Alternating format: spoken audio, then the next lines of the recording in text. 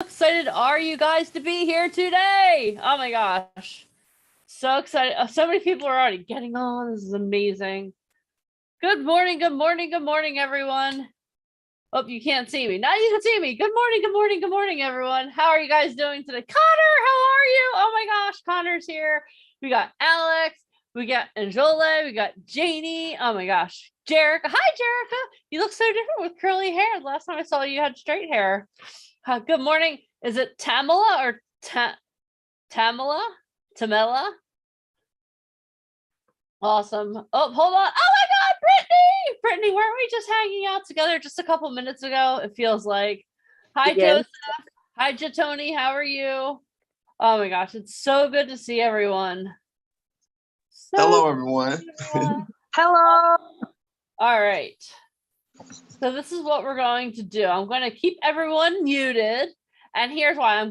I'm going to promise you something. Are you guys open? Debbie! Oh my gosh, I wasn't expecting to see you. Hi! Everyone say, hi, Debbie! You guys will get to know her. Trust me. You'll know her and love her. All right. So this is what we're going to do. You want to say hi, Debbie? I'll unmute you for 2 seconds. There you go. If you want to say hi. So I'm going to keep everyone muted. And here's why. It's not because I don't want to hear you. I do want to hear your voices because this weekend is going to be a conversation. How does the conversation go? Type it in the comments. How does the conversation go? Is it one way or is it two way? It's back and forth, right? Hi, Masharat. How are you? Darrell's here. It's two ways, right? So if I ask you guys, no, a conversation is not one way. That's called a lecture. Okay. Dialogue is two ways. So I'm going to ask you guys questions. I'm going to ask you to participate. And I want you guys to react back. Okay. So. Sorry. Oh, Did you say that? And Siri's going to be participating too, a lot, apparently. Shh. So this is what I'm going to ask you guys to do. Is it okay if when I ask you a question, are you willing to answer? Type yes in the comments. Is the answer yes or yes? Are you willing to participate? Awesome. Because this weekend it's meant to be very participatory. Do you guys learn better when someone's lecturing at you? Like if I stand up here and I'm like, "Hello guys, my name is Deneen White," would you be like, "Oh my God, I need to stay on all day"? Or be like, "Why do they put this person in front of us? What the fluff is going on?" All right, so that's what this is going to be. So let me introduce myself, but while I'm introducing myself to you, I need to know a little bit about you. I know some of you, I don't know all of you. So what I want you guys to do is in the comments, first of all, tell me, I can see your names on Zoom, which is totally awesome. Where are you from? Are you an actor, model, or musician? And my last question is this your first boot camp or are you a veteran? Okay.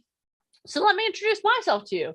My name is Deneen White and I'm going to be your host for this boot camp. So for the next 2 days, you and I get to hang out together. How cool is that? I'm so excited. So a little bit about me and what I do for VIP Ignite is I host our virtual events. I host a lot of our live events. I also have the opportunity to interview you guys, to talk to talent. I work with you guys. I work with our talent pretty closely. And let me tell you how I got my start in this whole crazy thing we call the entertainment industry. So one day I got a phone call and someone asked me, "Hey, Michael, actually, who's a co-founder of our company, you'll get to know him over the course of the weekend." He was like, "Hey, Deneen, would you like to host would you like to host a podcast for our company?" And I was like, "I know nothing about the entertainment industry. I'm really shy. Like, why would you want me of all people to do this?" And he was like, "Oh, what? You're not up to it?" And I was like, I'm German and I'm Italian, so y'all know. I was like, "Oh, yes, I am." And then the next thing I know, I have the opportunity I've been traveling a lot lately. I have had the opportunity to interview 50 Cent's acting coach. I had the opportunity to interview the man who discovered Lady Gaga. I've had the opportunity to hang out with people that are moving and shaking the world. And I'm not telling you this to impress you. I'm telling you to impress upon you that any of you can do this. Because before I got that phone call, I was working in a dental office. And I knew that there was more for my life. And I was like, okay, you know what? There's got to be more. And when you start looking for the answers, all of a sudden the answers appear in front of you. How many of you have ever had that experience? Raise your hand. How many of you have been looking for an answer, then all of a sudden it's like magic. You're like, oh, I saw that advertisement on Instagram. That's crazy. How did that happen? Oh, because what you look for, you start to see. How many of you have ever been car shopping? You're like, okay, you know what? It's time for me to get a new car. And you're like, okay, I want a black Mercedes. Then all of a sudden, everywhere you go, you see black Mercedes. How many of you have ever had that experience? And you know what? Let me tell you something. That's why you guys are here today. How many of you are here because you're like, okay, you know what? There's something more that I could be doing with my life. If you feel that way, raise your hands. Raise your hands. How many of you are excited that today is literally the first day of the rest of your life? Raise your hands.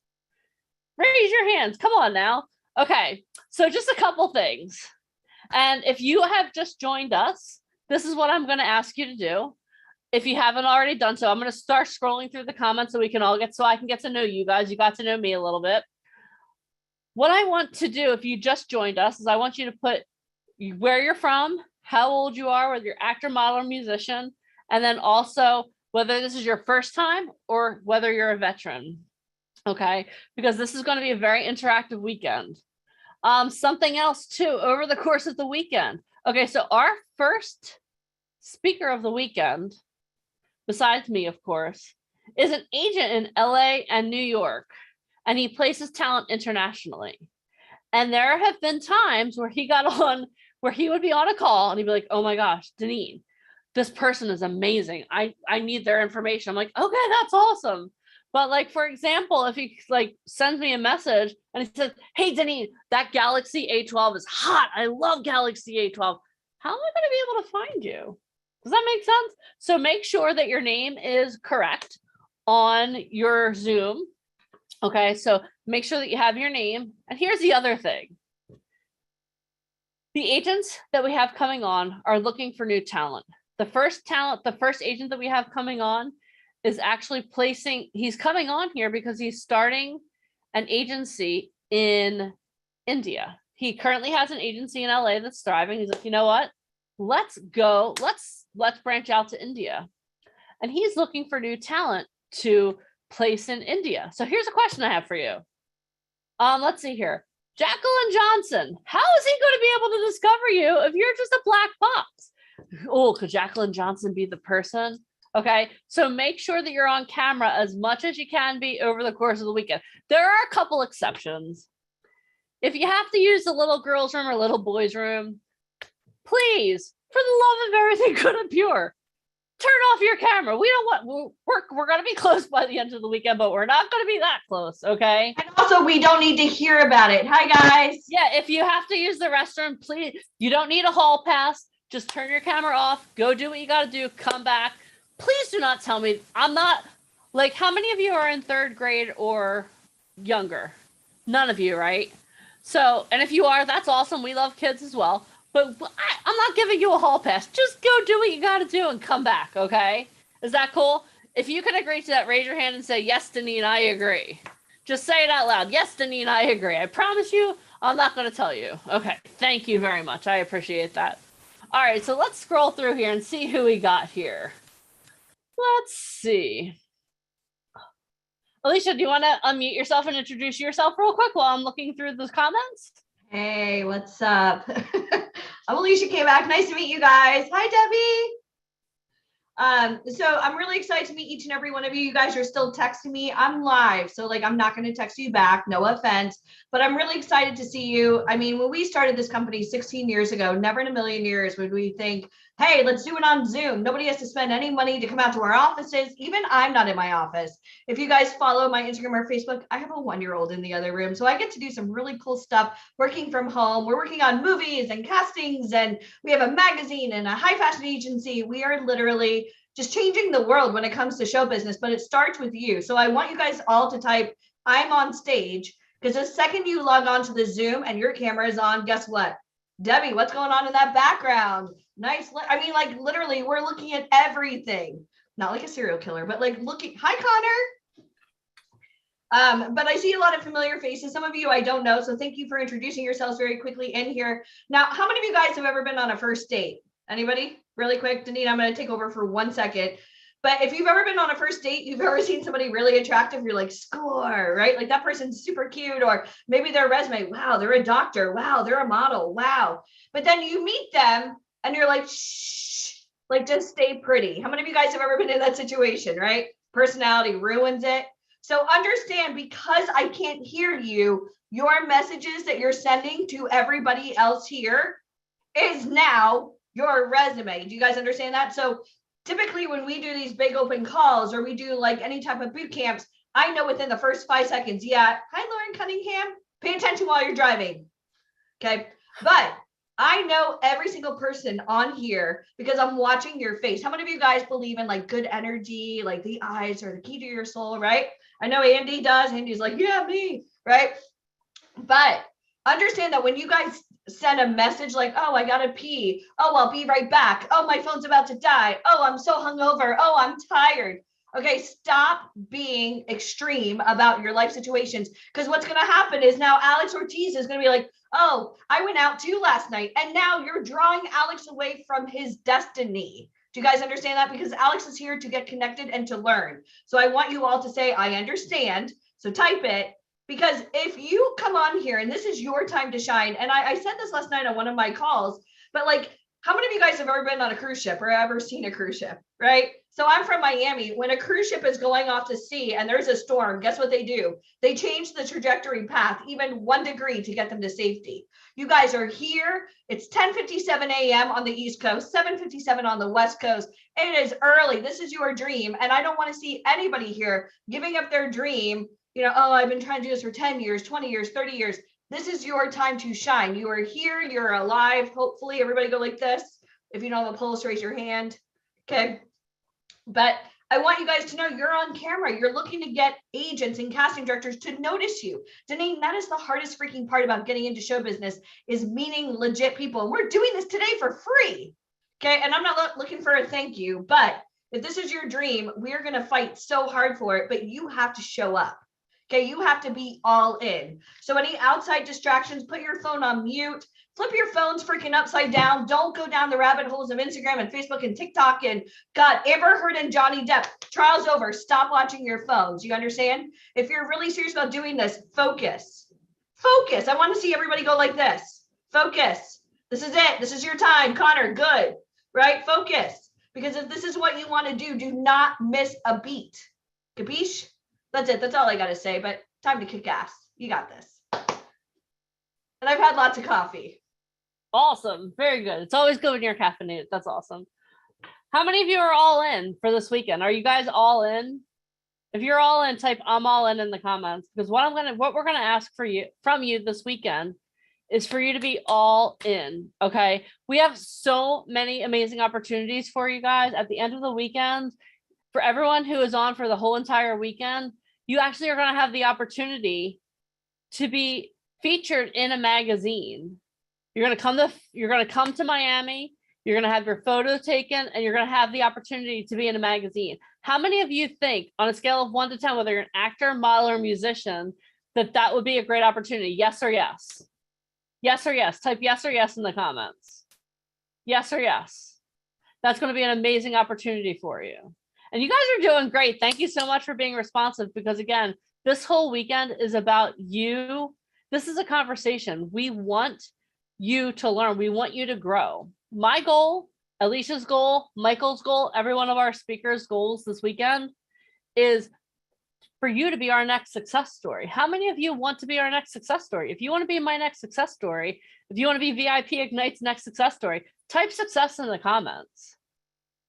Type success in the comments, because you know what? That's our goal. You're not here because you're like, oh, I wonder what they're going to do. You're here because you want to move the dial forward, right? How many of you are here because no matter where you are in your career, you want to be a little more successful or a lot more successful? If that sounds like you, raise your hand, say, that's me, Deneen. That's me. I want to move the dial forward this weekend. Well, you are in the right place, because over the course of this weekend, we're going to have amazing people come on, and they're going to share their insider secrets of how they became successful in the entertainment industry. How many of you wish you knew like one little secret? You knew one little thing that you could change today that would change the course of your life. How many of you want to learn one thing? Raise your hands. How many of you are greedy and you want to learn a lot of things? Raise both hands. I know I'm greedy. I want to learn a lot of things. And I want to encourage you also, if you have been on more than one boot camp, okay, if this is your first boot camp, all I'm going to say is buckle in. How many of you have water? Make sure you have a lot of water, okay? Because I'm gonna ask some things of you that may seem a little bit crazy. Galaxy A12, I'm gonna ask you one time. Please do me a favor and change your name, because if one of the agents reaches out to me and says, hey, Deneen, I need to know who Galaxy A12 is, I have no idea. So I need you to change your name, okay? But that's the last call. That goes for every person who doesn't have their name. That's done. But over the course of the weekend, we're going to give you a lot of gold nuggets. And it's your job to take them down and to write them. And where I was going is, if this is your first boot camp, again, be prepared for your mind to be blown. You are going to be a completely different person at the end of the day tomorrow than you are today, because you are going to get so much information. It's going to be like that little girl with the fire hose, like, oh my gosh, that's so much information. But if you've been to boot camp before, hi, Delvin, this is what I want you guys to do. I want you to come in and I want you to hear every presentation and every speaker with fresh ears. And recently I was in Las Vegas. I had the opportunity to go to Las Vegas for this event. And I heard this amazing speaker give the same presentation 4 times in 3 days. Yes, I said he gave literally, actually, and then we came home and I saw him one more time here in Philly. It was like Groundhog Day, over and over. Yeah. But here, this is what I want you guys to understand. So I listened to the same presentation in 1 week. I listened to the same presentation 5 times. No exaggeration whatsoever. Do you know how many pages of notes I took each time? The same. It was like 4 or 5 pages. I was writing the notes so fast, my hands were cramping up, even though I had heard the same presentation each time. And then you know what the magic sauce is when you hear the presentations? What's the magic? The magic is taking action. So over the course of this weekend, you're going to get a lot of information, and that's awesome. If you want your head just to grow and you want to grow in knowledge, that's amazing. But if you want your life to change, be ready to take action. How many of you are willing to find one thing this weekend that you can do to take action on? If that sounds like you, raise your hand. Can you guys take action on one thing? And this is what I want you to do. In the comments, I want you to promise yourself, say, I will take action. Write that in the comments right now. Write that in the comments right now. I will take action. You're not promising me that, you're promising yourself that, just for the record. I will take action. And again, I'm not asking you to take action on every single solitary thing, because we're going to give you a lot of freaking information, but I want you to find at least one thing that you can change starting today. Today, you're going to get something. So you know what? I want you to start taking action today. I don't want you to wait till tomorrow. I don't want you to wait till Monday. I don't want you to wait until like half past never when you finally feel like doing it. I want you to start taking action today. Okay. And again, you're not making this promise to me. You're making this promise to you, because you're not here just to chill out. You're here because you want your life to change. Okay. Awesome. All right. Now that we got that out of the way, okay. So how many of you think you know how to get into the entertainment industry? How many of you think you know? If you think you know, raise your hands. Raise your physical hands, not your Zoom hands. How many of you have no? You're like, Deneen, I'm here. Why are you asking me that question? Aren't you supposed to answer that question? So I want you guys to think about it this way. How many of you have ever been near a house before? Raise your hands. Just raise your physical hands. Okay. Now I have a question for you, and type this in the comments. And I'm going to do a little bit of drawing here after I get this last hit. There we go. I'm going to do a little drawing for you. Okay. So imagine this. Okay. We're going to be entering a house. This is our house here. Okay. Here's our house. So how would most of you enter the house? Type it in the comments. How most of you enter a door, right? Okay, awesome. So here's our door. Okay. I have another question. Is there any other way that you could possibly get into the house? So that's the front door. How else would you maybe get into the house? Santa goes down the chimney, Deneen. Santa goes down the chimney. Alicia went right for Santa Claus. Okay, you can go in the chimney. That's another way. Right? I see some people. I see some people that are scaring me here. Okay, so you would go in through the window, right? All right, and then we have someone who's going to walk in the garage door. That's pretty cool. Yeah, we'll put a little garage here. Bear with me, because my drawing skills. This is not an art class. Okay, there's our garage door. How else would you get in? Tunneling through the basement, right? Yeah, there might be a little basement door, right? There might be. Thank you guys for loving me, despite my artistic abilities, right? But there are so many different ways to get into a house, and I want you guys to understand that there are so many different ways to get started in the entertainment industry as well. Okay. Because crawl space entrance, you guys are, I don't know, we got some creepy people on here. Someone's just going to walk in. Watching a lot of Lifetime. I know. The back door too. That's a good one. Sliders. Oh my gosh. You guys are very inventive. Mental note to self. Is it okay? Is it okay if we have fun this weekend too? Yes or yes? Is it okay if we have fun? Because let me tell you something. I want this to be a fun experience. Because how many of you learn through humor too? How many of you like you like to laugh when you're learning? Because I like growing up in high school, I had this teacher, Mr. Mann. Deneen, we're taking a ride on my magic time machine and we're going to go back to 1967. And I would be out and I learned no history from him. Okay. But I had other teachers that kept it interactive. So that's my goal for you guys, to be super interactive this weekend. Okay. So so let's go back to our house example. There are a lot of different ways to get into a house, right? There are a lot of different ways to get into the entertainment industry as well. So many people think, oh my gosh, you know what? The only way for me to get on set is to be an actor. Well, I have news for you. There are a lot of different roles for people that are on set, right? How many of you have ever been on set? Right? There are so many different ways. You can be a background extra. You can be a featured extra. You can be one of the principal actors on the set. You can be the director. You can be the PA. You can be the craft services. There are a lot of different ways to get started. Okay. And this weekend, you're going to get a lot of information from a lot of different people, from a lot of different vantage points. Everyone's goal is to get in the house, right? For all of us, camera crew, very good, Maria. Can we all agree that our goal is to get in the house? This house is representing the entertainment industry. We can all agree that. Deneen, I want to get in the house. Type house in the comments if you want to get into the house. Okay. So we all agree we want to get into the house, but what you're going to learn from a multitude of different people. We have people that are agents. We have actors. We have someone who not only he runs an agency, but he also does like SEO and does a lot of stuff like that. We're going to hear from another agent. We're going to hear from an actor, and an acting coach. We're going to hear from a producer. We're going to hear from a lot of different people. So what I want you guys to understand is over the course of this weekend, you're going to get a whole lot of information and a whole lot of different ways to get into the entertainment industry. Okay. And I want you guys to understand, like you may hear one person say one thing, another person say another thing, and like, but this person said this person said this, it doesn't make sense. But you know what?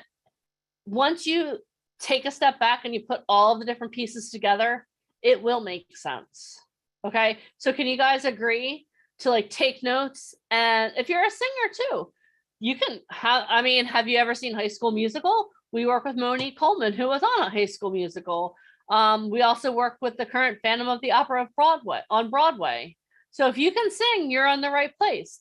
One of the people that we have speaking tomorrow actually started out in music and now he's a huge producer. Okay. So no matter what your interest is, there's a way to get into the house. But for each of us, it might be a little bit of a different way.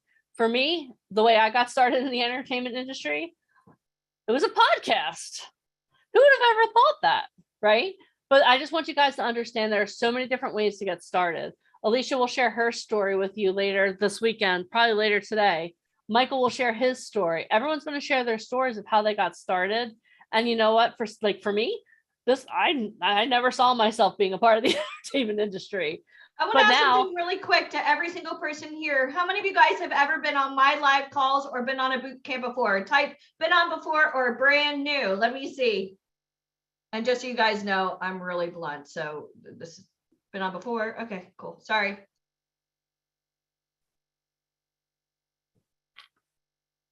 All right. Okay. So now that we know who's been on before, and we also have a good idea that there are a lot of different ways to get into the entertainment industry, I'm going to tell you guys a little bit. I'm going to tell you a story. Is it okay if I tell you a story? Okay, awesome. So imagine this. You and your friend are walking on a beach. Okay, you're walking down a beach. And you come upon a genie lamp. And you're like, yes, this is so exciting. I'm finally going to get all of my wishes. It's absolutely amazing. Okay, so now you come up to the lamp and one of you rubs the genie lamp and he comes out and he's like, hello, I'm here, but I'm willing to grant you one wish. And you're like, but there are two of us. And aren't you supposed to grant us 3 wishes? Like, what's going on, genie? He's like, nope, my bottle, my rules. So I'm going to grant 1 wish for the 2 of you. And they're like, okay, so how would you and your friend determine who gets their wish granted? Well, you know what, genie, if you grant my wish, I'll give you $1. Then your friend's like, I'll give you 2. Then you're like, I'll give you 10. I'll give you 100. I'll give you 1,000. I'll give you more. Wishing for more wishes is a good answer, but it's not the answer. So imagine this, you and your friend, you both have this dream. You have this desire. Jerica, that's so sweet. Some of you guys are really, really kind individuals. I love that. That's awesome. I love that. But for the purpose of this story, you have to duke it out, right? So imagine, okay, so now both of you are like, you're outbidding each other. And then finally, one of you says, you know what? I can't go any higher. The wish is yours. And then, so now say you're the one who wins the wish, you make your wish. But imagine this, imagine being in that situation and you just gave up. How many of you know that when you're in it to win it, you can't give up at the last minute? Raise your hands. How many of you understand that? If you're in it to win it, type I'm in it to win it in the comments. Type I'm in it to win it. Because this weekend, what we're going to ask you to do is we're going to have you on. We want you to stay on the whole weekend.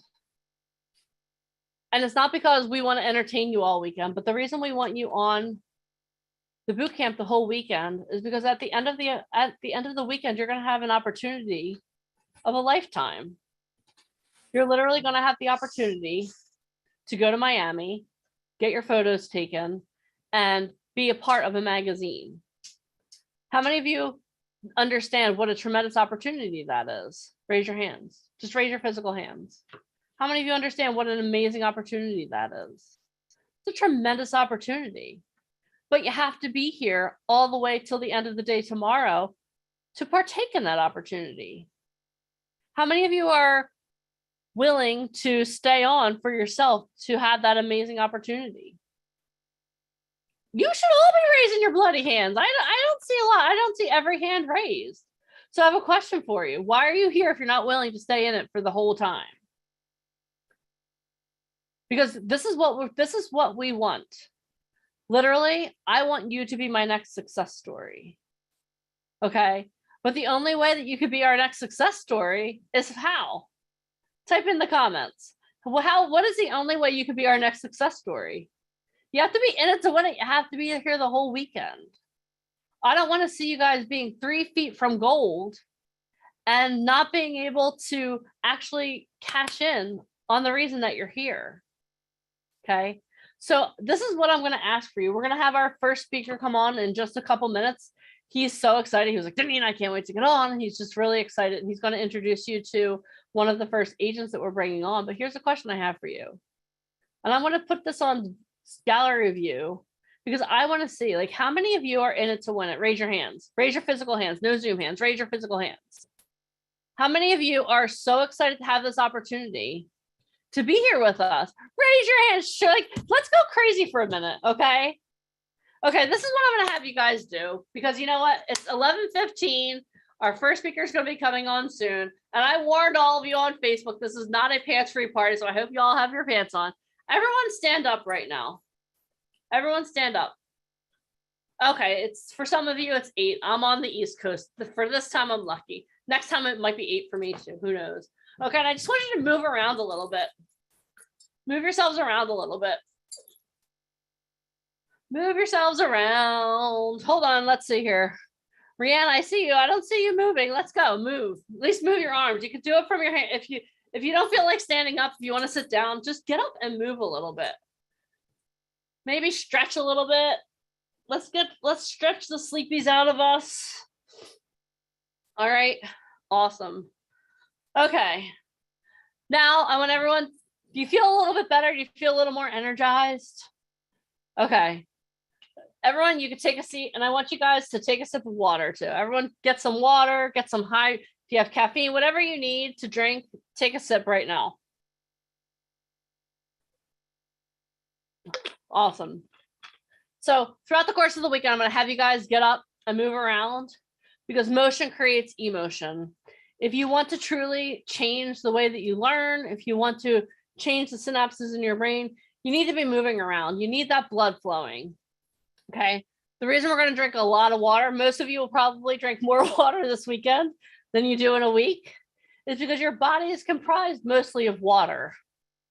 Okay. So if you start feeling tired, if you start feeling like, oh my gosh, I can't do this for another second, before you reach for the coffee, reach for some water. Okay. Because you're probably a little bit dehydrated. How many of you knew you were going to get a physiology lesson today as well as acting, modeling, and music? Nope. Surprise, you get it all here at VIP Ignite. All right, so something else I want you guys to think about too for the course of this weekend is you've all told me you're in it to win it. You're here till the end. You can't wait for a tremendous opportunity. What I want you guys also to really think about over the course of the weekend is the way that you think about the opportunity and the way you think about yourself. Okay, because if you believe you can be successful, then you can. And if you're sitting here telling yourself, yeah, this is never going to be for me, guess what? It'll never be for you. So as you're listening to all of the different speakers that we have coming on this weekend, I want you to do that with an open mind. We had someone who who told us, oh, you know, it'll never happen for me because I'm cursed.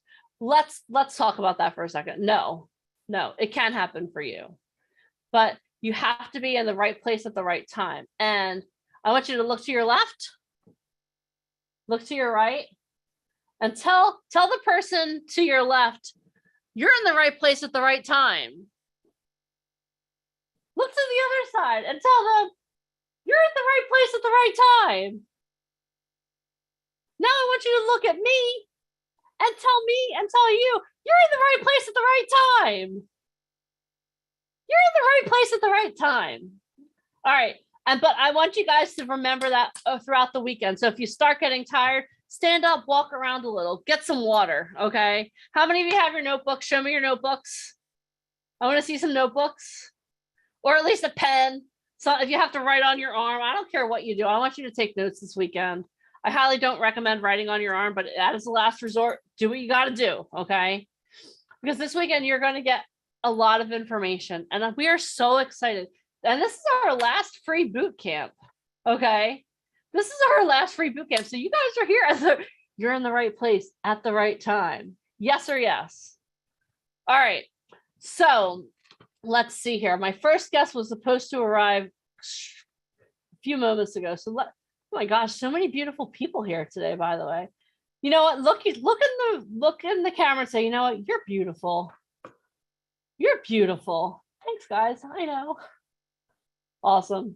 All right. So are you guys ready to hear from one of our first guests? Yes or yes? Yes or yes? Okay. Remember, I went over this at the very beginning, and maybe some of you logged on after I went over this. This weekend is about being a conversation. I'm not here just to talk to you. When I ask you a question, I want you to answer it. When one of the agents asks a question, I want you to type an answer in the comments. This is a conversation. Okay? Say, Deneen, this is a conversation. You can just say it out loud if you don't feel like typing it. Deneen, this is a conversation. And conversations go one way or two ways. One way or two ways. They go two ways, right? Awesome. So when we're asking you questions, answer. We may not be able to hear you, but we'll see that you're participating. It's very important. I'm going to go over just a couple quick housekeeping things, and we're going to bring on the one and only Mr. Ryan Colby, who is an agent in LA and New York. And I know he's chomping at the bit to start talking to you guys. But over the course of the weekend, Ryan's already been watching. He's been on the call for a while. He's taking notes. Remember, Alicia at the top of the call said, you're always on stage. So when we ask you to participate. When we ask you a question, type your answer in the comments, because that's the way that you're going to learn. Okay. How many of you wants to work with someone who's like staring you down? Do you want to work with me right now? You could be honest. Do you want to work with me right now? Hell no. Why would you want to? I'm looking at you with a mean mug. Who wants to talk to that person? Okay. So participate.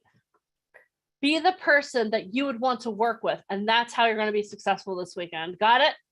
Okay. So now, without further ado, how many of you are ready to hear from the one, the only, Mr. Ryan Colby? Oh, hold on. We also have a rule. One more. So many rules, Deneen. Whenever I introduce someone, cheer for them as if your favorite team just won the World Cup, the Super Bowl, the World Series, the NBA championships, the Stanley Cup. Ready? So how many of you are ready to hear from the one and only Mr. Ryan Colby? Okay, Ryan, well, I think I got their excited faces. Maybe it's still early. I don't know. Hello, Ryan. Okay. Where are you? Hi. Hello, sir. How are you? Everyone. I'm in my new house in LA.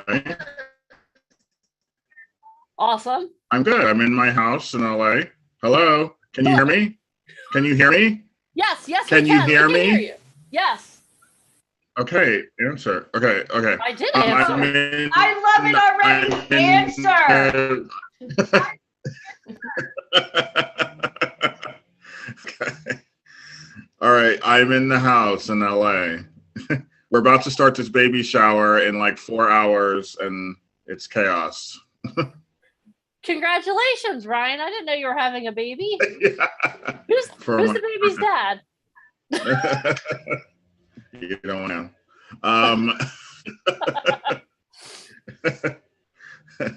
So how's everyone doing? It's early morning here in LA, but how's everyone doing? I'll speak on behalf of everyone. I think we're doing awesome. Very good. Very good. Well, I'm here to give you a little bit of story time, and I'm also going to introduce you to some agents from overseas who are also going to give you some info and some knowledge as well. And but I'm here for the morning part of the boot camp, and I'll be back on in the afternoon as well, at the end as well. And I'll be popping in throughout the day to check on people for my phone while the baby shower is going on. I'll just come in for 5 minutes and see what's up and who's talking, et cetera, et cetera. But I'm Ryan, if for whoever doesn't know me. I run Ryan Colby Management out of New York City and LA. I'm a worldwide agent. I book worldwide e-com, TV, runway, magazines, live events, stuff like that. So I develop models from soup to nuts and I also take models from other agencies that are more established, where they've already worked in their market and they come to New York or LA to further their career. So I've been doing that for 22 years. My background is fashion only. I was a model at a very young age for over 15 years. And then I started doing behind the scenes work, working at Vogue, working at, different magazines, and then starting to become an agent when I was at about 2000, the year 2000. So this is the only job I've ever had. This is the only career or industry I've ever been in. I've, never done anything else. So I do have a wealth of knowledge. I know what I'm talking about. And I'm part of the VIP team. I'm here to give you knowledge, to give you advice, to guide you through the, crevices of this industry. I do the photo sheets, I direct photo sheets. And I want to see your shirt really quick, Ryan. And the internet's really spotty wherever you are. And yeah,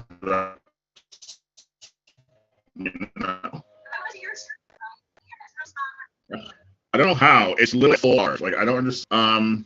My signal's cutting in and out. Everyone's saying that their signal's cutting in and out. Maybe I should just go. Hold on. I'm just gonna go on my phone. I don't know what to do. It is flawless internet here. They have like NASA level internet in this house. So I don't know what the issue is. It could be Zoom. It's okay. Just continue on, Ryan. It's cool. Okay. Yeah, so that's it. So basically what I wanted to talk to you about is kind of a weird story, but it also imparts information on how weird this industry can be. I have a model and actor named Eric D'Agostino, and he's blowing up right now. He's here. He moved here to LA for the summer to be closer to the casting directors. It seems like more of the casting directors that are asking for him are in California. So luckily he has friends here and he can stay with them. So that's great. And hold on one second. I'm just gonna go to my phone because this is getting annoying. Okay, All right, well, there we go. We were just starting to hear him fine too. And then he left. All right. What?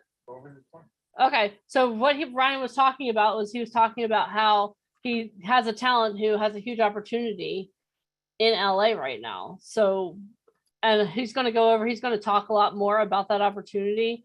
But the reason that he has this opportunity is because he started working with Ryan and he started showing Ryan, like, there are a couple of things that you really need to do to impress agents. And we have an agent who's going to be coming on with Ryan in just a moment that's also going to go over this. But one of the things that you have to do when you are trying to get started in the entertainment industry, it's going to sound so simple. You're going to be like, Deneen, is this truth? Is this true? How about the first thing you really need to do is show up? What? Is it really that simple? Sometimes it's just that simple. Sometimes you have to show up. You have to be available. You have to be ready. And I've had the opportunity to meet Eric a couple times, the talent he was telling you about. And that's exactly what Eric does. He shows up. He's prepared. He's on his A game. When Ryan asks him for something, bam, he's there. Okay, let's see here. I see Ryan Colby is back. I don't know.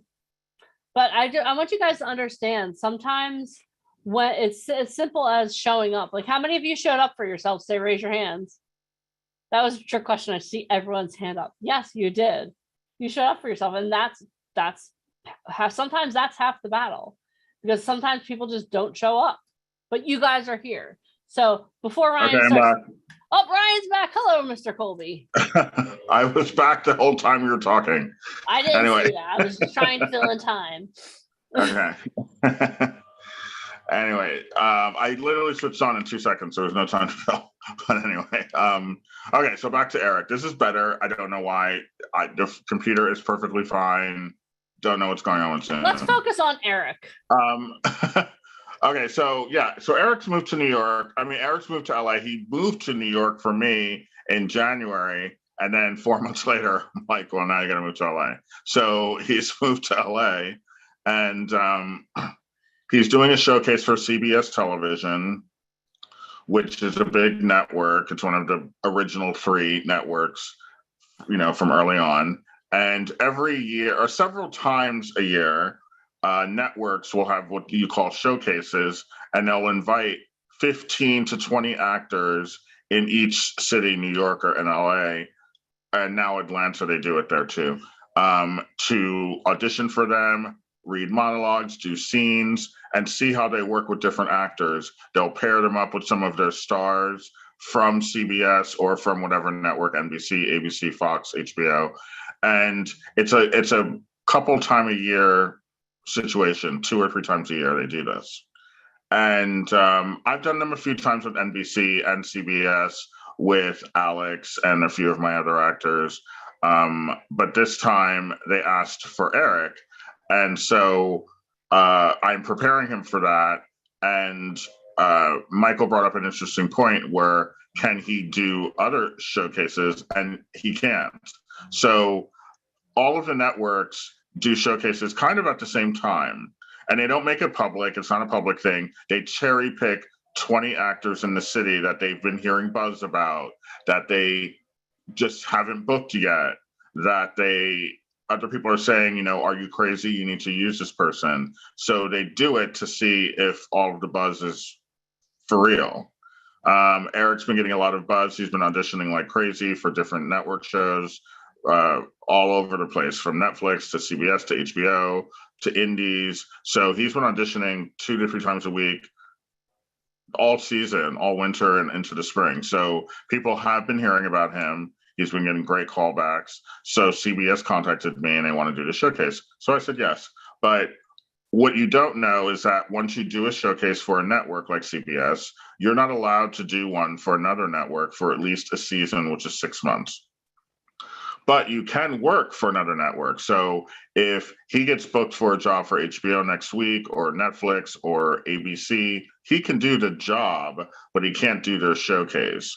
Now, the reason why I'm allowing him to do the showcase, and I've allowed other actors to do the showcase in the past, is because it is a great honor. They literally pick you. You cannot audition for these showcases. They do not call you and be like, oh, can you send an audition tape for, you know, Eric or whoever. They have to have heard about you and they just decide to ask you. It's just kind of like a reward for doing great for the season. They want to see what they've been missing out on, because Eric hasn't auditioned for anything for CBS at all. All of his auditions have been for other networks. So I guess they've heard about him and they want to see what he's got. So Ryan, I have a quick question. Do you have to have an agent, right? Do you have to have an agent in order to do the showcase? Yeah, I believe so. I mean, to be honest, I don't 100% know, because I've been contacted personally to do the showcases for my people. I don't know how those other people got there, but I'm assuming 99% yes, you have to. Or you have to have an amazing teacher that is hyping you up in the city that you live in, New York or LA or Atlanta, because sometimes acting teachers are super influential and they have just as much power as a producer or an agent or a casting director. And if they're talking about you, eventually it's going to trickle down the tree and get into the hands of somebody. So how these other actors get there, don't know. They're not mine. But yes, I'm guessing you have to, because it's word of mouth. So whether it comes from a prestigious teacher or an agent or casting directors, yes, because you can't see those major. So it's kind of like a catch-22. You can't see the other networks' casting directors without an agent. So you have to have one to even be talked about. And for even anyone to even talk about you, you have to be auditioning on a regular basis. So somebody off the street couldn't just do it, like if they didn't have that type of You development. cannot pay to be in it. There's no fee. You cannot pay to go to a showcase. So no, you can't be off the street. No. So anyway, so he's doing a showcase for CBS, but he can work for other networks, but he can't do showcases for anybody else until, 2023. But normally once you do a showcase, especially if you do really well, they start to hire you for their shows. These networks like to keep you as close to them as possible. So if you do a hit CBS show, your next show most likely will be on CBS, or they try and keep you in that family because CBS also has affiliates and they own other shows that are on other networks. If you ever watch TV and you see the end and it says a CBS production, an NBC production, or whatever production, it may not even be on that channel. It's just still part of their family. It's still part of their regime. Like ABC, Disney owns ABC. So when you're in a Disney show, that can come from an ABC showcase. Do you know what I mean? And I just want to interrupt you really quick, Ryan. A lot of people are saying that they're doing showcases. A lot of the showcases you guys are mentioning aren't real showcases. I'm sorry to be the bitch, but like a showcase for CBS is like face to face with the actual decision makers. A lot of you guys are doing like showcases that are fake, and I'm sorry that I have to be the one to tell you that's not how you get into the industry. Oh yeah, I mean, you can use the word showcase for anything. I mean, you can use that word. Professional photos at PetSmart, same thing. Yeah. Yeah, you can use the word showcase for, I don't know, whatever sentence you want to put the word in, but a real network showcase, you cannot get in. There is no like, oh, can I apply to be at the next HBO showcase? It doesn't work that way. Now, colleges have showcases. I don't know. Lots of people have showcases, I guess. You can just use the word whenever you want, but it doesn't mean it's real. And not real. It doesn't mean it's going to lead to anything. I mean, sometimes agencies will have showcases, like acting agencies will do that. I've never done one because I don't need to, but I know they do sometimes, but that's their business and they can do what they want. But as far as network showcases, you cannot get into them.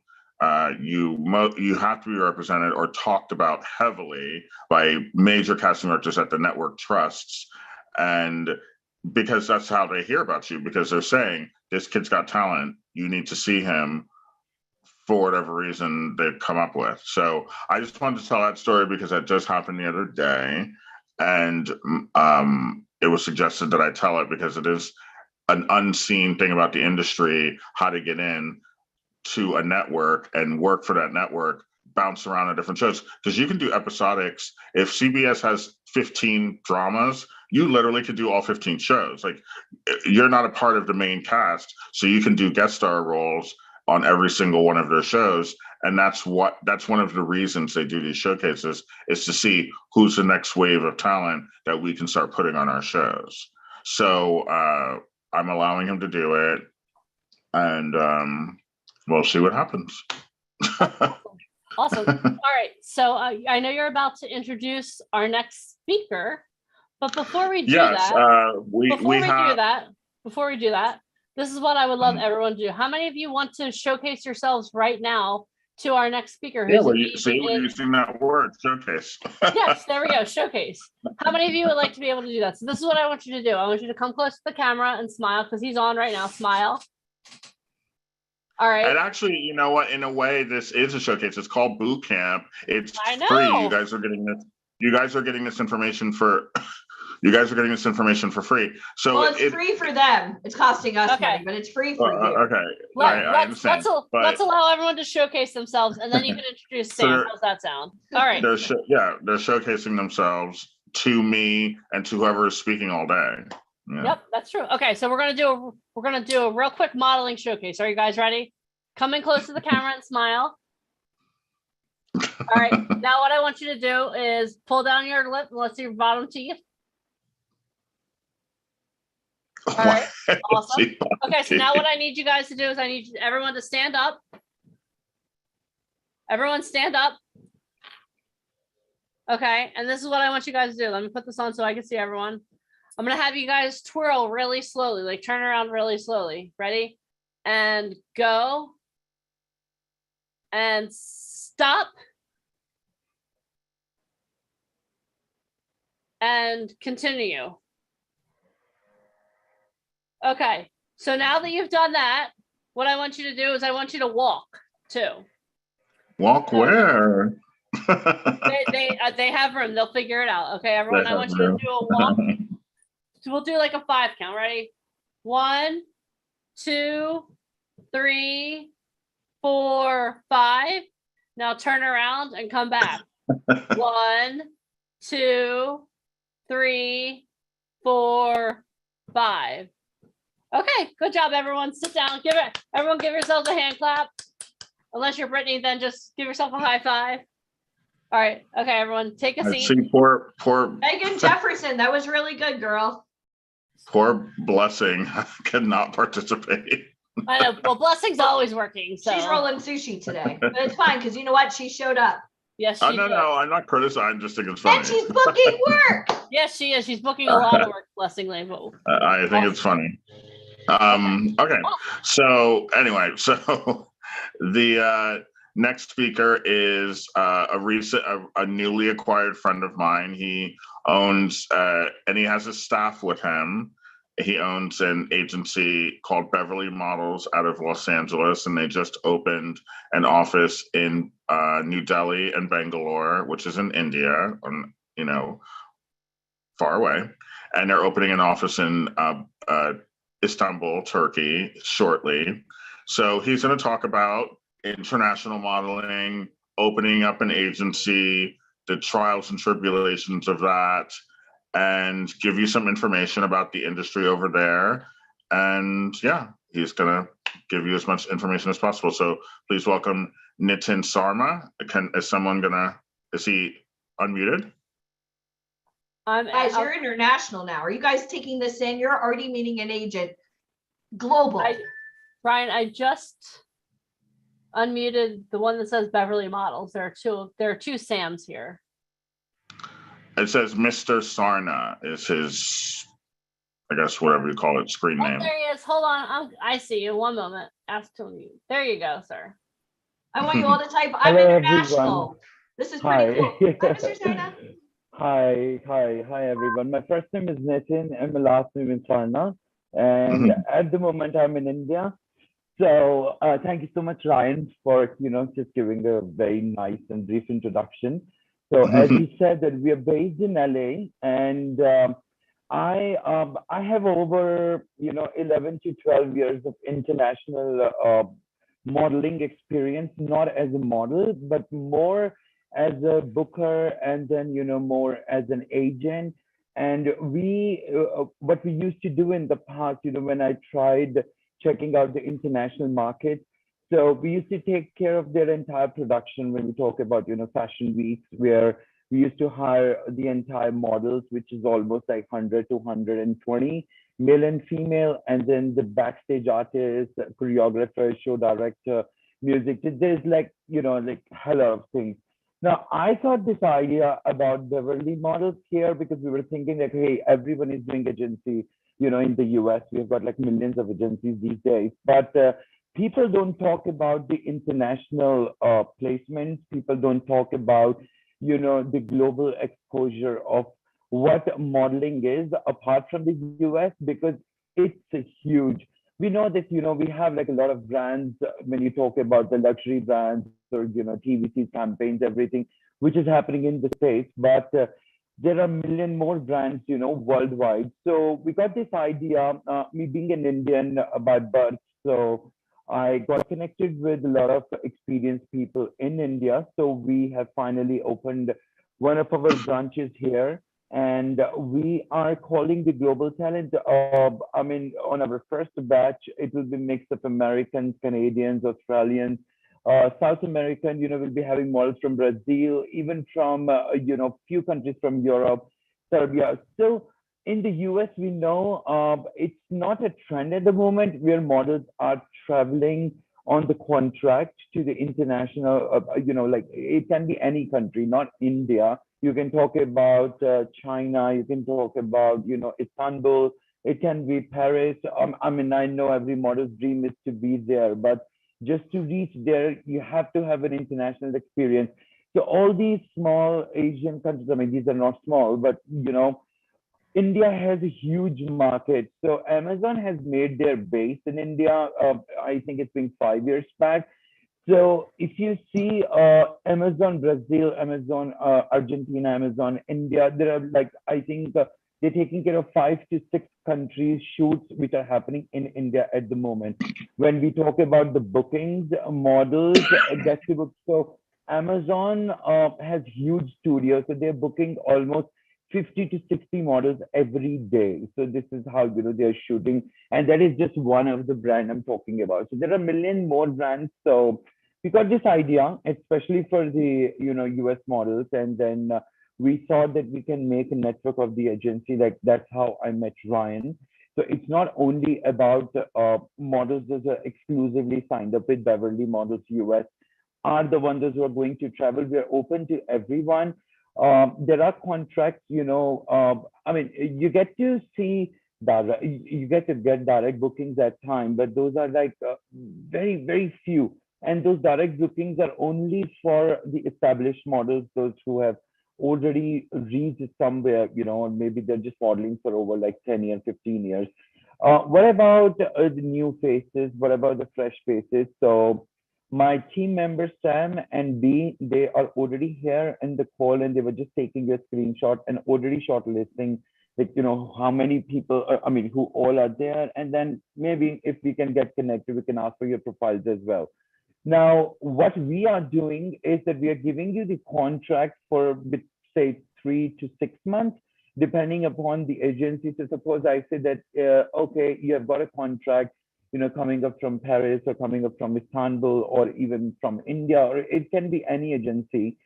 So we offer you the contract. It's either 3 months or 6 months, or depend upon you, your mother agency, and the placement agency, that for how long they want the models for. And that's how you get to travel. You make your book strong, because once you will come back home and you apply for the local agencies or even the top agencies in the US, it will be quite easy for you.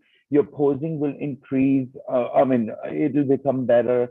And it's an experience. And it's the only job which will pay you for your experience as well. So you're learning experience, and then you're getting paid as well, working as a model. But if you talk about the big brands in the US, they will not gonna hire someone who is extremely fresh faced or even under development and has no travel experience, or no experience of facing camera or how to pose. So all these small things. That's I think that's just a. I mean, that's all I think I can share on this call. Otherwise, if I'll start, it might take another hour. If you have any specific questions, you can ask them all here. Well, I just want to expunge on that. The reason how I met Nitin is, agencies reach out to me pretty much daily. I get messages from India, from China, from Korea, Istanbul, Brazil, Spain, all the time. And I'd say about 20% I answer, and the rest I ignore because they aren't saying what I want to hear in the first email. So I just don't respond. But I liked his email, so I did respond, and we started talking. And I'm going to start working with him, sending him models to go overseas. Now, the reason why my models are able to go overseas quicker is because I've spent the time to develop them. They know the industry. They hear me barking all the time. I'm training them like a crazy person.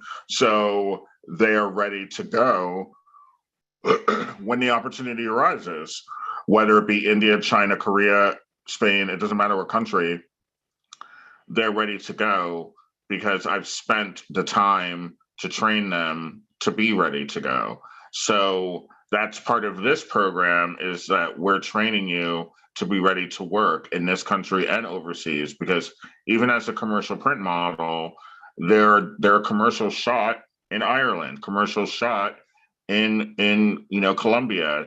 Commercials are shot anywhere, and sometimes they will bring in American talent for it, especially if they've got the budget.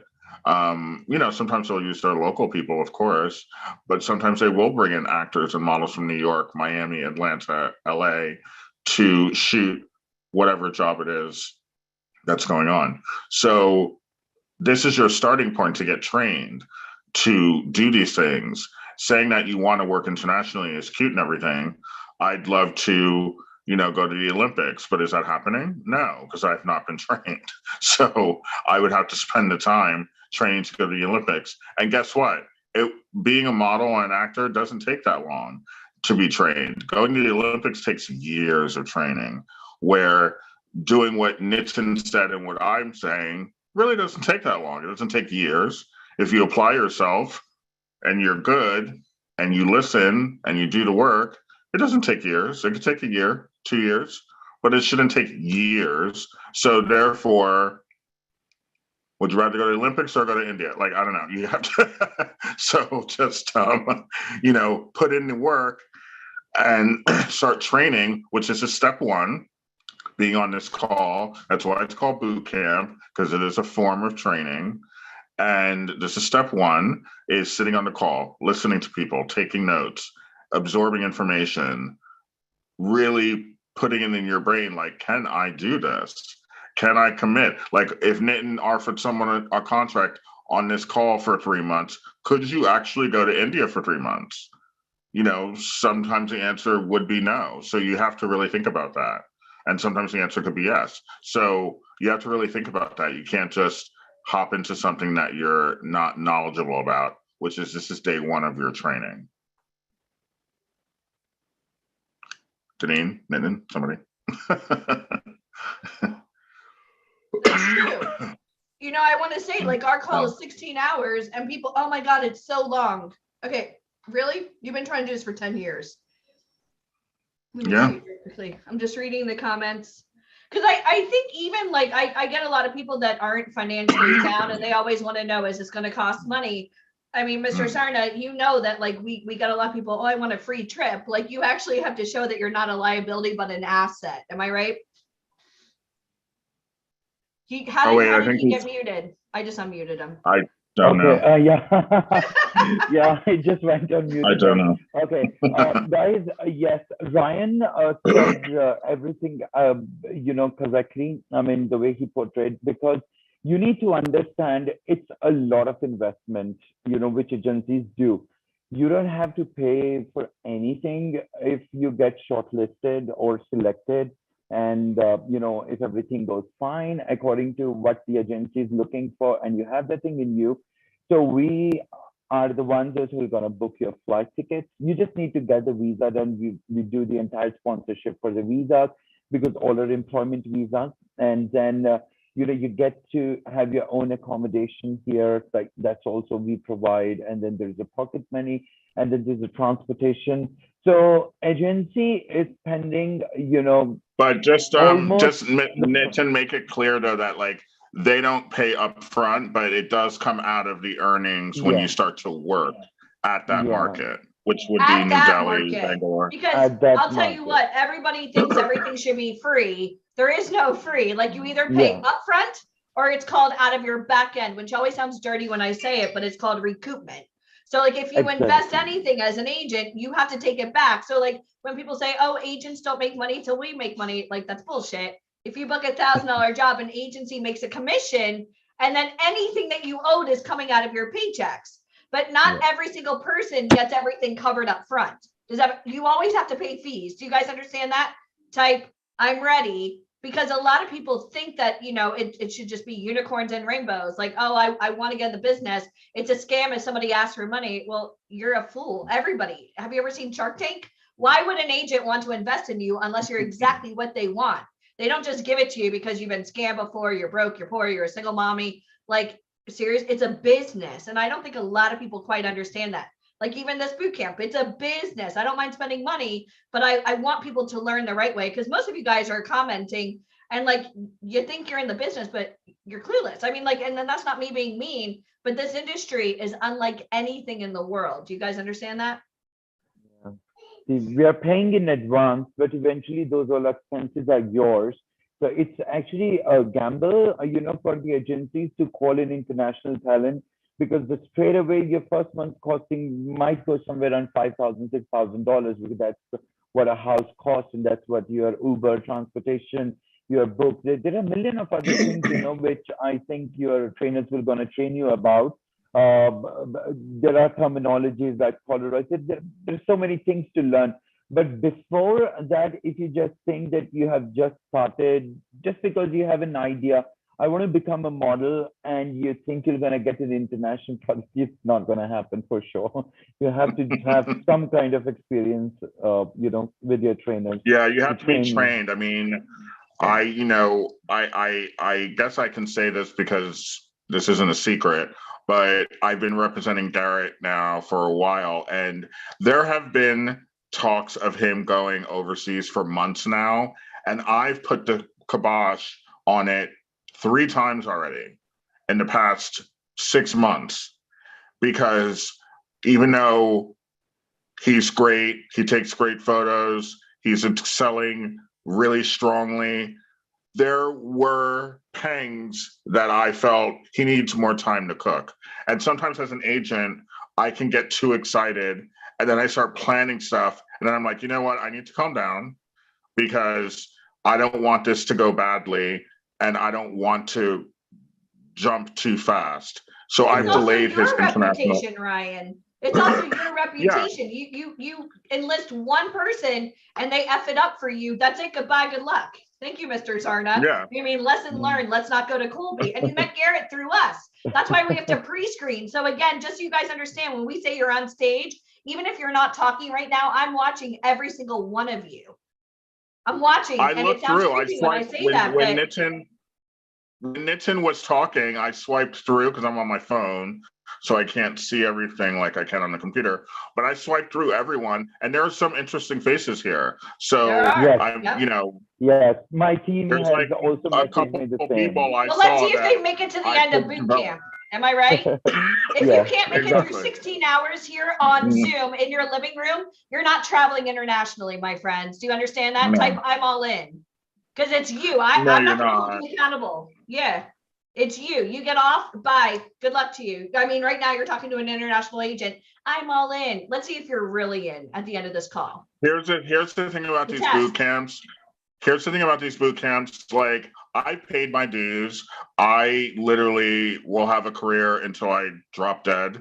So I've paid my dues. So I don't have to be on the call for 8-9 hours. You know what I mean? But you do. So something annoys me when I see that people sign off at like noon or 1 or 3, and they can't just put in the effort, because like Ali just said, if you can't sit on a call for 8 hours, with a break and with a bathroom break and get some water and get some juice, of course, we're not asking you to like sit there and, wither away. But if you can't sit on this call, how on earth would I ever tell an agency in Paris or India or China that I have this talent that can go to them for 30 days, 60 days, 90 days? How would I do that? Like, if you can't do the simplest of tasks, why would I even think about you to go somewhere where it's a major task, where it's a major endeavor, if you can't even do the simplest of tasks that you've been asked to do? That's why scam companies like 99 and Backstage, they take your money, they put you up on a website. You're not booking work, kids. Just because you do that, that's not being proactive. How many of you guys want to be proactive? I mean, that's what we're doing here. I mean, getting a chance to talk to you, Mr. Sarna, this was so enlightening for us. Did you guys learn a lot? Yeah.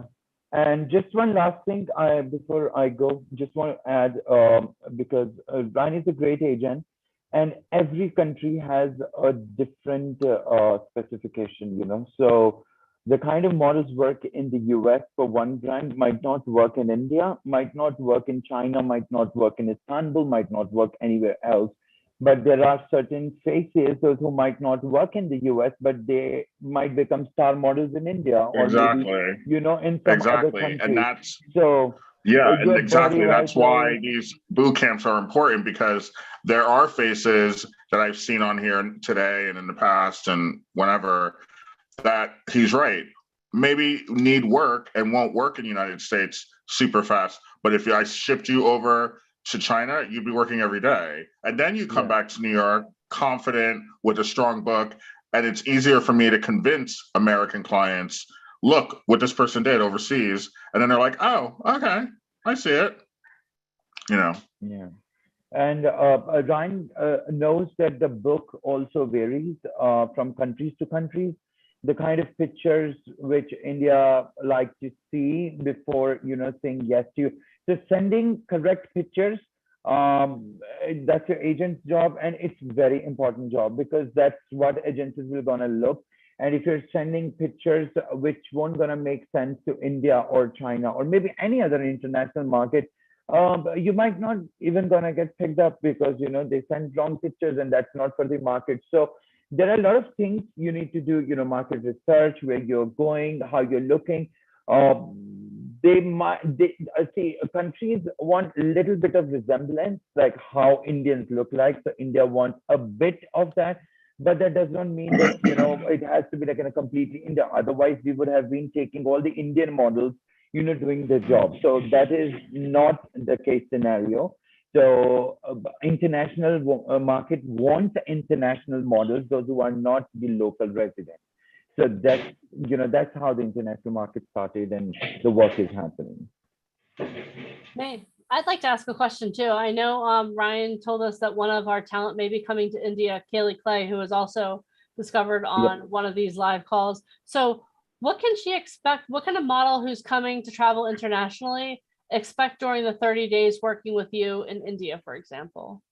Okay, so as I was telling Ryan that the minimum contract which agencies usually ask for is 90 days, almost like 3 months, because the first month is more on the investment side, where we are investing money, getting the book done, doing the test shoots, sending person for the castings and everything.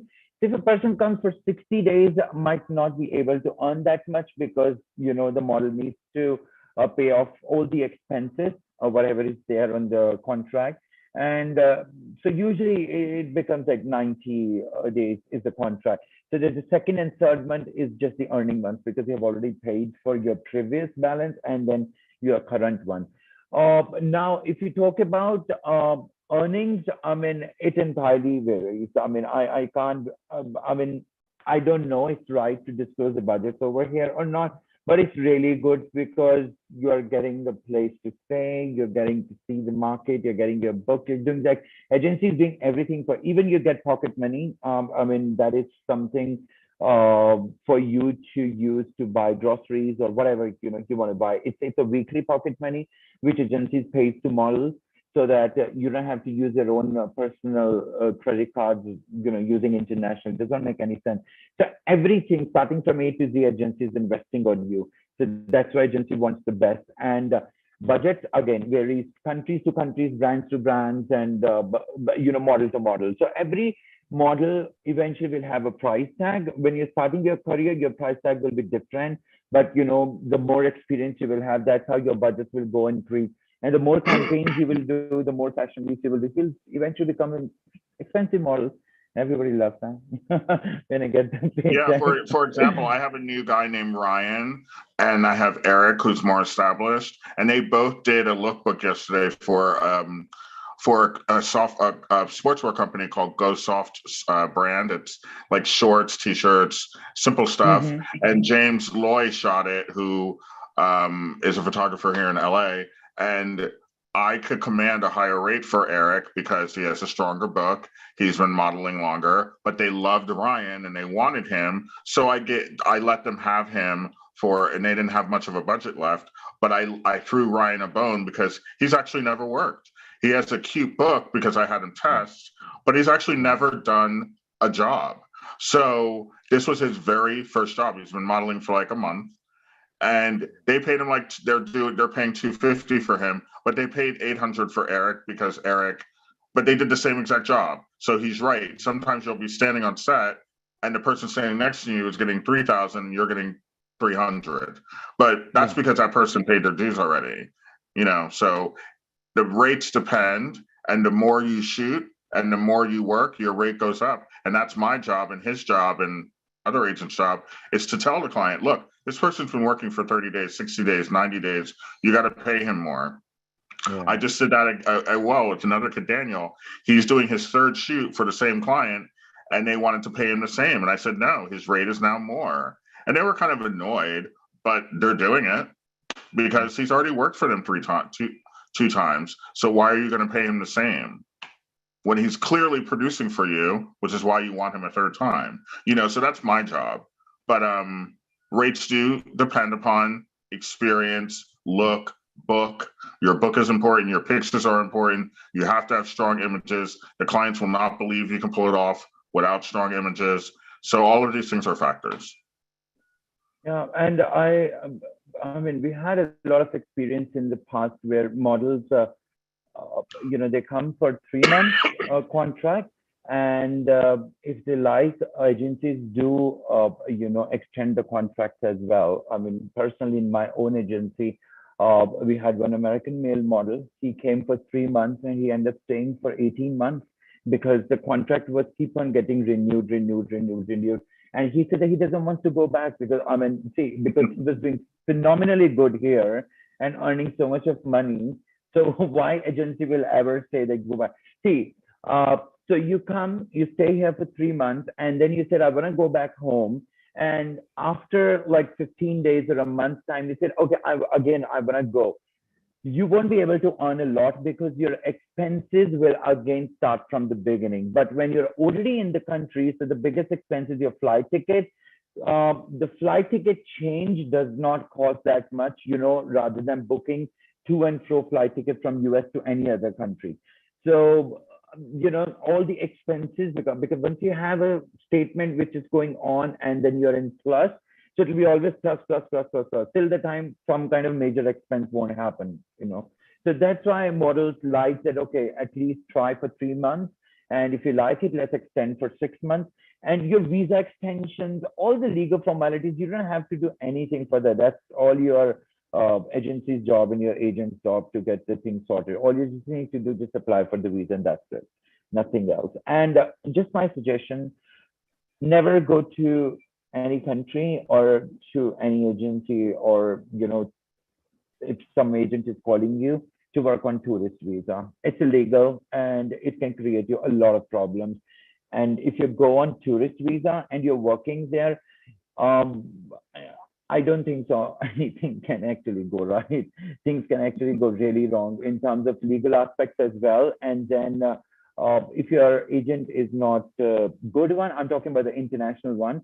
If it's not good, if you don't even get compensated, you can't sue that company because legally you can't work. And what will you gonna tell to your lawyer that they owe me this much of money, but I can't sue them because there is no contract. There is you no weren't supposed to be legal working in the first place. So never ever go to any country and work on tourist visa. There are exceptions that you will come to know with some time. Once you become a little bit more. There are ways to sneak in there. Yeah. So I've done it a million times. Ryan is the best person actually to get hold of if, and he will tell you how to do that. You can get really sneaky with those visas. Sometimes the government, you gotta, fight fire with fire. You gotta play with them a little bit. Anyway, let's not get on a government kick. But let's not talk about illegal activities. But anyway, so that's basically how it works internationally, and it works here too. You have to have experience and you have to have the book in order to get work anywhere, whether it's in New York or India. It doesn't matter which city, you still have to have the book. And that's also part of step one of this boot camp, is that we're preparing you for Hollywood or Atlanta or different cities that we're going to be going to shoot and supply you with images to start you into step two, which This is Garrett's test shoot, guys. I think we were in New Orleans there. Yeah. Networking events, right? Face to face, guys. That's Kaylee. Yeah, that's Kaylee. That's Kaylee. It starts somewhere. You need a connector, but you also need to know someone that knows what the hell they're talking about to help prepare you to do this. A lot of you guys are throwing spaghetti up against the wall and you're doing it wrong. So how many of you guys need a reset? So and Kaylee, and a perfect example is Kaylee is she's been trying to do this for 4 years. And only recently, in the past 5, 6, 8 months, has it really clicked that this is a business and a career, and she's really been putting in the effort. She's gone to every appointment. She hasn't flaked off. She's been very communicative, because I was kind of on her last year, the year before that, where I'm like, you're cute and everything, but you're not that cute. Because if She I don't get a also hold lived of in a you, tiny little community, guys, in like Louisiana. And then she moved to New York, and then she moved to LA. So like Yeah. she literally came from a tiny little farming community. So for those of you, I don't live in New York or LA, like stop, like get off that high horse. You could do anything in the world. And that's why we do this off of Zoom right now. You got it? Yeah, exactly. And most of the models, I mean, international models, they start traveling when they just turn 18, because 18 is the age when you can legally apply for the employment visa for any country. And they start traveling by 18, and then they know, starting from 18 till 24, they will just travel. They will be here, 6 months in India, 1 year in Turkey, and then going to China. Yeah, so once your travel will start, I mean, I don't think so it will ever stop, because you keep on getting calls that, oh, this agency wants to book you. Okay, you were in India. And then it happened actually in my agency. So there was this one model, she was in Cape Town. I booked her like 3 months prior. And then the Cape Town booking extended for, I think, over a month of a time frame. And rather than sending her to US and then calling to India, we booked her ticket from Cape Town, and she directly flew from Cape Town to Delhi, and then from New Delhi, and then she went back to LA. And then I think like after 1 month, she just stayed with her family for a month, because it was a 6 months of gap. And again, the travel starts. So it's worldwide. You can see, just start searching on Instagram, just see Brazilian models, Spanish models, or pick up a country like Venezuela, Colombia. These countries have really bad economy, but look how much their models are earning. I mean, it's phenomenally good. Their bank manager salary is $800 a month, and where a model is earning somewhere around $8,000 or $10,000 a month. So it's a business for everyone. Whosoever will cast you, it's a business for that person.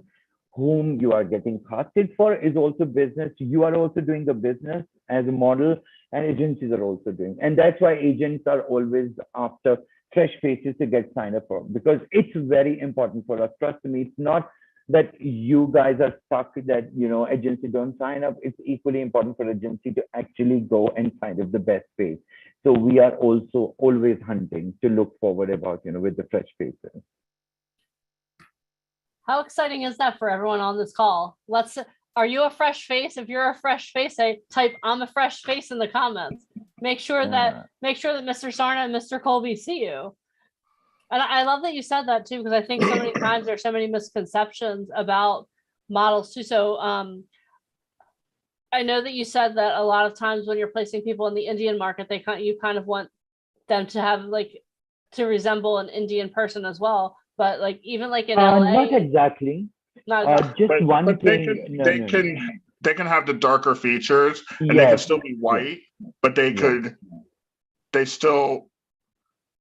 It's hard to explain.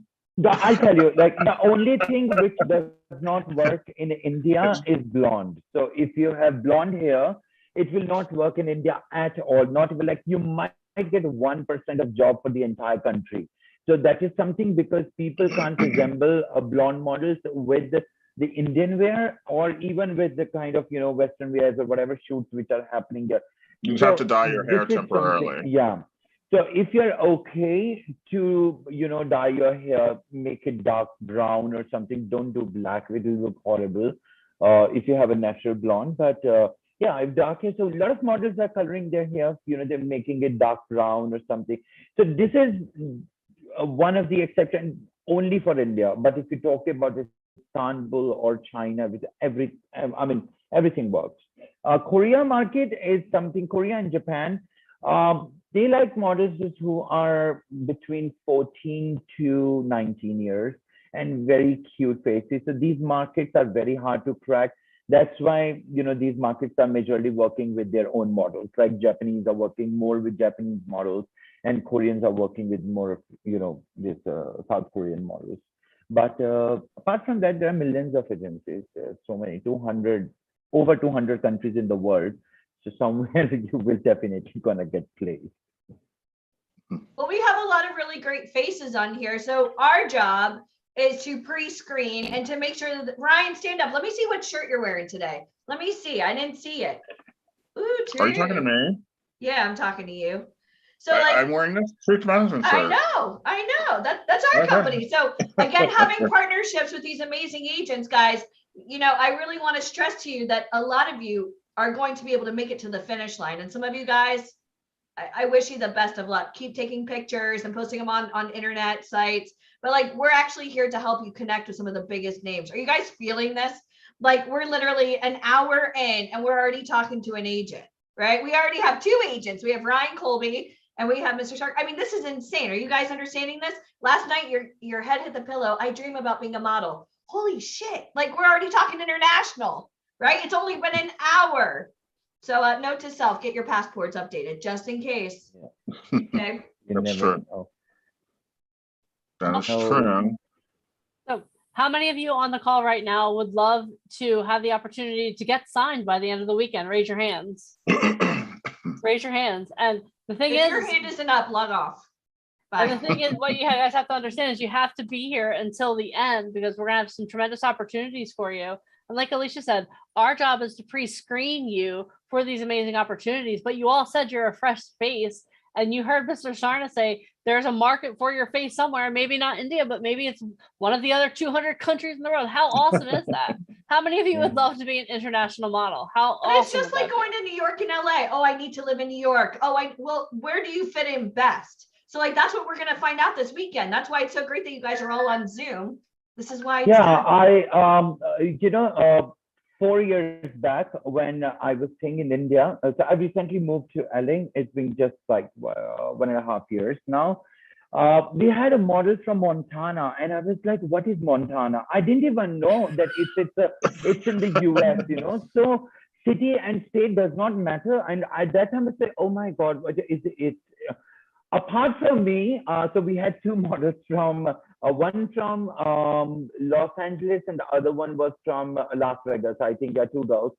So these 2 girls, being American, they also didn't know where Montana was. And then Christine came from this, what was the agency well, that's just sad. Rainy, this RMW agency from Montana. And I was just thinking, like, I don't know where Montana is, and these girls don't know.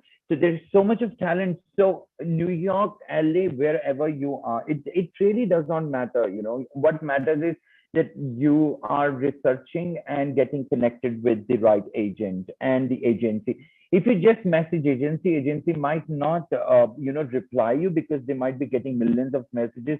So start tracking, and I'll say that, just getting in touch with Ryan and start sending your profiles to him. He will shortlist, and then we can see that what we can actually do about it.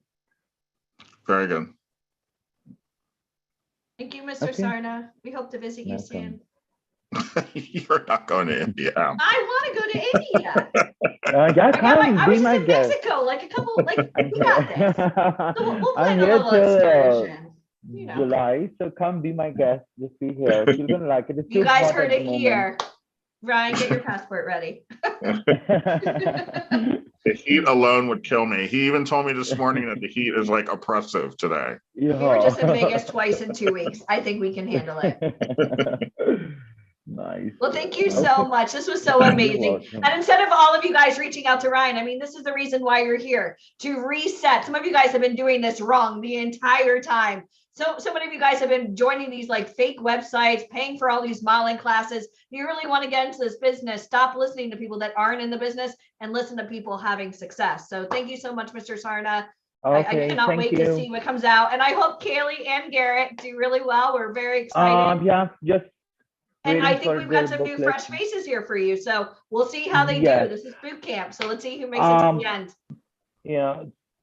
So Ryan, Sam and B has shortlisted few names. So I'll just want to message you and just see if you can get hold of their Polaroid. That'll be great. From here? Yeah, from here. Yes. Okay, because 2 of his agents, what you guys don't know is that 2 of his agents are on this call, and they've shortlisted some people who they feel have. Whoa! How many of you guys are excited about that right now? Let me see. That's amazing. We don't even know. You're already getting shortlisted. I love it. So I'll tell Michael, and we'll figure out a plan to work on that. Well, let's see how they do on boot camp. Let's see if they make it to the end because the proof is in the pudding. Send That's us part the of list it. tomorrow at 6. So we're not going to tell you who's on the short list, just in case. It could be Marjorie Cleveland. What's up, Marjorie?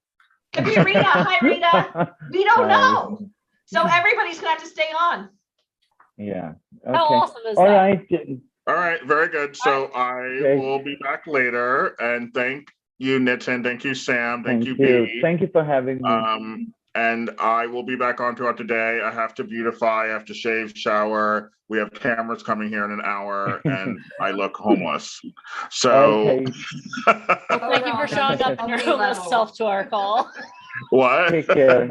Obviously, Ryan has his part-time job in motivational speaking, as you guys know. I tried to do it for this call. It wasn't possible. All right, so Well, go we do the can't wait to see apricot the scrub, polish do a you little bit later. of highlight, whatever you gotta do, Ryan. Okay, guys. Bye. Have a Awesome. Thank wonderful you so day. much. Okay, thank We'll see you in you. July. Bye. Bye. Awesome. Okay. I think it's time for a road trip. I've never been to India. That you know what? You know what's funny? We're talking about people being on boot camp. The flight to India is 18 hours. So if you can't stay on this call for 18 hours, there's no way you'll ever make it to India. You'll be like, I need to parachute off over the Atlantic Oceans. So Brittany's good. Brittany, let's go. Okay. I'm all in. I love flying anywhere. But guys, how amazing was that? Okay, so we've been here for a little over an hour. We've heard from an agent in LA and New York. We've heard from an international agent, and we have a group of people on this call at this very moment that were shortlisted. What? Mind blown! What? And we still have so much more to go. We have agents on right now. I'm looking at them.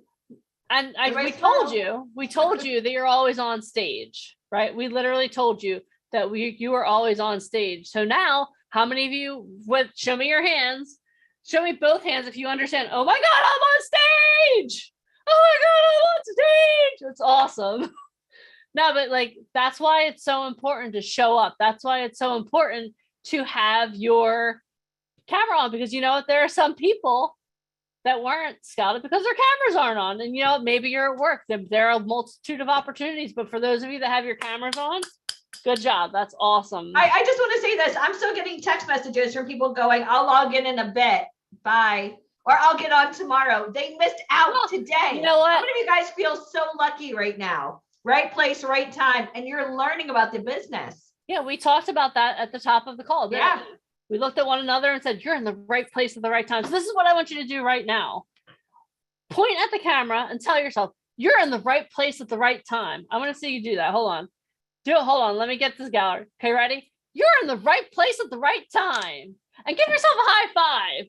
High five. And I want you to do this. What I want you to do is point to your left and say, you're in the right place at the right time. High five.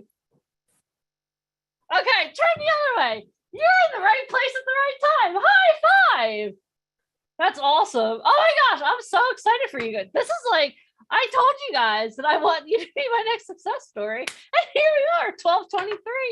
Oh my gosh, it's amazing. It's awesome. But it all starts off with a Zoom, Deneen. That's what they don't understand. It all starts with a Zoom. You know what? It starts by showing up. Literally, you miss 100% of the shots that you don't take, and you're all making shots already. It's awesome. I love it. And I'm going to give a little shout out too to someone who's on here. So when Mike and I were flying home from Las Vegas on Monday, I met this person in the airport, and she came up and she's like, excuse me, I don't mean to be nosy, but I met a beautiful girl named Aaliyah. So Aaliyah, thank you so much for being here. I was like, oh my gosh, I know that face. So thank you so much for being here. Everyone give Aaliyah a hand clap. She literally heard me doing a live call in the airport. She was at the right place at the right time, and here she is. Yeah, hold on, Aaliyah, how about we do this? I'm gonna unmute you if that's cool. Hi, I'm so happy to be here, and I'm so fortunate that I got to hear you give your speech and that we connected this way. I know, it's pretty amazing. So can you tell everyone just a little bit about yourself? Because after you spoke, I was like, oh my gosh, Mike, did that really just happen? Sure. I'm an actress and a singer. I've been working since I was 10. I toured with the National Tour of Les Mis in 2010, and I moved to LA about a year ago. I started modeling a month and a half ago for a makeup company, and I've done about 10 commercials over the last 4 years. And I'm just so excited to be here. Everything that you guys are giving are just such amazing gold nuggets, and all of you are amazing. And I'm just so excited for the next 2 days. Well, I'm excited for you to be here. Thank you so much for showing up, and thank you for coming up and asking a question, being in the right place at the right time. Awesome. Thank you. Thank you. Yeah, it literally just takes one person to change your life, and all it takes is you taking action. And I want you guys to think about that throughout the course of the whole weekend, because what we're going to do is we're going to ask you to take action. At the very beginning of the call, what did I tell you? I told you that you may learn one thing and then you have to take action. Okay. Like, we've had a lot of opportunities, like Garrett, for example, that Ryan was talking about. He took action. Okay. If he didn't fly to New York to work with Ryan, there's Alicia and Ryan in New York. I mean, Alicia and Garrett in New York. That's awesome. But like, if Garrett didn't take action, if he didn't reach out, if he didn't put himself out there, he wouldn't be having all these opportunities. Kaylee Clay too. Like, when we first met Kaylee Clay, she was a very shy, introverted girl. Like, one of the shyest people I ever met. I did a podcast with her and she almost got into a car accident. I was like, don't ever do a podcast with me again when you're driving. But she took action, and she took some actions to change herself to become the person that she wants to be. Carlton, did we meet you at the White? Hold on, Carlton, where are you? Hi, Carlton. I recognize Carlton. Hi, Carlton. Hold on, Carlton. This is another man. Hold on. Let me introduce you to another one of our guests. Hold on. Hi, Carlton. How are you? Hi, I'm very good. How are you? Oh my God. I thought I recognized your face. How are you doing? I'm doing very well. Thank you. I appreciate it. Oh my Happy gosh. to be here. So happy. And this is another gentleman, when Alicia, Michael, and I were in Las Vegas, we were at this expo called the White Label Expo, and we spoke to Carlton, and here you are, sir. Are you having fun so far? Yeah, absolutely. I mean, you guys are dropping knowledge and giving us all types of contacts. It's been nothing but wonderful things since I met you guys from day one, you, Michael, everyone. So I'm very happy to be here for sure. Awesome. And it's just starting. That's the best part. It's just starting. The best is yet to come, people. That's True. awesome. Awesome. So thank you so much for taking action and being here as well. Thank you. I appreciate it also. Thank you. You're welcome. Awesome. Cool. So guys, again, it's all about being in the right place at the right time and asking the right questions. So how many of you now understand you are in the right place at the right time? Right? Yes, I know. It's so exciting to see friends who come on here. It's like, what? Oh my gosh. So guys, we have so much more coming up. We have 2 more agents actually coming up today. And one of the agents actually discovered one of their top grossing talent on a call just like this. When she started working with him, she didn't know what she was doing. She took okay pictures, but like didn't have really good professional photos. She got discovered on one of these calls. At the time that she got discovered, she was making $30,000 a year as a church secretary. Now, her agent won't book her for under $30,000 a day. Let me say that again in case maybe you missed that. When she first started working with us, she was making $30,000 a year as a church secretary. Now her agent won't book her for less than $30,000 a day. How many of you want that to be your story? If you want that to be your sounds good. If that sounds good to you, type that sounds good. That sounds flipping amazing. If you don't have haters, you will by the time you're earning $30,000 in one day. Yep. We're also, one of our next agents too is going to talk to you. How many of you have a desire, a dream to represent a brand? Raise your hands. How many of you would love, one of the next agents that we also have coming on is going to tell you the secrets to becoming a model for Ferrari? How many of you think that sounds pretty freaking amazing too? How many of you would like to be a model for Ferrari, for one of those come on, how many of you know what a Ferrari is? Raise your hands. Come on now, how many of you would love to be able to model for Ferrari? That would be pretty flipping amazing. And this is just day one, people. This is just day one. All right. So let's see here. Hi, Bobby Wilson. How are you? Awesome. All right. So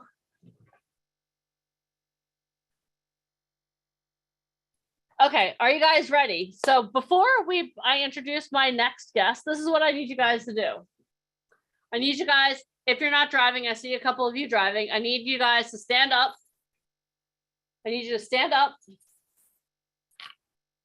For those of you watching on YouTube and Facebook, you're probably getting a little crazy with all the different views, but everyone stand up. And I want you guys to move your bodies around a little bit because like we've been sitting for a while. Move your body, just shake it out a little bit. We'll do one of my favorite exercises in a little while, but just get yourself moving. Get off your butts. Come on, unless you're driving, of course, please then don't get off your butt. Stay on your butt. Okay, awesome. Just stretch, just do a little stretching a little bit. Okay. Oh. All right. Now, everyone take a sip of water and sit back down. How many of you are excited to be here? Yes or yes? How many of you are excited to be here? Yes or yes? How many of you here want to build a career as an actor or actress? Yes or yes? How many of you are interested in learning how to build a career as an actor or actress? Do you even know where to start? Do you know where to begin? How many of you would love, if you do, type it in the comments. They're all typing yes. Yes, yes, yes. Yes, yes, right? You guys want to learn. You want to learn those secrets. How many of you, how would you like to learn right now from somebody who is doing it? Type yes in the comments. Yes. Okay, awesome. It looks like you guys are all in. Awesome. So I'm really excited to introduce you guys to my next guest. Her name is Allie Grant. You may recognize her from The Goldbergs. You may recognize her from the show Weeds. When she was 10 years old, she and her mama left Mississippi to go to Los Angeles so that she could pursue her career as an actress. Since then, she's done tremendous things, including going to Harvard to learn more about acting. How awesome is that? How many of you are very excited right now to hear from a Harvard educated actress who is killing it and changing the face of the entertainment industry in Mississippi? If that sounds exciting to you, yes or yes, type yes in the comments. Are you available for that? Are you ready? All right, let's see here. Miss Allie Grant. Some of you guys may recognize Allie too from a hit show called The Goldbergs, Weeds, Sweet Life of Zach and Cody. Hello there. Hi, Hello, Allie. Miss Allie Grant. Hi, guys. The gang's all here. We're done. Goodbye. No, hello. It's so good to see your faces. So good to see your face. Hold on. I'm trying to see. Is this cooperating with us? Can you see me? Can you I hear can me? see you. Yes, I have you. I have it on speaker view, so we could. Oh, okay. Excellent. Well, hi guys. Thank you so much for having me. This is really, really thrilling. It's one of my favorite things to do is to reunite with the VIP family. And anytime I get to see Deneen and Alicia is a good day for me. And then especially getting to meet any of the VIP talent. But you are living in your own origin story. So this is today is the day that you'll look back on and say, this is where it all got started. So so for me, it's a privilege and an absolute thrill to be here, to be part of this Genesis journey with you guys. So yeah, as Deneen said, I been doing this for a long time. So much so, I was recently asked to speak to a group of high school seniors. And as I went around the room, I asked them how old they were, and they said 17, 18. And it didn't really click with me until I, sort of started telling them a little bit about myself. And I realized, oh my God, I've been working for as long, if not longer than they've all been alive. I've been working since I was 10 years old. I'm now the ripe old age of 28. And I am. I mean, I guess that it's it's a very trite and often cliched and exhaustive terminology that people use of, if it can happen to me, it can happen to anyone. But I really do feel confident in saying that about anybody, because if it could happen to us in little bitty Tupelo, Mississippi, although I will say I do share a hometown with Elvis Presley, so there's that, and also from the sweet potato capital of the world. So we do have that going for us. But even still, considering just the varies, I mean, we live in we live in a world of sort of impossibilities. And then our industry is certainly one of no guarantees, except for the guarantee that you're going to find, obstacles and challenges and no's and things like that. So making it even more kind of insurmountable, if you will, from Mississippi, I do feel confident saying that if we can do it, anyone can. I am absolutely a believer in the power of prayer and community. And when those two things come together, there's nothing that can stop you. Even the most, wild and surreal kinds of challenges or dreams, they can be triumphed over, and they can be achieved. Because from Mississippi, so like I said, I started working when I was 10. So I've been working towards being a working actor. I think that's something too, maybe all of you, need to hear and should hear for yourself. You're already working actors, which is to say you're already putting in the work. Just by being here today means you're putting in the work. You're showing up, you're taking responsibility for your career and what you want for yourself, and taking agency over your dreams.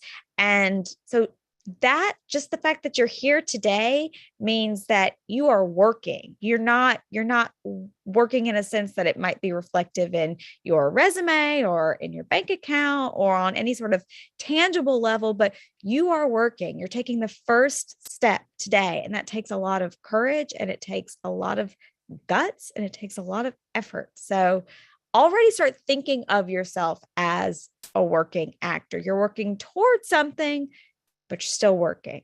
So I started putting in the work at a really early age. When I was, it's not just a dream or a passion of mine. It really is, it's a calling, like from deep within my gut and my soul. And you all know what that is. If you have it, it's just, it's something that's understood, doesn't have to be explained. So you know what I'm talking about. It's that deep feeling in your gut of like, yeah, this is home. This is what I need to be doing. This is what's missing when I'm not doing it, when I'm not working towards it. And you feel that your whole life, it. And so, so from a very early age, I was really fortunate to have a mother, as Deneen said, who was sure to see me and to see and to make sure that I saw that she saw me. So she was not one of these mothers that was like, oh, that's cute. Really hope she grows out of it. She did not minimize my dreams or my goals. And so she looked at it as something that, the same thing as school. We took it as seriously as anything else. And so in Mississippi, our options were limited. And also, you got to keep in mind, this was like, early 2000s too. So it was a totally different world in terms of what we had available to us. Let me just say, there were no VIPs. We didn't even have the technology to make this possible, what we're doing today. So you guys are already leaps and bounds ahead of where I was starting off. So if you wanted something to happen, you had to physically be in that place to even take a chance of getting a meeting with someone. So, our closest like big city was Nashville, and that's 4 hours away from us. And so every week from the time I was, probably 9, every week we would drive, 8 hours round trip for a 1 hour acting class. And that wasn't with an agent. That wasn't with anything. It was just about putting in work, and just about harnessing your skills and your craft, and making sure that when that time comes that I did meet agents, or that I had an opportunity to go to Los Angeles or New York, that I would be ready. Because it's my philosophy that if you stay ready, you don't have to get ready. So we were always sitting on ready. So I did that, when I was 9, and then earlier in my life, even as early as the age of 4 and 5 and 6 and 7, just any opportunity that I had to get in front of, a crowd, or, I was very fortunate that in the school that I went to is just, a little public school. But I was surrounded by an army of angels who just believed in the power of creativity and collaboration and imagination, and who would allow me to write plays and put them on, and write films and cast my teachers in them. And they were, I find it, it's true in a lot of ways. I know it sounds crazy saying, I started this as a child, but I think it's really important when you're in this industry to approach it in a lot of the same ways as children do, which is like, you don't always need to stop and ask for permission for things. If something just, it's a lot easier to ask for forgiveness than permission. So if there's something you want to do, if there's a goal that you want to achieve, if there is something that you want to just explore, do it. Just do it. As adults, we get so wrapped up in, oh God, practicalities and logistics and life and family. And then you also have like, what are people going to think? And this sounds so crazy. And kids don't have that. Kids are just like, yeah, this is what I want to do. And this feels right and true to me. And so I'm going to do it. And you have to keep that same sense of just faith and determination and willingness as an adult. There's a reason why God says, come to me as little children. It's because they just trust that it's all going to work out. And so you have to hold that, as an adult, but also, opposite to that of a child, as an adult, you do have to take advantage, you do have to take those things into consideration of like, can I afford this? Can I do this? Where do I need to live? All those kinds of things. And all I can tell you is you're only one person. There are only so many hours in a day. You can only do so much with where you are and what you have, but that doesn't mean you can't do something. So don't let your limitations of only being able to do so much keep you from doing nothing at all. Because I promise you, the little steps that you take every single day, they add up. They add up. So even though, you might only be able to save, maybe $1,000 a month, or you might only be able to work just an hour more overtime, or, you're only able to pay so much in rent, or whatever it may be. Just know those things add up. Those things add up. And if you're putting in the work, keep the faith that it will all work out. So, that was what we did. We stayed in Mississippi.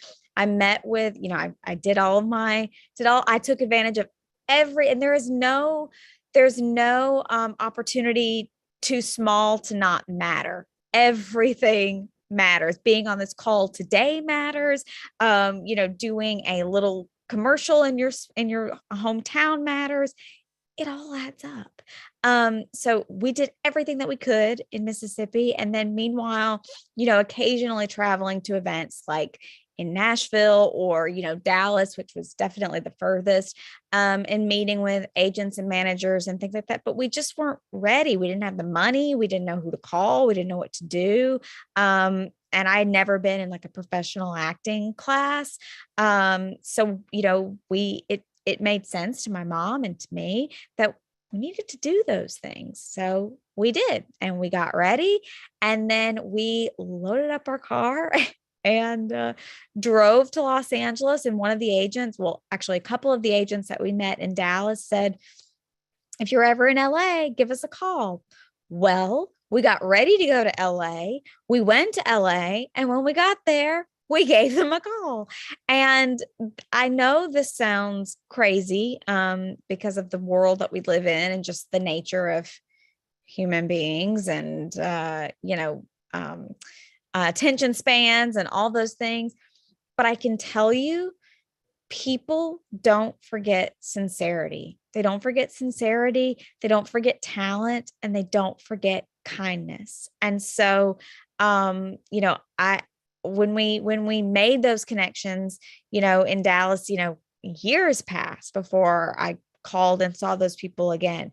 But when I called them, they saw me, and that doesn't have anything to do with me. It's just because we were following God's plan, and God opened up those doors, and you just have to trust that there is something so much bigger and greater that is in control here.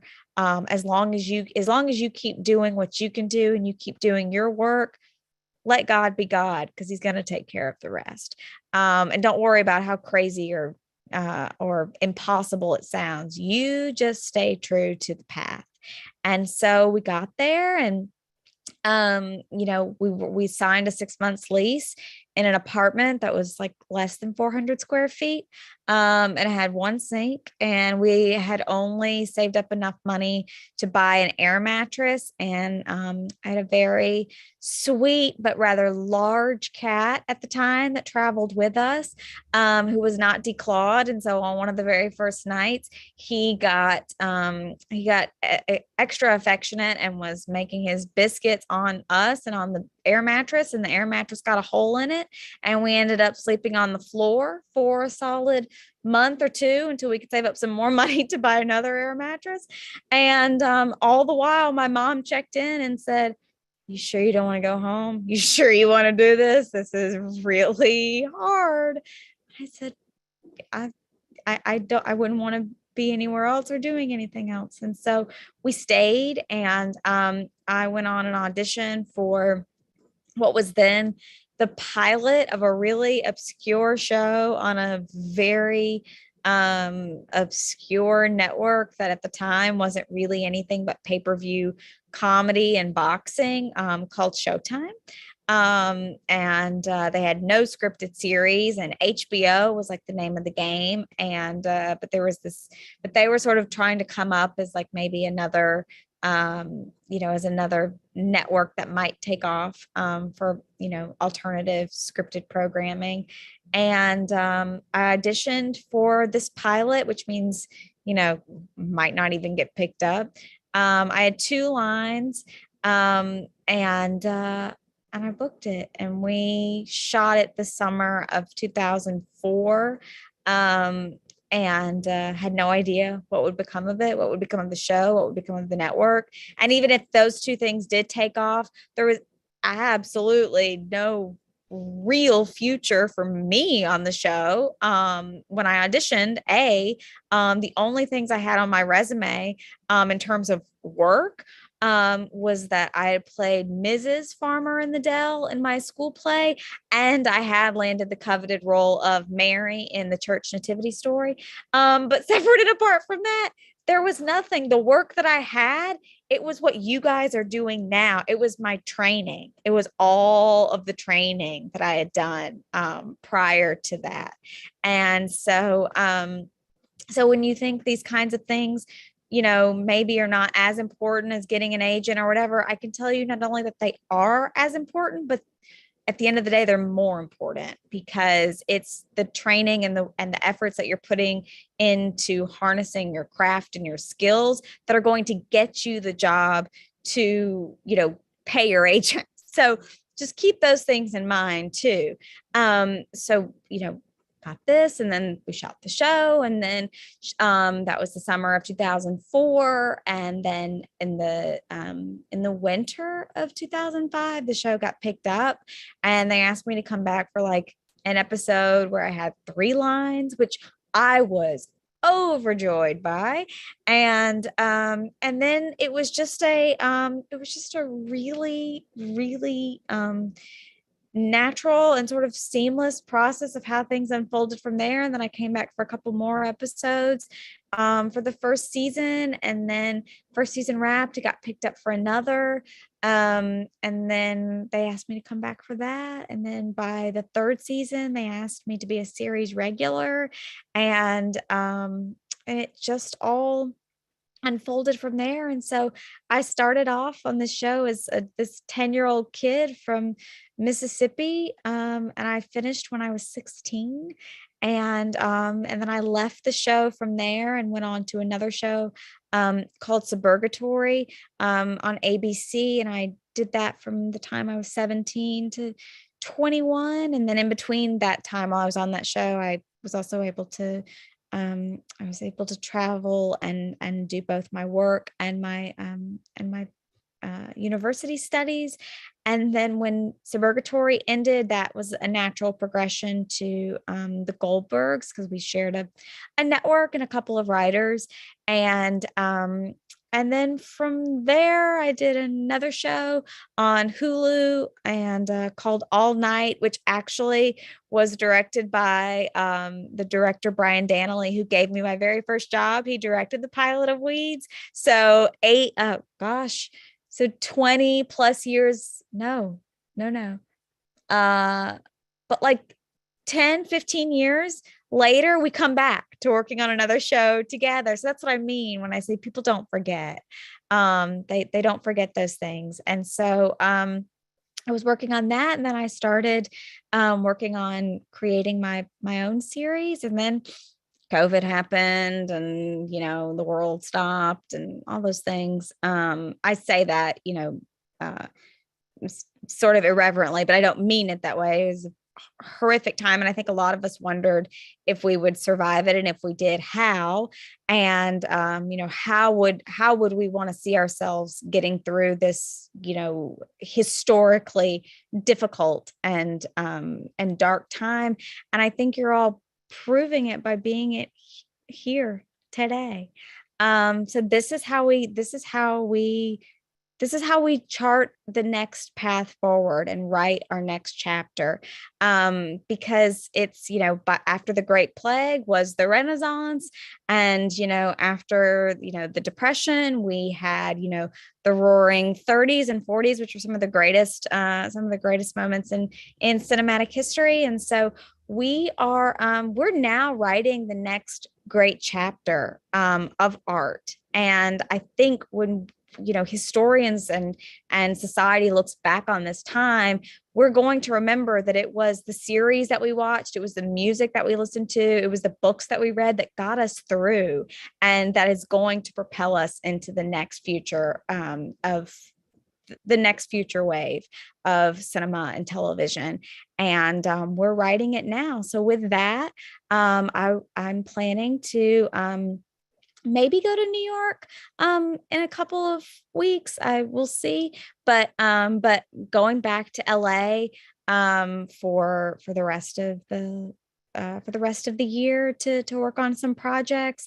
And things are moving again, and they're moving in a really meaningful way. And like I said, I know my journey is long and sordid, and there are lots of, you know, twists and turns, and I've spared you some of the gory details, but even still, that's kind of all of it. But all I can tell you is that everything you're doing, every step you're taking, it matters.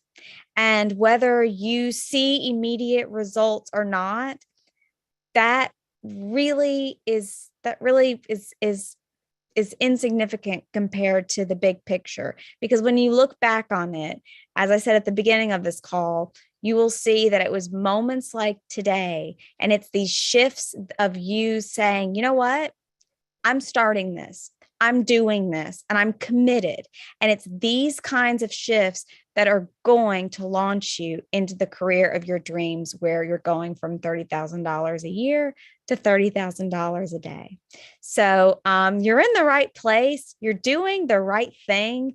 And I am just so thrilled and grateful. I've got this right now on gallery view, so I can see all of your faces, and I will remember, in a year or 2 years or however many down the line, I'll remember all of your faces gathered here today and say, yep, it was on that day that they took their first step.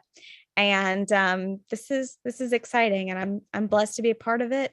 And like I said, there were no VIPs when I got started. So you are all leaps and bounds and miles and years ahead, not only of me, but of a lot of other folks who aren't here today. So you're already kind of in on the best kept secret in the business.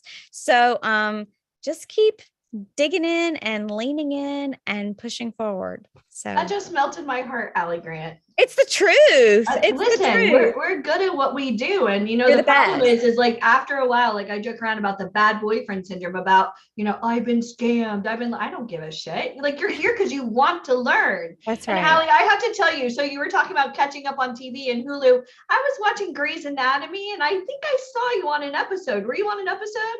I was kind of on a very on Yeah, a big episode. Yeah. Yeah.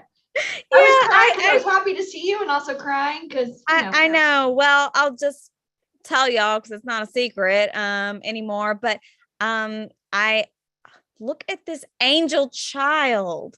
Hello. Say hi, Kaden. Allie. Hi. How is he doing? He's good. He's almost 2. Can you believe it? No. We started our first boot camp September of like 2020, right? Like a week after he was born. I remember. Amazing. He always has to make an appearance. He's wearing his Rolling Stone shirt. I was just gonna say, and excellent outfit choice for the day. He's been traveling all over the place with us, so it's the best thing in the world. I know. He's going places, Al. I'm a fan. What can I say? But yeah, the Grey's Anatomy episode I did. I had a pretty large hand in killing off McDreamy. So I apologize to everybody for that. But yeah, so that was, again, and that was, they brought me on to Grey's Anatomy because when I was like first starting out, I had a really tiny part on a show called Private Practice, which was like a spinoff of Grey's Anatomy. And like one of the writers remembered me, I guess. And so I guess my point is like, your career is also your life, and your life is built up of moments, it's built up of relationships, it's built up of all these little things that you don't think matter, or you don't give a second thought to. And it's like like what you were saying, Alicia, of bad boyfriends, and I've been scammed and all that sort of thing. Yeah, but listen, if we're not in this world to love and to follow our dreams, I don't know what you're doing here. That's just the bottom line, sister. That's just it. You're here because you want more. Do you guys want more? Type I want more, or I need more. I need more. And you know what? More. What you seek is seeking you. And so all of the times you got scammed and all the things that didn't work out, thank God they didn't work out, or you wouldn't be here. So it's awesome. You're where you're supposed to be.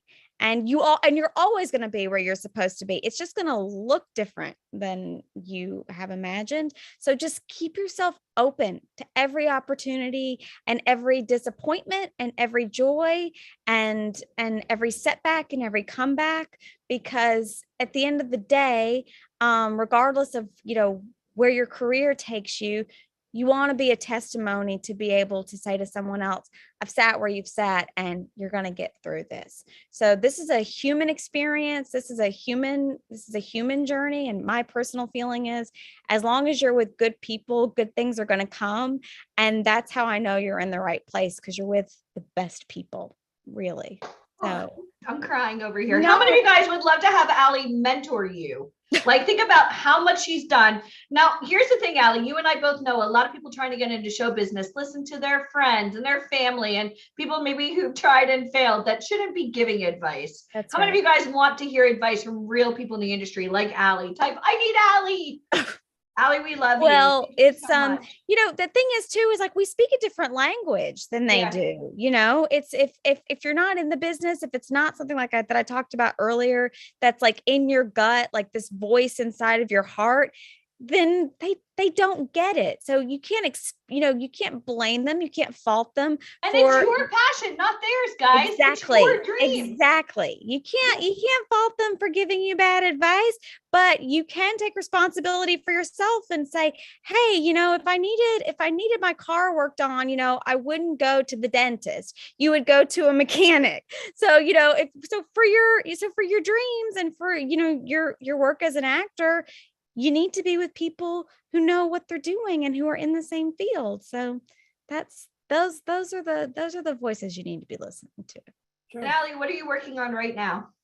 Well, actually, Can you tell us? Do we need to sign an NDA? Because you don't need to sign an NDA, but I'm actually in the middle of sort of two different projects. One's a pilot and one is a series that's already been picked up, and the series would be shooting abroad, and we'd start in LA and then we'd end up going abroad, and then the pilot would take place in New York. So they're really exciting. And guess what? They're both on networks that didn't even exist when I first started out. So that's what I'm saying. This business is constantly changing. There are more opportunities now than ever before. There is room for everyone. Yeah. So pull up your chair and just stay there. Stay there and don't ask. Just get a folding chair and bring it to the table and just stand your sacred ground.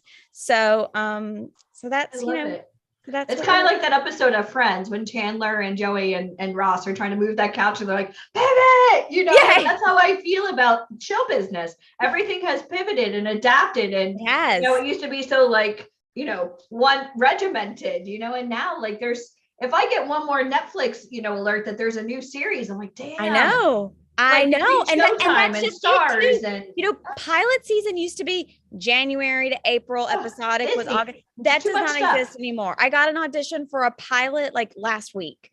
I mean, it's June, like that never happened. So you just, again, like I said, if you stay ready, you don't have to get ready. So and you're in Mississippi and you're still auditioning.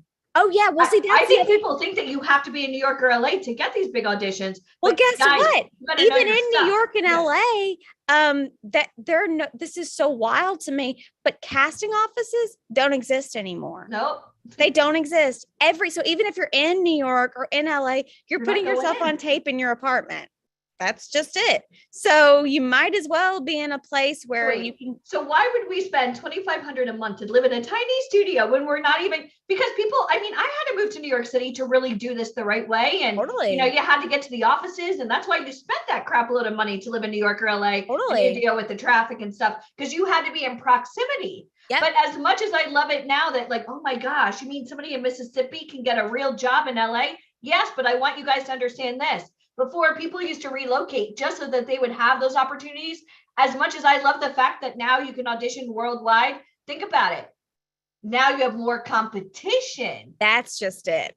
So if you don't know how to do a self-tape, if you don't know how to do you're shit out of luck if you don't know how to do this the right way. Well, we are, we really are a global community now, and that's becoming more true than ever before. I was recently watching a series, I don't even remember what it was. But anyway, oh, yes, I do. It was The Staircase on HBO, with Colin Firth and Toni Collette. And anyway, there were I'm watching it now, The Staircase. Oh my God. Watching it now. It's excellent. So there was a particular episode, that's what I don't remember, but there was a particular episode with several guest stars, and they were all so good. And I wasn't really familiar with their work and who they were. And so I looked them up. One was Australian, one was Peruvian, and I was like, and they had these agents that I had like never heard of. And so, so they're all, again, it's like, we are all literally, there's more competition, which is why we all have to stay on our game and stay trained and in training always. Can I just pick your brain for 1 second, Allie? Because I always have people that want to get starring roles in TV shows. And, I don't even want to say you're lucky, because it's a lot of hard work and preparation. When you get an audition, is your agent sending them over to you? Okay, so you have an agent. And what are they sending? Like a headshot? Are they sending your reel? Both. What are they sending? Both, yeah. How many of you guys have a headshot and a reel ready to go right now? So Valley's working on a project. I'm an agent. I said, hey, let me send over your reel and your headshot. And you're also a member of SAG. Do you remember when you got your SAG card, Allie? Yes, I do. It was I got it from Weeds. Yeah. And I have a retirement and a pension and a whole thing. Yeah. Yeah.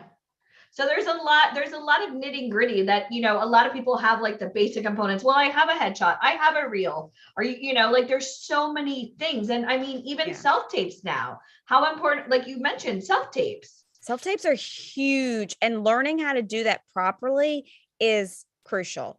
It's absolutely crucial. Because, you don't really have to pay, I guess, someone to do a self-tape, but also you got to keep in mind, once you get all of like because the specifications for the self-tape are always different. They wanted them compressed to different sizes. So you also have to brush up on your iMovie skills and all of that.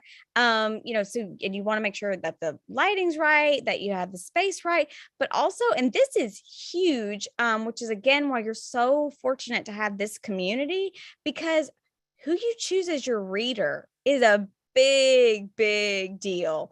For me being in the South, I have to really look far and wide for a good reader, because everyone has a thick accent. So, that's something to take into account when you're doing it. Who your reader is. It's just and you also, there's usually with self-tapes, you'll have a day, but sometimes they're same days. Sometimes you'll get an audition and, and depending on where you are and then where your agent is or where casting is, you might only have a couple of hours given time difference, so you just have to, it's like being, an emergency room doctor. You're on call always. You never know when they're going to send something and when they're going to need it. So an episode of Grey's Anatomy, you're always on call. Well, Allie, I love you so much. I love you guys. And text me. I can't wait to hear about these projects. I hope to be a part of it. You know that. Whatever you need, we're happy to help. And before you leave, though, Allie, remember when we were in Indianapolis, I introduced you to a fellow Mississippian. You did. I know. So, Stephanie, I'm going to unmute you now. I just got this text message of me pointing. Oh my gosh! So again, the whole theme of Allie's whole thing is you always have to be prepared. You always have to take action. So Mike and I had the opportunity to go to Indianapolis. Literally, it was like, hey, what are you doing? Oh, next weekend we're going to Indianapolis, and I had the opportunity to meet Stephanie, who I just unmuted. Hi, Stephanie. How are you? Hey. Oh my gosh. Hello. So Hey, Allie. we did a little, and Stephanie's going to be a part of our speakers bureau that's coming up. So I just wanted the two of you to have an opportunity to say hello to one another. Allie, are you in Tupelo right now? I'm not. I'm in Bardaman. Oh my gosh. Where are you? You're in Starkville? Yeah. Oh my gracious. Well, if it's okay, I'll connect the two of you. How about that? Yes. I'd love that. I would love that. I Awesome. was actually just in Starkville very recently. I had a very sick cat who spent the last couple days at the vet school there. So yeah, it is such a pleasure to meet you. Thank you, Denise. As well, there's so many Mississippi people here today. I love it. Great. I just wanted the opportunity for the two of you to connect really quick. But again, people who take massive action get massive results. And that's why these two ladies are connecting today. So awesome. Thank you. So Allie, thank you. Stephanie, Thank you it's guys amazing so to much. see you again. Awesome. Thank you. Round of applause, guys, for Allie. Show That was some love. awesome. Thank you. Thank you Thank guys you. so much. Awesome. All right, Tell guys. your mama we said hi. I most certainly will. Thank y'all. Thank you Awesome. guys. Thank you. Awesome. Cool. So on a scale of 1 to 10, how amazing was hearing, like how many of you, your mindsets have been blown? You're learning so much more. Like on a scale of 1 to 10, like anyone who's saying 10, I'm like, I probably should have given you a higher scale. But this is awesome because you know what? Like you have people who take massive action get massive results. And I love what Ali said. If you're prepared, you stay prepared, then you don't have to get prepared. And that's what this whole weekend is about, getting you prepared. So how many of you feel more prepared right now than you did when you signed on? Type prepared in the comments. How many of you are learning so much? And you're like, oh my gosh, like, are any of your hands like really in pain from taking so many notes? Because I know mine are. It's awesome. All right. So, okay. So our next speaker is here and ready to go. And he is a huge agent in Las Vegas. So before I bring him on, I want to showcase all of you once again. So this is what I need you to do. And just so you know, the showcase that we did earlier resulted in 3 people being shortlisted for an agency in India. So take this seriously. Are you ready? Okay, so this is what I want you to do. I want you to smile, lean into the camera so we can see your smile. Look at all those beautiful smiles. Okay, go like this so you can see your bottom teeth. All right, awesome. Okay, now everyone stand up. He needs to see you. If you want to model for me, you have to see. Okay, awesome. Now what I want you to do is I want you to start turning. I'm gonna, ready, set, turn. Stop. And go. All right, now what I want you to do is we're gonna walk for him so we can see how you walk. Are you ready? I'm gonna count, we're gonna do a 5 count walk one way, 5 count walk the other way. Ready? And go. Okay, stop, turn, walk back, and go. 1, 2, 3, 4. Awesome, good job, guys. Those are some awesome shorts, Carlton. Awesome. All right, everyone sit down, take a sip of water, and we are going to bring on our next guest for you. Hi, Ada. All right, so I had the opportunity to meet Alex Simon now twice in Las Vegas. We had the opportunity, we did our first photo shoot during the craziness of 2020. We had the opportunity to have Alex come and meet our talent. And then we had the opportunity again to see him just a couple of days ago. He spoke at an event with Alicia and Michael and one of our good friends, Bill Walsh. But Alex he runs a huge promotional modeling agency in Las Vegas called Live Talent Now. It's like the largest promotional modeling agency in the world. So how many of you would love to how many of you would love to be able to replace your income with modeling on a part-time basis? Raise your hands. Alex was telling us stories while we were in Las Vegas about how some of his models, like they used to do different things. They were just going to try this out for a little while. And now it's their full-time job. How many of you would love to be a full-time model and being able to talk to people and being able to just interact with people? How many of you would love to be able to be a model for a brand like Ferrari or something like that? Like on a scale of 1 to 10, how amazing would that be? Yes or yes, do you want to do that? Yes or yes? Well, if you want to do that, you are about to meet the man who can make all of that happen for you. So this is what I need you guys to do. I need you to join me in welcoming Alex Simon to the stage. Awesome. Woohoo! Hi, Alex. Hello. Hi, How are you Alex. How guys? are you? Good to see you again. Hello, Alex. Can you hear me okay? Yes, we can hear you okay. Okay, perfect. Well, nice to see you all here in Las Vegas outside. It's beautiful like it is every day. So happy to be here once again. You know, the last time I did this boot camp via Zoom, I was in Brazil. So I've done it from several different places, and I enjoyed the live event that we did. But anyway, hello everybody. My name is Alex Simon. I live in Las Vegas, as Deneen said, and I own a modeling agency here. But it's a little bit different type of modeling agency. We don't do any fashion show work. We don't do any print work. We don't do any type of commercials, which is what you're probably used to when you think about modeling. But nevertheless, this is, I think, that one of the best kept secrets in the modeling industry. And the company I have is called Live Talent, and we do promotional modeling. Okay? And I'm going to explain to you today what it is that we do and how this may apply to you and how you can get into this industry should you decide to do so. But like I said, I think it's a great opportunity for some of you guys that are, trying to become models, actors, singers, and whatnot to make some money on the side. And I'll actually go over how much money you can make. But anyway, so, the type of modeling that we do, I'll tell you a little bit of what we call the people that work for us, okay? And then I'll tell you a little bit about the story of what we, how we came about, how long we've been in business.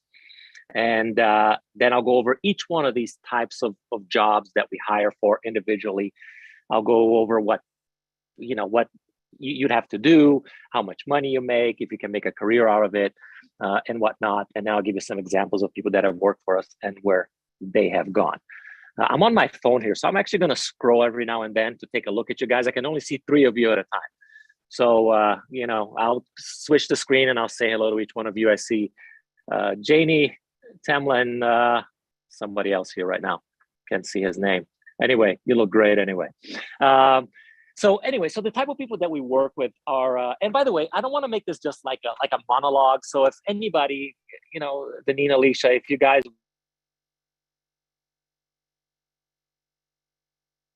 Uh-oh, you just went on mute. Hold on. I'm going to take you off of mute. All right, here we go. Okay. I'm unmuted now. All right. So if you guys have any questions, meanwhile, Deneen, Alicia, please, let's make this a conversation, not just me speaking. I'm going to read the comments as we go. Yep. Yeah, please do. And feel free to interrupt me if you have any questions as I'm talking about something. I don't mind it at all. I don't need to wait for questions for the end.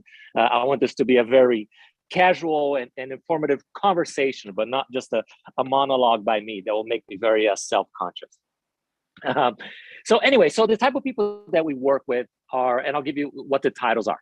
We work with hostesses, brand ambassadors. I don't know if you guys ever heard of the term brand ambassadors, greeters, samplers, crowd gatherers, mascots, translators, street marketers, presenters, and product specialists.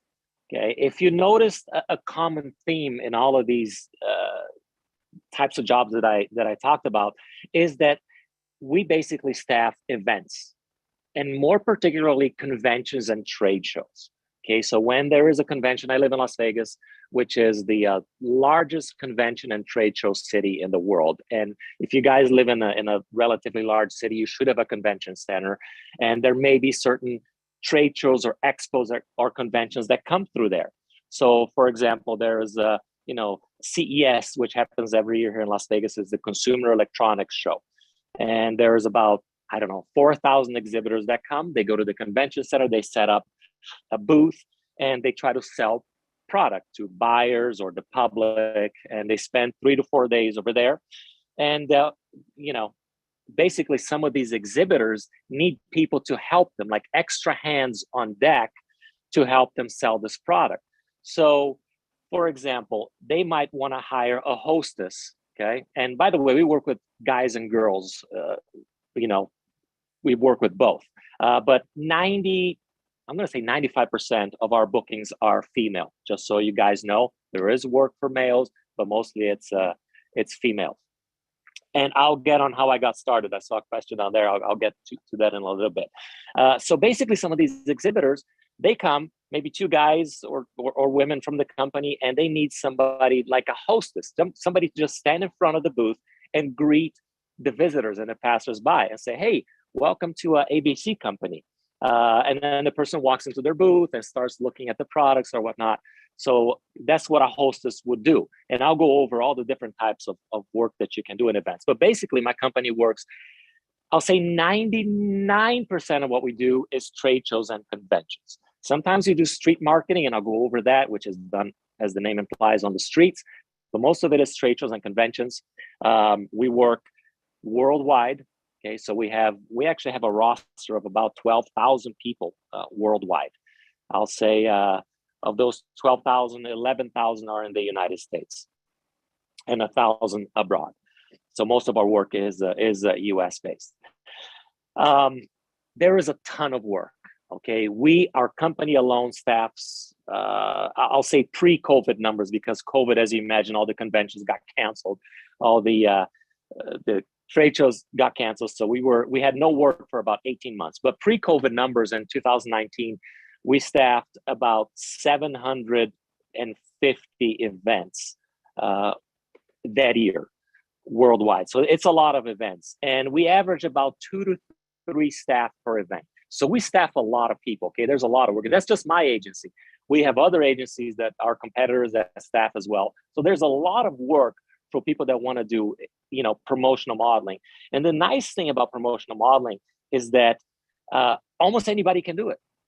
There's no height requirement, no age requirement, no weight requirement. You don't need to be rail thin. You don't need to have hair a certain color, eyes a certain color. Like, anybody is eligible to do it. So your chances of booking promotional work is, I'm going to say, a lot higher than getting a print campaign or a TV commercial or and anything someone like had that. asked about tattoos. Are tattoos okay? Yes, tattoos are, client specific. We do have clients who request no tattoos, but because there are so many people with tattoos these days, and they've actually become cool, we have a lot of people. I'm going to say half of our talent has tattoos. Now, some of the clients ask, the talent to cover their tattoos, and that depends on the industry. If it's a conservative industry, we have a lot of shows that we do for doctors and attorneys and accountants. So they usually say, hey, if they have tattoos, please, have them covered if it's on their arms or something. But then we have shows like, we have a lot of cannabis shows and CBD shows. Yep, and those guys are, they're fine. And a lot of sports related shows, they're like, hey, tattoos are fine. So it's a great question. But so when people sign up with us, we ask them, hey, do you have any tattoos? And then we ask them, are the tattoos coverable? And that, because if you have a neck tattoo or a face tattoo, which are not that uncommon these days, maybe you won't be suited for certain clients, and the clients want to know if the talent has tattoos. But that's a great question. So like Mike Tyson would have a problem with the face tattoo. He probably wouldn't have a problem anywhere. I'm sure he'd be asked to come speak at an accountant's convention, but nevertheless, I'm sure he'll be fine. And he's actually in Las Vegas. I actually know him. He lives here in Las Vegas, and he's he just worked with Planet 13, who we met the owner of the other day. Well, there you go. He's very entrepreneurial. He's in all kinds of different businesses, and quite a nice guy, as a matter of fact. A lot of people think he's so scary, but I think he's mellowed out a lot over the years. And he lives just down the street here. So anyway, so let me tell you about the history of our company, which is kind of cute, I guess people say. But the company is owned by my wife and I. My wife, Stephanie. And we met actually 10 years ago, a couple weeks ago. So we just, made it 10 years together. And Stephanie, when I met her on Facebook, of all places, she was living in San Francisco. And she was a Ferrari model at the time. And I'll tell you about her story and how she got into the industry. But she's actually Canadian. She's a French Canadian, and she moved to the United States. And she met somebody that was a product specialist for Porsche, the car company. And they said, you know what, you're so pretty, maybe you should apply to become a product specialist. And she had no idea. This is about, I want to say 20 years ago. And she had no idea what being a product specialist was. So they said, you know what, just come and interview. And she went, to the agency that was hiring for these Porsche's product specialists.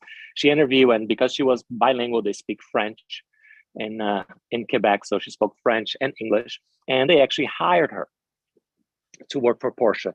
And what she did, which is a product specialist, I'll get into details in a little bit when I go over all the different types of work that we hire for. But that's how she started her career. And then she started working events. She was a promotional model. And eventually she got hired. She worked hundreds of events. She traveled all over the world working these events. And then she eventually got hired by Ferrari, and she became a product specialist and model for them. And when we met, she was a Ferrari model. And so we met online. She eventually came to visit me. And we met on May 13th, 2012. So 10 years ago. And after 10 days of knowing each other, I actually went and I registered Live Talent LLC, which is our company. So we barely knew each other, but I took, as Deneen says, massive action. Once I met Stephanie, I said, this is the person for me. So I took massive action. We started our company 10 days after we met. And here we are 10 days later. We just met the company, became 10 years old a few weeks ago. It's a multi-million-dollar business with 12,000 plus people working for us worldwide. And it worked great. So hooray to us. We made it. And we're still together. All is awesome. And it's been phenomenal. So that's a little bit of the history. I was living in Las Vegas. She moved here. We started Live Talent. And we kept the company in Las Vegas. We could have moved anywhere because it is the largest trade show and convention city in the world. When we started the company, we decided to become a very niche-based agency. We didn't want to get into all kinds of modeling, and most of the modeling agencies here in Las Vegas, they do everything. Any type of modeling you want to do, they will take you. We said, no, we want to focus and be the best at just doing promotional modeling. And we really, focus in on that. And it worked out for us. We're the highest rated agency in the country, definitely one of the largest in the country. And we have a great reputation. We believe we do a great work. People speak wonderfully, our clients and our talent, of us, online and whatnot. Our clients are mostly repeat clients. So it's been great. But anyway, so how can you get into this? Okay. And what can you do? So I'll go over a little bit about the different types of work that you can do. In fact, I've been looking at Jatoni here for a long time, man, and you look great, but I'm going to move the next screen over to look at some other faces. Here we go. Jerica. Then I can see somebody else's name. Hello, Jerica. Elijah. Elijah, I loved your walk. It was my favorite walk, by the way. You did great. And Cheryl. So I'll look at you guys for a little bit now. So let's start with the easiest. Okay, I'll go with the easiest type of work all the way to the most complex, the one that you need most experience for, and what this pays. Okay, before I go there, guys, any questions? Alicia, Deneen, anything? No, you're doing great. Comments, questions so far? Everybody's looking to get connected, and the fact that you're going through this, I mean, it's amazing. So, guys, smile. Yeah, wonderful. And I don't know where you guys all live. All around the world. Yeah. All around the world. If you and you know what, just put your city and state, or like I'll read the comments here really quickly just to see where you guys are from. People are asking, do you book Washington. Worldwide, and what are the ages that you're looking for always? Okay, for us, mostly 21 and over. Okay, we do hire some people 18 and over because a lot of these shows, are like cannabis and stuff like that. And so we like to work with people that are 21 and over. Yeah. A lot of times there's alcohol, the clients serve alcohol at the end of the day at the booth. So we don't want to get into trouble with that. So, 21 plus for sure, 18 and over depends. And then we don't usually work with minors. Sometimes, but it's very, very rare. I may have booked, 3 minors in our 10 years of existence for some kids shows or something like that, but it's very rare. But if you're in cities, I'm looking at the cities here, I see people in Atlanta, I see people in Texas, Indiana, Washington. We have actually a lot of talent in Atlanta. Atlanta is huge for us. We book a lot of shows in Dallas. We book a lot of shows in Houston. We book shows in Washington. We book shows in New York City. I don't know if anybody, well, Los Angeles, definitely. San Francisco, definitely. All those cities I'm seeing, you guys are actually in good areas. And by the way, we're just one agency. There's other agencies, in your town. They may have headquarters over there that you can visit, contact. Just look up trade show models, on Google, and you'll find if somebody is in your area. But you guys, from what I see, is anybody internationally here? If somebody is in another country, just put your your country over there, so I see where you're from. I'm still seeing a lot of American based. Anyway, I'll keep checking. But nevertheless, all right, let's get into what you can do. Okay, the easiest type of work. Okay, and before I get into type of work, most of these events are about 3 to 4 days long. Okay, and they're about, I'm going to say, between 7 and 9 hours in length. So think about each work that you book as a 3 to 4 day job, 7 to 9 hours a day. Okay, so you're looking at, I don't know, 30 plus hours. So when I give you the rates, which are pretty much hourly rates, you can do the calculation and see how much you can make if you get into this type of work. So the easiest type of work to do in the promotional modeling industry is greeters and hostess or hosts, okay? And greeters could be male or female. So greeters, essentially, they hire somebody to stand in front of the booth and just get people to stop by, okay? A lot of these guys who come to trade shows and conventions and get a booth, they get a booth sometimes at 10 feet by 10 feet, sometimes 20 by 10, 20 by 20, or larger, okay?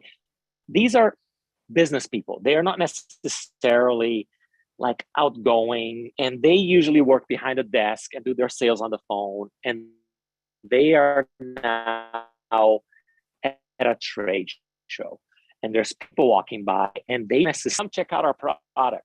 They're a little bit on the shy side, so they hire greeters and hostesses to do that for them. So they put them in the front of the booth. You're dressed nicely, usually in a business casual outfit, and you're like,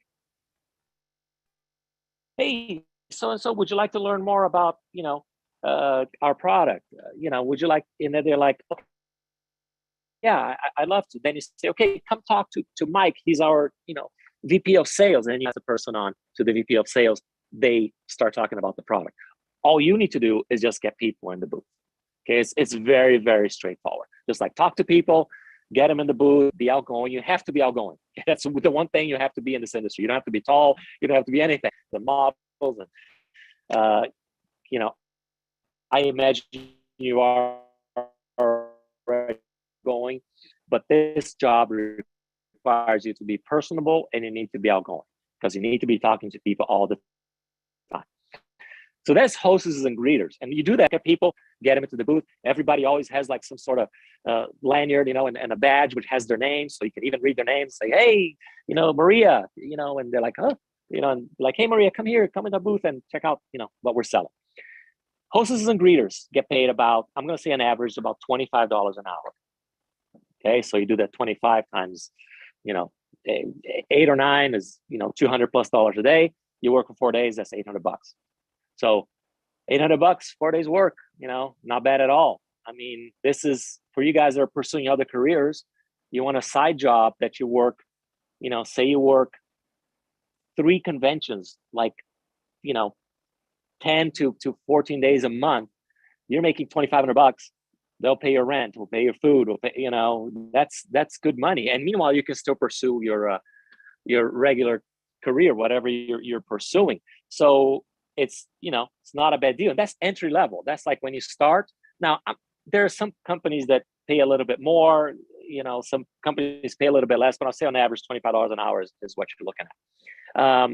In addition to that, there's what we call samplers. Samplers is the people that sit behind a booth and just pass out samples of CBD, samples of Red Bull, samples of cookies, whatever the person, the company is selling. They hire you to be a sampler. The sampler, you don't even need to talk to people. You just pass out things, okay? That also pays about $25 an hour. And it's anybody can do that. Just pass out samples of products. We do that a lot, okay? Street marketing. Now, this is outdoors. So we get companies that have us, our talent go outside, and they stay outside sports stadiums during football games. They go through the Las Vegas Strip, and they walk around, and essentially just walk around talking to people, passing out flyers, passing out samples of product. But instead of being done inside a convention center or an indoor facility, you're out walking the streets, and it's usually done by a team. So you be with a team of could be 3 people, could be 20 people. Okay, that's street marketing. A step up from that is what we call crowd gatherers. Okay, and as the name implies, you're going to gather a crowd. But where do you gather these crowds? So we have some clients that they have large booths at these conventions, and they usually have somebody that's like a speaker or a presenter. Sometimes it's a magician, and the crowd gatherer basically stands in front of the booth and gets people to come and stay for the presentation. So you just stand in front of the booth and say, hey, would you like to see a presentation about our software? It's going to happen in 5 minutes. And at the end, we're going to have a raffle, give out $100, Amazon gift certificate. And the person says, yeah, sure, I'll be there. Like, okay, they'll have a seat over here or stand over here, and in 5 minutes it's going to start. That's what the crowd gatherer does. They just gather a crowd for some sort of presentation that's going to happen, every 50 minutes, every 30 minutes, every 5, whatever it is. And then somebody else does a presenter does the presentation. So you're just gathering crowds. Crowd gatherers, because they work so hard and it takes a little bit of salesmanship to get people to come to the booth, those pay about $30 an hour. So that's I'll say a level up from hostesses and greeters and brand ambassadors. Going to the next level is product specialists. Okay, product specialists are people that work usually trade shows and conventions, but they actually explain product. So as opposed to a greeter or a hostess that just says, hey, come into our booth and I'll pass you on to somebody that actually works for the company and they explain the product, you are now responsible for explaining the product. So you usually get trained beforehand and on the product, but then when somebody comes to the booth, it's your job to explain in 2 to 3 minutes what that product does. So there's more training, you need to remember things, you need to explain things, but in addition to that, you get paid more. Okay, and I'll say product specialists get paid anywhere between $40 an hour and over. Okay, when my wife Stephanie worked as a product specialist for Porsche, she traveled all over, and she essentially was in charge of one particular Porsche model at these auto shows.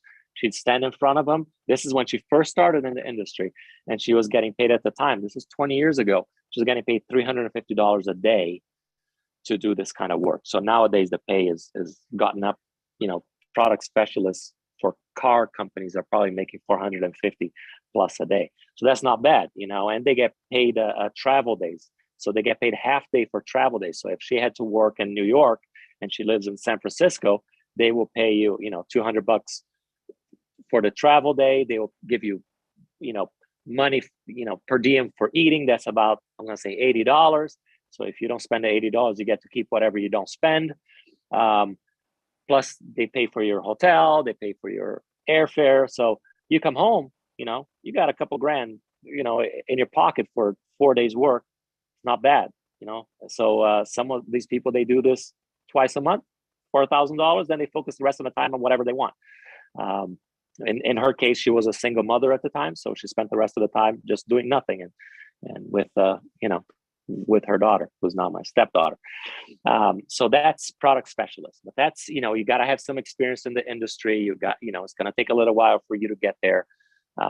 But it's a great gig. If you get to do auto shows, which she did for Ferrari, she did for Porsche, she did for Maserati, as a matter of fact, for some time. It's a nice job. And what a lot of people do is actually they start wanting to do something else, and then this becomes so profitable for them that they go into full-time product specialist work. And that's what Stephanie did. That's what a lot of product specialists, most of them who actually work, product specialist jobs, they stop everything else that they're doing and they just do that because it's so good, it's profitable. You can pick your schedule, you can decide when you want to work. So, I definitely recommend it if you want to pursue this line of work to eventually look at that. Different from product specialists is if anybody is bilingual in this group, okay, we also hire translators. So we have a lot of clients that come from foreign countries for these conventions because these are conventions that bring people in from all over the world. They need translators. Some of these people that come from China or Italy or Spain or Germany, they hardly speak English. And they want to do business deals at these conventions. There's buyers and they want to sell to these buyers. So they will hire translators from us. So somebody that speaks Spanish and English, somebody that speaks, Chinese, somebody speaks Japanese, we've had Korean, we have German, we have Italian. And all you do is just translate. When somebody, the client needs to talk to a potential, buyer, you're there just translating. We do a lot of Spanish translators, a lot, okay? So that also pays, $40+ an hour. All you do is just translate. You don't have to invite anybody to the booth. You don't have to sell anything. You don't have to explain anything. All you need to do is just translate when needed. So especially Spanish speaking people, be alert to that. Another thing we do is mascots. We do a lot of mascot work. So, Geico is a client, so they need somebody to be in their gecko costume all over the country. So we get somebody, so you can be, doesn't even matter what you look like, anybody can get into a mascot costume. And so we do a lot of, we did a Pink Panther just this past week, which is for Owens Corning is a paint company. Pink Panther is their mascot. So we do that. Then there's companies that have their own mascots. We do this frog thing for this pool company. Let me see who else. And then we do all kinds of Star Wars things. People want you to go in costumes of Star Wars. And so we do a lot of that. Stormtroopers is a popular one. We've done Addams Family. We've done, all kinds of things. So mascots is good. And mascots, because you get so hot inside these costumes and it's hard work, that pays even more. That starts at $45 an hour and can go up to, I'm going to say 65, 75 an hour to do mascot work. And you basically work like 20 minutes and then you're 20 minutes off, just resting somewhere. And then you do 20 minutes and 20 minutes off. So mascot work is extremely popular in my industry and, pretty easy to get. The next level, and this is the top tier, okay? Now we're going from here to here. And this is, if you like this industry and you're good at it, the next job is where you want to be. And that is a presenter job. So presenters essentially talk about a product for, and I'm going to say between 4 to 6 minutes every 30 minutes, okay? So they get on a stage at a trade show or convention and they have memorized a script, okay? Or at least have a good idea of a script. And they explain a product or a service in detail. Usually there's like a PowerPoint presentation or a video presentation going on at the same time. And they talk on a microphone in front of a crowd, which, who has gathered that crowd? What is the name of the person? I said it earlier, type in there. First person gets a hug from Deneen. Crowd gatherer. I couldn't get the name because a lot of people got it right. So crowd gatherer. So a crowd gatherer gathers a crowd, and then a presenter gets up there on the stage and talks about the product for 4 to 6 minutes. Okay, every 30 minutes. So you work for 5 minutes, take a break for 55, and then you speak again. But you have to be well spoken. Okay, you got to be very well spoken. You got to have a good presence about yourself. You need to enunciate properly. But presenters get paid no less than $800 a day. Okay, anywhere from $800 to $1,500 a day is what we pay our presenters. These people are good. Okay, you got to be, professional. Like I said, you got to know what you're doing. But if you're an actor, like a lot of our presenters are former actors that got into presenting, and acting didn't work out for them, and they became presenters. Now, presenters not only make a lot of money, like the average I'm going to say is about $1,000 a day. that you make for 4 days. So that's $4,000 in 4 days. I mean, if I was a presenter, Is if I anybody could be a here presenter, I making would. $1,000 a day? Let me see. Is anybody here making $1,000 a day? I hope so. Because it's always so Let's funny, see. Alex, because I always talk to talent whose friends and family are skeptical about them getting into the industry. Let me ask you guys a question. If you're making $1,000 a day, are they still skeptical, or are they holding their hand out for money? What do you guys think? Prove them wrong, people. Yeah. So presenting. So here's what happens with presenters. Okay. So somebody finally gets a presenter job. They work, they make $1,000 a day for 4 days, just going up there and speaking, which they love to do anyways. And then they're like, this is amazing. So then they're like, okay, Alex, I just want to be a presenter from now on. And they work however many events we can book them as a presenter for that month. They say, I want to work, three events. I want to work 12 days out of the month. So that's, a third of the month, and the rest of the month, I want to go travel. 12 days on, 18 days off. That sounds pretty good to me. Sounds pretty good. And a lot of these people love traveling. So they make, 12,000 a month, doing almost 150,000 a year. They say, this is all I want to do. And that's what they do for years and years and years. And you can do it into your 40s. It's not like something that maybe modeling is more geared toward sometimes younger people. You can present forever. Now, if you do a good job for a company, so we have a lot of presenters that work for us, that the company likes them so much and they know the product so well. And these companies are paying these people, plus it's $1,000 to them, right? Plus our agency fee. So they're paying a lot of money for presenters. They're like, we want to bring these people everywhere we go. So the presenter suddenly is in Italy working a show for the same company. He's in Germany. He's in Hong Kong. He's here. He's there. They're traveling the world. They get paid for travel days. They get paid to be there. Then they spend an extra couple of days just sightseeing Paris, wherever they're at, making a ton of money. It is, if you ask me, one of the best jobs in the world. If I could be a presenter, I would be a presenter. It's unbelievable. And I think if anybody is in this industry and really likes it and wants to pursue it, presenter is like where you want to be. It's just amazing.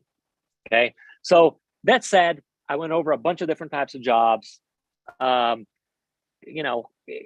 Any questions so far? And then I'm going to tell you a little funny example story of somebody that made it in this industry and did well. But any questions regarding types of jobs so far, or any questions whatsoever? Ask me. Yeah, quick question. Somebody had asked about vaccination. Do they have to be vaccinated in order to be a presenter? Great question. Every show these days, okay, because rules, with COVID change on a daily basis. Every show determines if they need to be vaccinated or not. So when somebody says, hey, can you staff, let's see what's coming up, RSA, which is a huge show in San Francisco starting on Monday. Clients ask me, hey, can you provide product specialists, presenters, whatever, staff?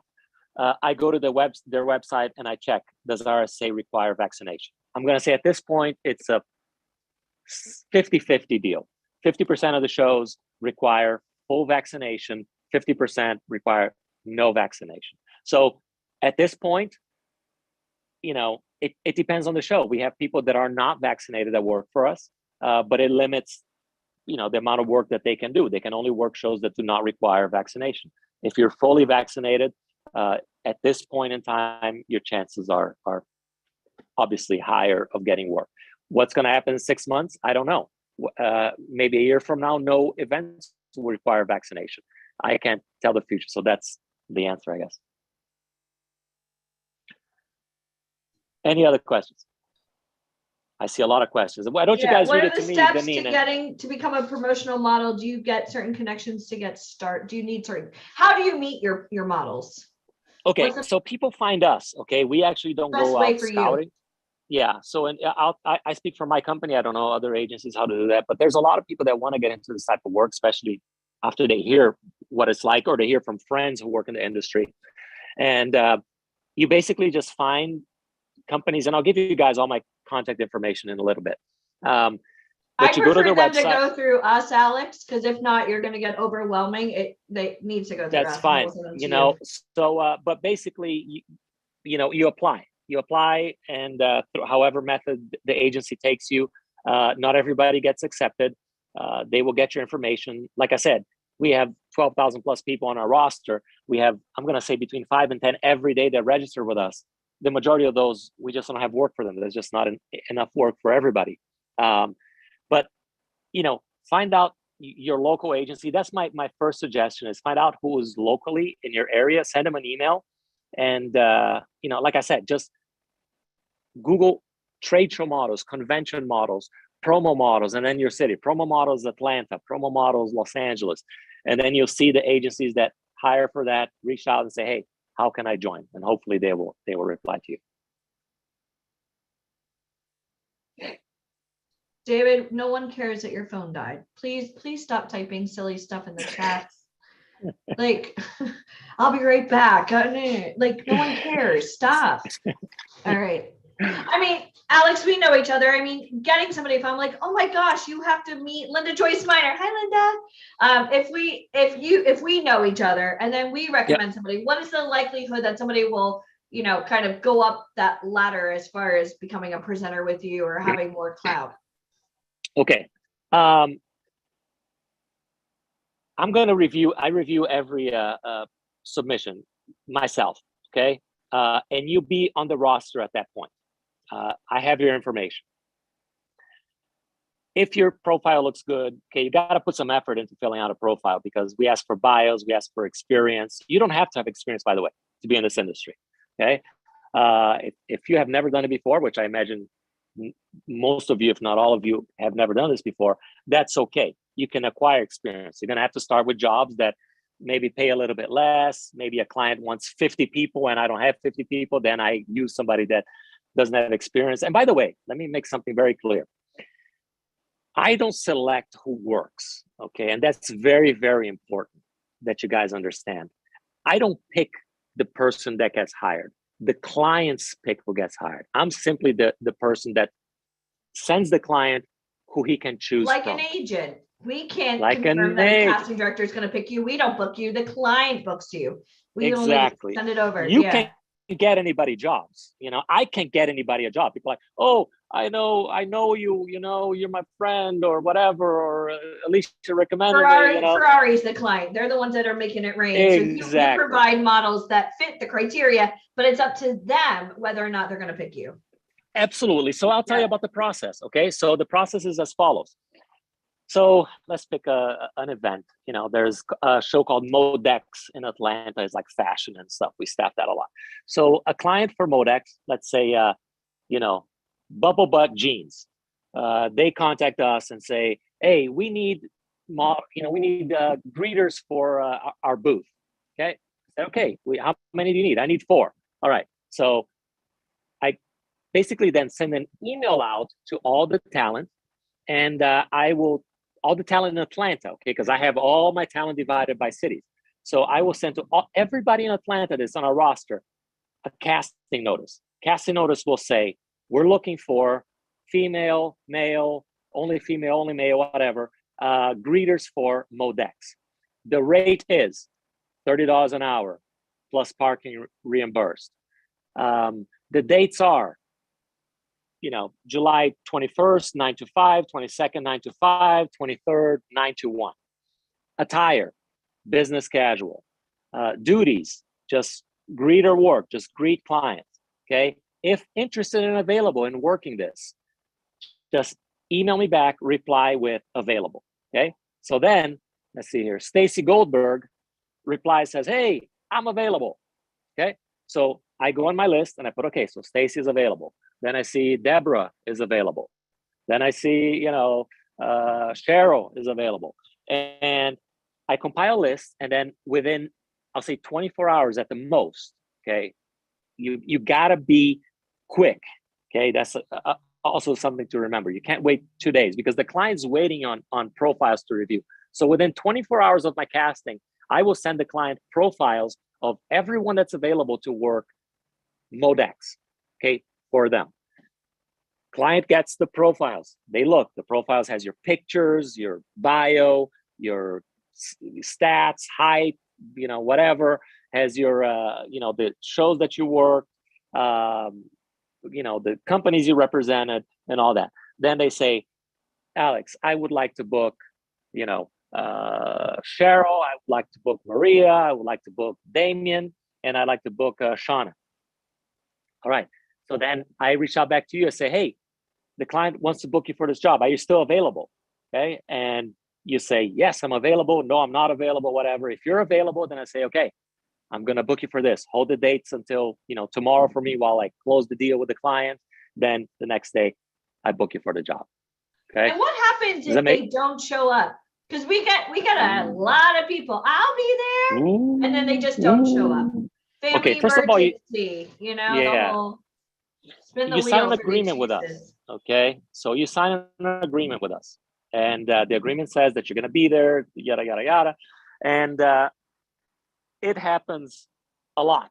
Okay. I won't lie. The biggest issue in my industry is no shows. And there's always some great excuse why people don't show. Well, you could be fined. Okay. Your agreement says if you don't show, I don't even know what it is, probably a $250 fine, which you sign an agreement saying that if you don't show, and don't call, whatever, you cancel the day of, you're going to be fined. We could go after you for that. We may or may not. But what that happens is it tells me you're unreliable, so you're taken off my list. Like I can't count on you. I can't trust you. So you're no longer part of the roster. Like unless you have a client, Alex, or lost like ongoing revenue because one person didn't show up, because it happens to us quite a bit, which is why we pre-screen the crap out of you. Yeah, because the client hires me, okay, to deliver the people. If the people don't show, he yells at me. Okay, I'm the one that said, Damien was great. But then Damien didn't show. Alex, you told me Damien was great. It's your fault. How are you going to make it up to me? So then clients ask for discounts and they want, Alicia, it's daily I deal with this stuff because we book so many events. Like anytime I get somebody, is this going to cost money? Like that's the dumbest question. Yes, this is going to cost money. What if you have a job where you cut hair for a living, and because you have to pay your bills, you're a bartender, you're a waiter, you're calling out sick, and then now you're doing a promotional job. Do you pay same day, Alex? We pay within the industry norm is 30 to 60 days. How many of you guys can float money? Because this is a great point right here. I always get these people that are like 2 sheets from the wind. They could barely pay their bills. They're holding their hand out. I'm practically homeless, and they have no money to do this, but yet they want us to risk our company. You guys are going to have to be able to float your money to get to the convention, maybe pay for your own childcare. If you're missing a couple of days of work, I want you to understand this. If you miss 3 days of work to do this big job, can you still make your bills at the end of the month? Absolutely. It's a great point. Yeah. Just to answer your question, my company pays within 1 week of the event, which is unheard of in our industry. We average about 2 to 3 business days after the event. And if you guys read our reviews, we have our online reviews that people review us on Google. And most of the talent that reviews us says the best thing about us is how fast we pay. Because everybody wants to get paid, and we don't hold their money. We don't put it in a interest-bearing account or anything like that. I want to get everybody paid so I can move on with my life. And I know that the talent appreciates getting paid fast, which we do, and which means they're going to keep wanting to work for us, because as much as the talent needs me, I need good talent. So I want to keep the people that are, work the best and show up and are reliable and do a good job.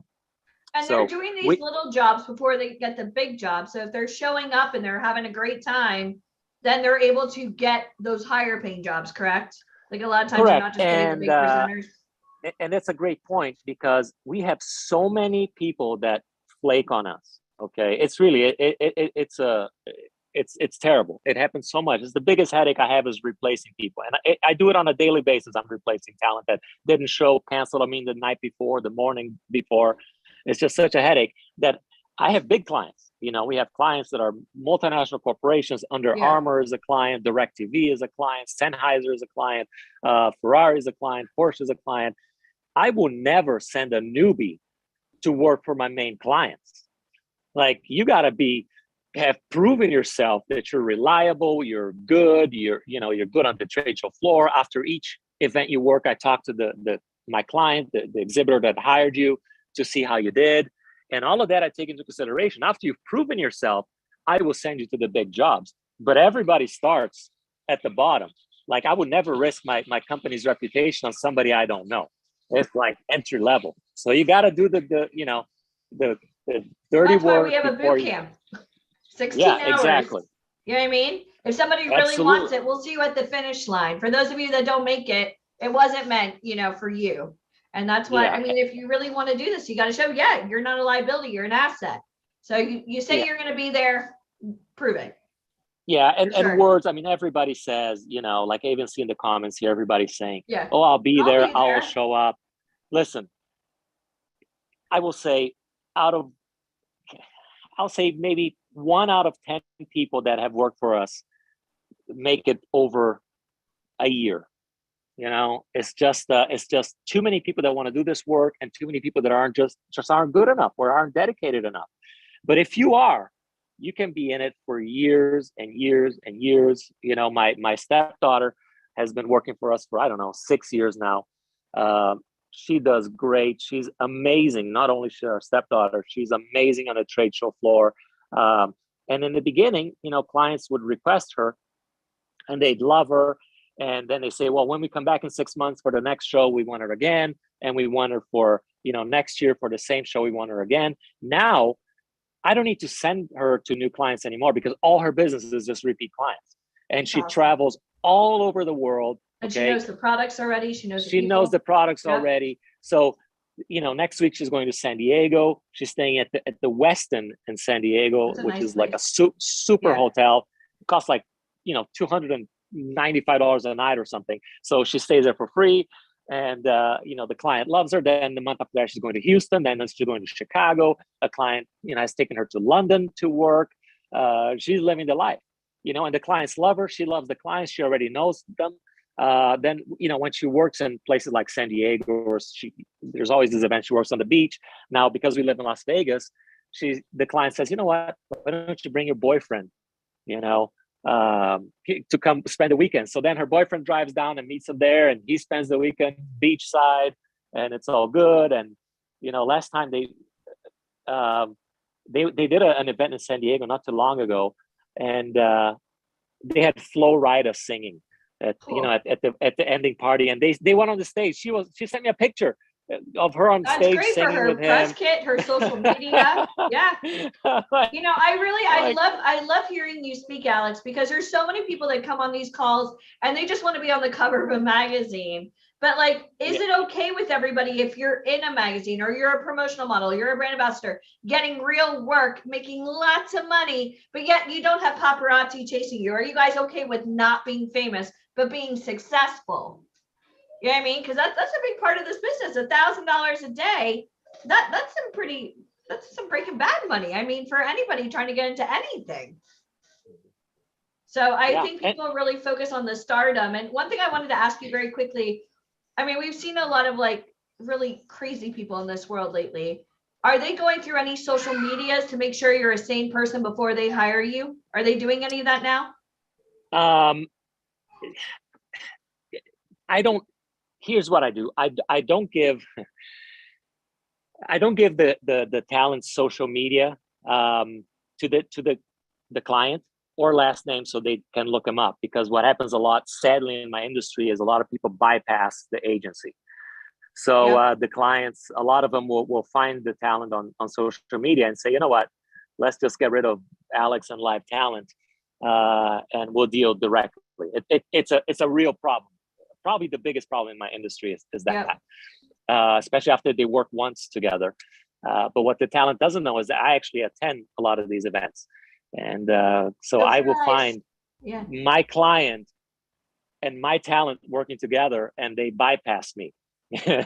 So I go there and I'm like, what, but that what that happens when that happens is that the talent never works for me again. And so basically they screwed me on one deal, but all the other events that they could have worked, for me for, they no longer will. But yeah, it's an issue. It happens, and it's just part of the business. But so no, the clients do not look at social media. But I know where you're going, and I would maintain a social media presence. Just don't do anything stupid on social media. Don't put anything embarrassing on social media. And I do own another company that deals with reputation and stuff like that, which is a story for another day.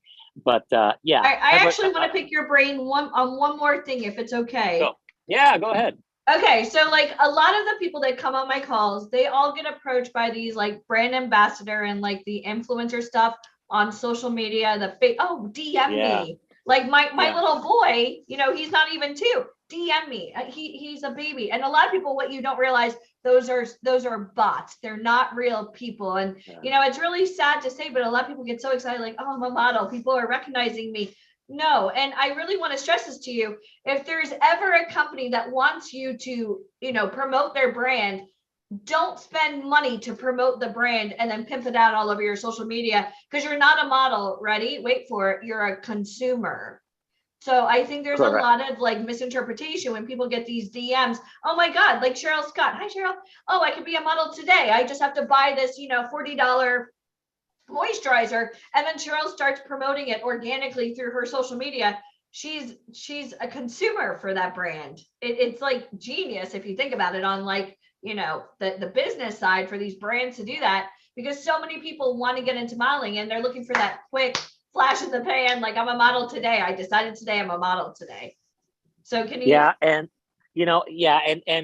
I stay away from all those DMs. And I'm not a model. I'm not an actor. I'm not any kind. But last year I had I don't think, guys, I ever told you this story. I had a quick brush I had my 15 minutes of fame, and I'll tell you the story and how it applies to what you're saying.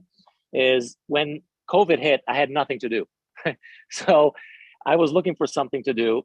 And so I decided I was going to cross the United States, the entire United States, on a stand-up electric scooter. Those bird scooters you see around towns? So I decided I was going to cross the US from coast to coast on one of those things. And I did it, and I gathered tens of thousands of followers on my Instagram that were following my trip. It took me, by the way, if anybody's interested, 29 days. I rode 8 hours a day, but I crossed the damn country from Boston to Oregon on an electric scooter. And I got so many DMs, and I was never a social media guy. I just created this Instagram so people could follow my trip. And it was so much bullshit, and so many people wanted me to buy stuff. And at first I was like, oh, everybody wants me to promote their stuff. And I did have legit sponsors, but none of them came through Instagram. The Instagram DMs and you got to buy stuff. Don't fall for that. I literally just posted a picture. I don't know if you guys can see. Send us your DM. DM me. This is all from a picture with my little boy. That's creepy. Yeah. These are not real people, guys. These aren't real people. These are bots. And a lot of times they're installing cookies on your computer. We've even had situations where they could turn your camera on and off from because you clicked on these fake links. This is why people get hacked. And if any company ever asks for money for you to promote their brand, okay, that's not how you get into this business. So I just it's a great point. Stay away from that. It's nonsense. So anyway, but I want to tell you guys a story, and I'm just a proud father, so that's what I'm telling you, whether you care or not. But I have several daughters, but one of my daughters, Isabella, she, ever since she was I'm gonna say 5 years old, she wanted to be a Disney princess. Okay, that was her lifelong dream. And so when she was old enough, she was a teenager, she wanted to work for my company, and she was 15, 16, and we don't work with minors, but I said, you know what, I'll try to find you some gigs. And, she got paid what everybody else got paid. And, so a 15-year-old was making, $300 a day. And I'll tell you what she was doing. But she was so young that the only jobs I could get her were mascot jobs. Okay. So I'd send her to these trade shows, and she'd get in some sort of costume, and she'd get paid $300, $350 a day. And she'd go back to school. She was like a freshman in high school, and she's telling her friends, she just made $350 for that day. and she would take the day off school for a couple of days, or if it wasn't a weekend. And she was making all this money. But she always said, I want to be a Disney princess. So when she turned 18, okay, she's 19 now. When she turned 18, I said, okay, now you can actually work some trade shows. So she, I got her some gigs and shows that were, family friendly and didn't need to be older. And she started getting experience talking to people. And she's, and that's another thing. When you work, like if you guys want to be actors and you're working trade shows, you're talking to people all the time. So you become really, really outgoing, and you get to work on speaking and being outgoing. And if you want to practice accents, practice your British accent, you can do that. As long as you bring people in the booth, it's all good. So she started working some events for us, and she started college. She went to UNLV here in Las Vegas, and this year last year she applied for a college program at Disney, and in Disney in Disney World in Orlando.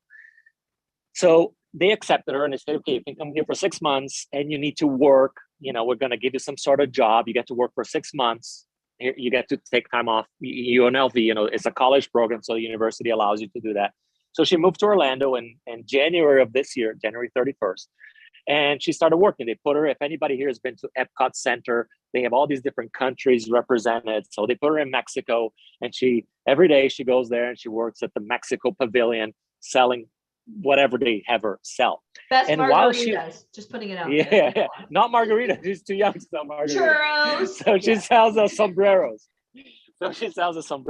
But while she was there, okay, they have auditioned for princesses. And if you want to do princess work at the part. So she started attending all these auditions. And the first audition she went to, there were 16,000 people that submitted online and in person, okay, to be Disney princesses. So she made it past the first stage, which they always eliminate 90%. So they eliminated 90%, and they were left with 1,600 people. Then they called her for another audition. And another audition, she passed it. She did it in person. You can do it on video. But since she was already in Orlando, which is the reason she went to do this college program, is just so she could be, in the mix and be right there. And so the casting directors could see her in person. She made it past the second audition. So top 160. Went to the next audition, passed that, made it in the top 16. And then she waited for a couple months. They said, okay, they put her in all the costumes. They put makeup on her one day for the audition. She auditioned for all these princesses. And last week, she got a call. She was actually at work, and she got a call, and they offered her a Princess Elsa position at Disneyland in Hong Kong, starting in July 31st. So my 19-year-old is moving to China, or moving to Hong Kong in July, to be Princess Elsa, the coolest princess of all. So we're thrilled. But you know what? That's awesome. She took massive action. She decided, I want to go to Orlando. I want to be where the action is. She works, she gets paid, they pay her minimally, but she lives on ramen noodles or whatever she needs to live to be where the action is, and it's paid off. I can't tell you what it is, but she gets paid a really, really nice salary in Hong Kong, more than I made when I was probably in my 30s already, and I was a stockbroker my first year. She's making more than I made as a stockbroker working for Morgan Stanley back in another life of mine.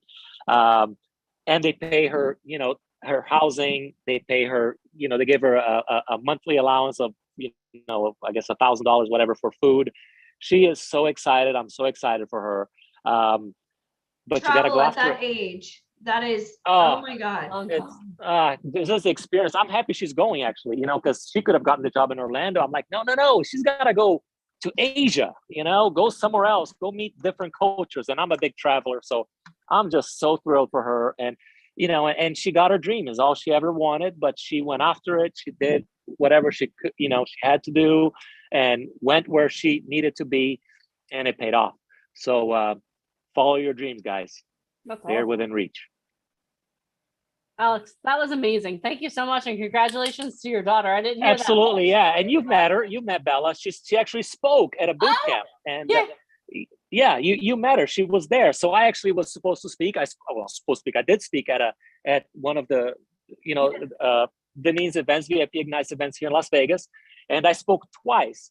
And the second day, I brought Bella, who was, I don't know, 17 at the time, to talk about how she was getting in the industry. Yeah. So she came, she spoke, and she had never spoken. She was so nervous. But I said, you know what? This is part of the process, Bella. You gotta go. You gotta talk to people. This is what it takes. So she went. I thought she did great. She loved the experience, and now she's on to whatever she's on to and her dreams and going after them. So yeah, it's all there, guys. Just put in the work. Listen to people that know. Deneen and Alicia know their stuff. The process. Deneen. By the way. Yeah. This is how dedicated I am to VIP Ignite and these guys. Deneen called me on Saturday. Well, she messaged me at 1 a.m. I didn't get it until the morning. That's okay. I my phone is off. So my phone goes off at 10 o'clock at night. Do not disturb until 7 o'clock the next day. But I woke up and Denise's message was like, "Hey, can you come speak at our event at 11 o'clock this morning?" Noon. And when I got the message, I was doing yard work. It was a Saturday. It was this past Saturday, a week ago. And I'm like, I told my wife, I said, Deneen needs me to go speak. I gotta go. I love these people. They're awesome. And so I got dressed, I showered, and off I went to speak because this is a relationship that I love and I value. And, when Deneen says jump, I ask how high. So, I'm good at what I do, but you gotta have people in your corner that have your back and you respect. And, Deneen and Alicia and Mike, I don't know if you guys ever met Mike or see Mike, are people that I love and respect. So you're in good hands. Thank you so much, Alex. And I'm going to give you guys a little bit of a backstory on why I would message someone at 1 o'clock in the morning. And then but Alex, first of all, thank you so much for everything. Yeah, my pleasure. Hey, thanks for having me. And I'll stick around for, another few minutes, however long you need me, I'll listen to you. Yeah, but Mike will be on in just a moment. But let me explain to you guys, like when we say people who take massive action, get massive results and trust the process, we literally enact that in our lives. So we were at a networking event and it was 11 o'clock at night, I believe. And Mike got a challenge. Hey, I need a speaker for tomorrow. So we had a 13-hour window to find a speaker for this event we were attending. And we're like, it's the middle of the night. Who are we going to get to speak? So we reached out to everyone that we knew. Alex was actually the Usher. Yeah, we reached out to Usher. We reached out to. We know Usher's manager. It's not like we reached out to Usher. Yeah, we know his manager. I mean, we literally reached out his residency in Vegas. Yeah, we literally reached out to everyone we could, and Alex was like, so you reached out to Usher, and I guess I'm the fill-in. Usher, Alex. Yeah, no, it's like this. I was like, Alex. Usher. Alex, you are so much cooler than Usher, but. I'm not telling you said that, D. It's okay, you can. I'm not scared. But people who take massive action get massive results. So when we're asking you to take action, we're not asking you to take action because we're like, oh, we have no idea what it's like to take action. Literally, we had 13 hours to make a good impression, and thank God Alex came through. Alicia spoke as well. I was just drinking coffee. I need you to speak. Yeah. Let's rock. I'm always on stage. Let's do it. And the theme of the whole weekend so far has been you have to take action. You have to invest in yourself. We made a huge investment to even get ourselves to Las Vegas to be in those rooms. We talked about you always have to be ready. You don't be ready, so you don't have to get ready. And that's exactly what we did. So Alex, again, thank you for speaking today. Thank you for jumping in. You didn't even tell the whole story. There's a lot more going on in the background besides that, but thank you for stopping your yard work to come to that event. And thank you so much for speaking today. And by the way, on that note, I saw the lady, and I'm sorry to interrupt you, the lady that I watched the ending of the lady before me, who was great, by the way. And she says, be ready, right? You got to always be ready. Yep. And that's how I am, if you want me to speak last minute, I'm always ready to go anywhere I need to be. It was a pleasure being there. Is Mike there? Is Mike He next is. to you? He's actually going to be speaking next. I want to see Mike. Okay. Mike, maybe Well, you can see me. This is See, what I'm Mike going always to do. wears Mike always wears band shirts. So today I wore my Joy Division shirt just for Mike. So I know it's not a heavy metal shirt. My wife was like, why don't you wear your Iron Maiden shirt? I'm like, you know what? I'm going to go a little bit softer. Nice. So you guys probably don't even know Joy Division, the younger crowd, but I hope Mike does. Great band from back in the day. So this is for you, Mike. I miss you, buddy. Thank you. Awesome. All right, Alex, thank you. All right. Thank you so everybody much. for having me. You're Good welcome. luck to you, and pleasure to be here. Thanks again so much. Thank you, Thank you, Alex. Alex. Awesome. Bye, you guys. All right, guys. On a scale of 1 to 10, what a tremendous day we've had. We've learned about taking action. We've learned that you could be an international model. We learned about being ready so you don't have to get ready. And now we still coming up. We still have another agent who's going to be coming on speaking. The man that I told you guys about that took one of our talent who was discovered on one of these boot camps from $30,000 a year to $30,000 a day. Come on now. But how many know that to go from $30,000 a year to $30,000 a day, you have to be prepared. And there are certain things you have to have prepared. So our next speaker, the one and only Mr. Michael Fompkin, co-founder of VIP Ignite, along with Alicia, is literally the only man that can is the only man that can show you the different types of models and make it super exciting. So are you guys ready to learn what type of model you are? If you are, say yes and show him some excitement. Stand to your feet, Stand to guys. your Come feet on. and show Stand him the down. honor that is due him. Woo! What? All right, here he is.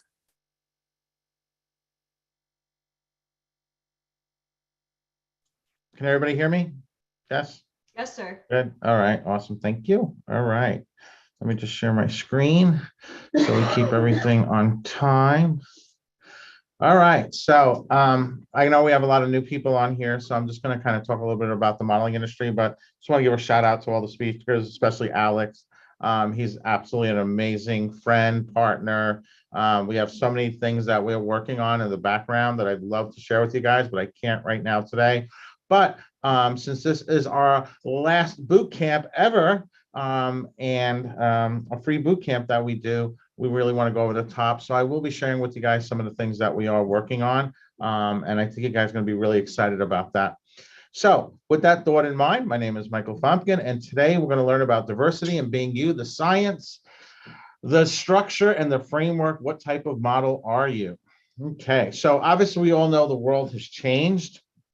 A lot of things have changed. And in this industry, the biggest thing that you could really learn, and I see, I've been kind of following the comments from when we first started earlier this morning to now, and I've been seeing like a massive shift in the way you guys are perceiving the industry and really getting a great understanding. And honestly, when we started these boot camps a little less than 2 years ago, that was the entire concept, was to really show people by having a new mindset, to really be educated on the industry. That's when you're going to get new results. Okay. And in today's industry, it's all about diversity. Okay. It's all about different types of models, from plus size models, trans models, different ages, different sizes, and so forth. The industry's changed so much in the past decade and continues to evolve and change at the same time. In today's world, the modeling industry is all about what makes you unique, what makes you special, what makes you stand out, what are the talents you have, what is your story that you want to share with the world. Okay. We started a mother agency a little over 2 years ago. We've been in the industry now for a little under 2 decades. Obviously hosting live events and virtual events and connecting talent. But about 2 years ago, we decided that we wanted to actually represent talent. So we actually opened up a mother agency, and we represent all different types of talent. For those of you that'll be here for the entire weekend, you'll have the opportunity to be represented. You'll have the opportunity to work with us. And what's great about having a mother agent is our goal is to not only get you working, getting you on set, you know, HBO and Netflix and magazines and so forth, but also then being able to place you with larger agencies. So we're able to take talent that we work with. We put our brand to your name. We give our word that you're the type of person who will show up, that you're responsible, and so forth. So obviously this is something that's really exciting, and we've been very successful at it. And what's really great now, as far as Truth Management is concerned, which is our mother agency, we not only represent all ages and sizes, we represent fashion, lifestyle, commercial, catalog work, social media influencers, voiceover work, TV, film. We do represent children. They must be 12 and older. Obviously, we work with spokesmodels, music and licensing, presenters, which you guys just learned a little bit about from Alex on the call just now, script development, reality TV, events and production, cinematography, book writers, for those of you who have a book that you're interested in writing, and also what we're really proud to announce, and you guys will be one of the first people to hear about this. I'm going to go a little bit more about this over tomorrow, but we also launched the Speakers Bureau. We already have 40 speakers that we signed, representing a wide variety from people from the entertainment industry, the music industry, Broadway, TV, film, fashion, but also people that speak about crypto, people that speak about entrepreneurs, relationships, and health, and so forth. So obviously that's something we're super excited about. It's going to open up so many doors, so many opportunities, and it really ties everything that we've been working on together for the past 16 years. So, but let's talk about the modeling industry right now.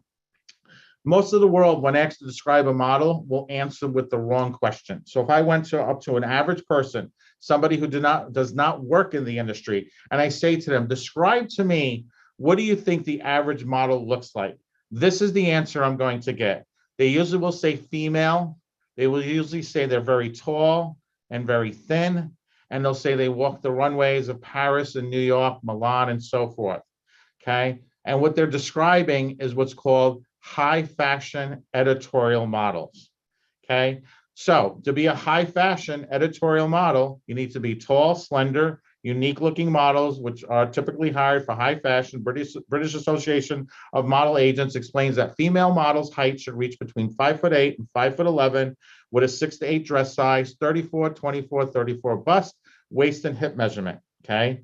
For men, okay, male models who wear the latest designer fashions must be at least 6 feet tall. Male models photographed for editorial advertising purposes are required to be 5'11" to 6'2" and fit into a 40R jacket. Now, when you think about modeling, when I said, average model, for high fashion, there's a reason there's a very specific measurements. Okay. When you're doing high fashion runway, the clothing that you would be wearing are one of a kind pieces, which means they're handmade, which means they're very labor intensive to produce, which means they become very expensive. So by having a set standard, okay, that means when a designer calls an agency in New York and says, I'm doing a runway show, say it's Versace, I'm doing a runway show, I need 10 girls and 10 guys. By having a set standard, when the models show up, the clothing will fit them with very little alterations, which means when that designer is done with their show in New York, and now they're going to do a show in Paris or Milan or so forth, they fold the clothes up, they ship them off to Paris. When the clothing arrives in Paris with the designer calls an agency in Paris and says, I need 10 girls and 10 guys for a show. When those models show up, the clothing will fit them the same way it fit the models in New York. It'll fit the clothing will fit the same way for the models in Paris, Milan, Tokyo, Australia, India, Turkey, and so forth. So by having this set standard, at the end of the day, for this part of the industry, it's actually going to be the smallest segment of the industry, which I'll talk about in a moment. But for qualifications purposes, you have no control over this. It all comes down to genetics. Okay. If you were to take the entire world's population and you would say who qualifies for high fashion and who doesn't qualify by these standards, 98% of the world's population will not qualify. So at the end of the day, high fashion, if you take the glitz and the glamour out of it, all it really is means that the right mom met the right dad, and it's just genetics. And at the end of the day, these models are considered what's considered striking looking with unique looking features. So you can see this gentleman here. He's not really that great looking. He's not that Hollywood star. And there's a reason for that. High fashion models are usually not considered good looking because they want your eyes, the designers, the buyers, they want you to sell their clothing. They want your eyes on the actual model. So at the end of the day, you're really just a walking hanger is all it is. Okay. It's a very short-lived career. And high fashion actually is the smallest segment of the industry. It's only 10% of the industry and only 2% of the world's population qualify. Okay. Now we start this game off with 100%. Well, we know that High fashion is the smallest segment. So what's the largest segment of the industry? Okay, where are the most jobs? Where are the most opportunities? That's going to be in what's called commercial print modeling. So commercial print modeling is going to be magazines, billboards, catalogs. That's going to be 80% of the industry. This will be the largest segment. So if somebody came up to me and said, well, describe the average model, I said, well, when you say average model, it really could be anyone. Okay. Commercial models. Here's a great thing. Commercial models work many different jobs, including print advertisements, catalogs, campaigns, television shows. They can do magazines, trade shows, and much more. Okay. There are no height or size requirements to be a commercial model. Print models must have an attractive face, good skin, nice body, and a pretty smile. So when you think about all the different ads that you see every day, the commercials on television, on the internet, e-commerce, catalogs, when you go home and you have all that mail, or you're driving around and you see all the different billboards, those are all commercial print models, okay? Whether it's the young girl in a toy ad or the older burly guy who's playing, Harley Davidson motorcycle ad, or the doctor, the lawyer, the police chief, the chef, and so forth. All those different types of ads that you see, those are all commercial print ads, okay? For us, we represent a wide variety, okay? So for commercial print, age doesn't matter, location doesn't matter, looks doesn't matter. Here's Christine. Christine's one of our top models. She's actually part of our inner circle. That's our highest level of talent that we represent. So for a lot of people, when they're getting into this industry, they always just think that models have to be young and thin and all that. That's just an illusion. Okay, this is the realities of the industry. Okay, here's a great example. Here's somebody who's older, right? Doing an ad for a leasing company. So again, commercial print modeling. Here's an African-American woman, right? AARP. You can see somebody in their 50s. She has the gray hair. She's a great commercial print model. At the same time, she could play a lawyer. She could play a doctor. She could play a police chief. She could play the president of the United States. She could play the first lady. She can play all these different roles. So when you think about commercial print, it's all about versatility. It's all about the different types of roles you can play. And a really great game that you can play is a lot of times people think, well, I don't know what kind of character I could be. And then they start thinking about the characters they could play. Well, next time maybe you're at a 7-Eleven or you're at a convenience store or a drugstore and you're, paying your whatever you're purchasing to the cashier, say, I have a silly question for you. If I was to play a role on TV or I was going to be a model, like what type of character do you think I could be? A person's going to look at you like, what do you mean? What do you see me playing? And you'll actually find out, people will actually tell you a wider range of roles than you would see yourself playing.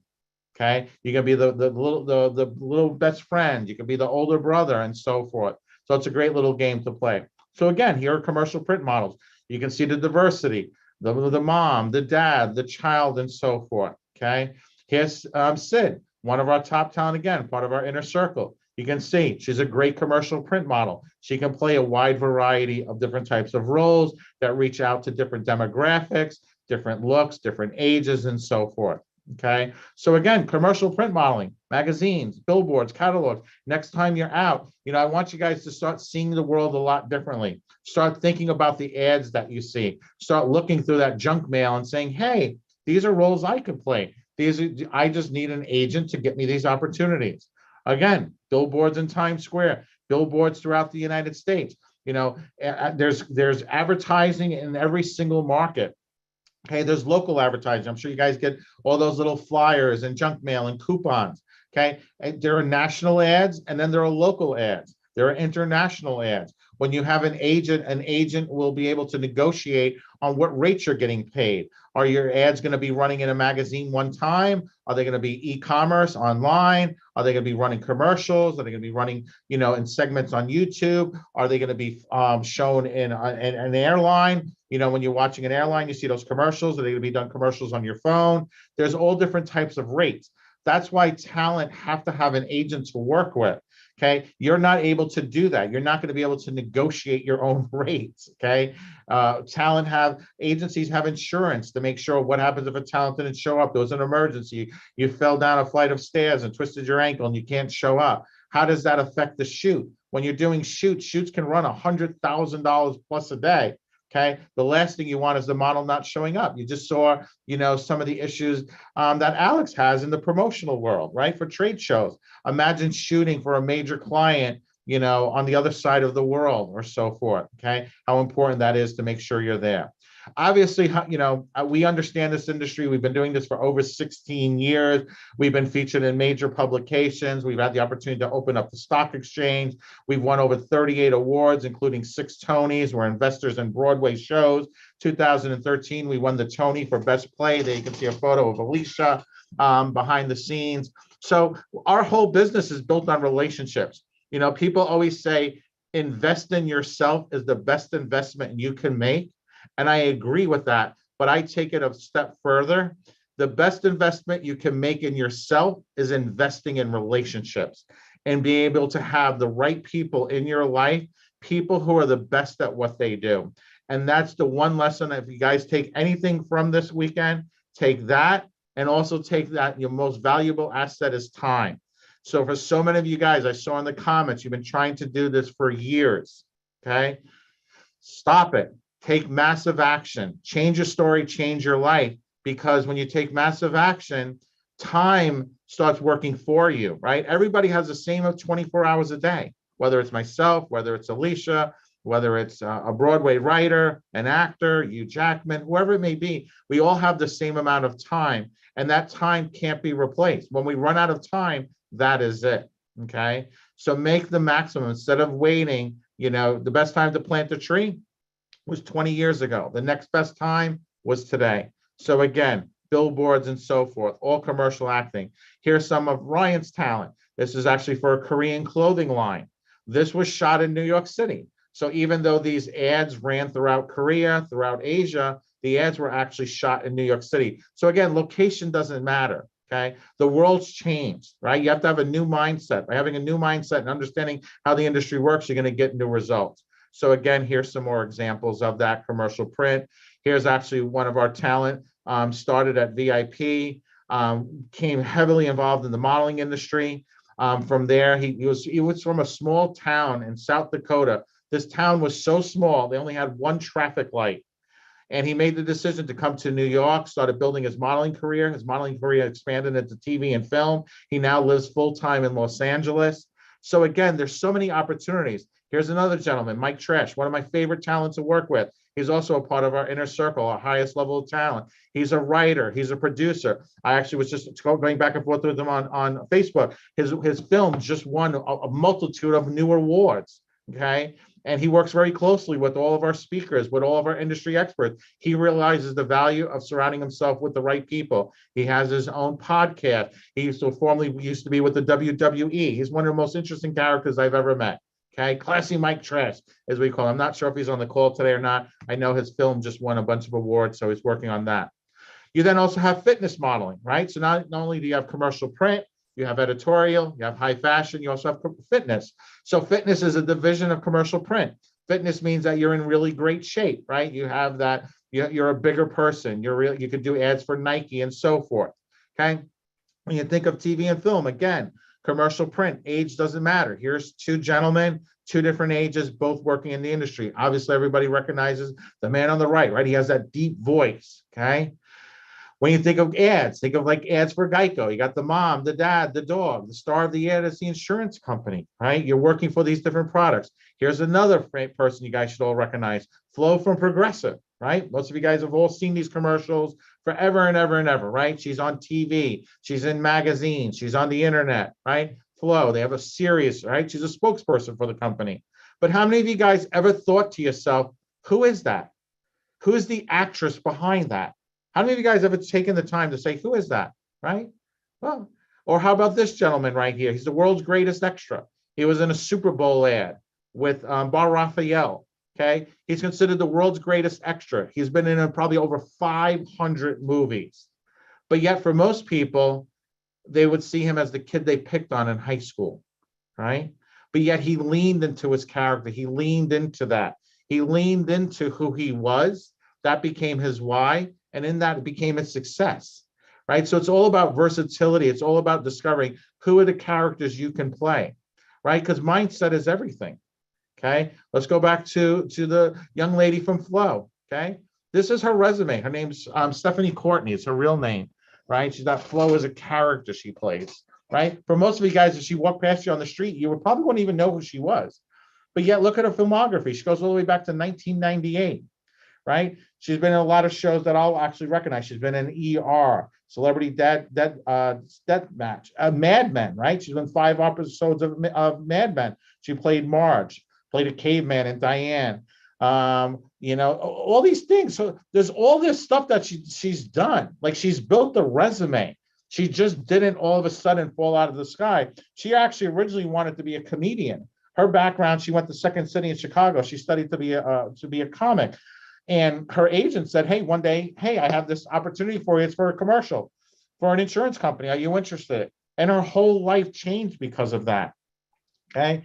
And it's a little bit outdated, but Stephanie Courtney earns $1 million per year playing Flo from Progressive in their commercials. Typically, when an actor portrays a character for a long time, they end up negotiating a direct deal with the brand outside of the typical SAG-AFTRA union pay scales.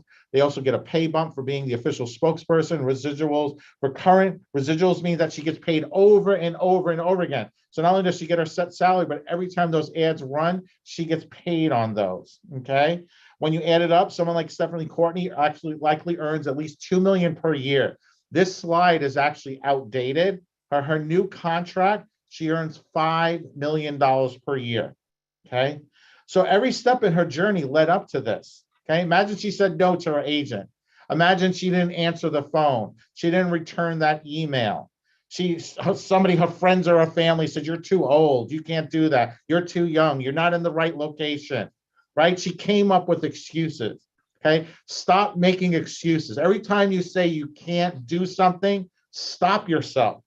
Look at excuses as opportunities. They're obstacles to overcome. The obstacle becomes the way, okay? Instead of saying you can't do something, say, how can I do that? Who can I reach out to? Who can I find to help me? Because if you don't, you're going to keep living your life the same exact way over and over again, and you're going to run out of time. I see so many times people talk about finances.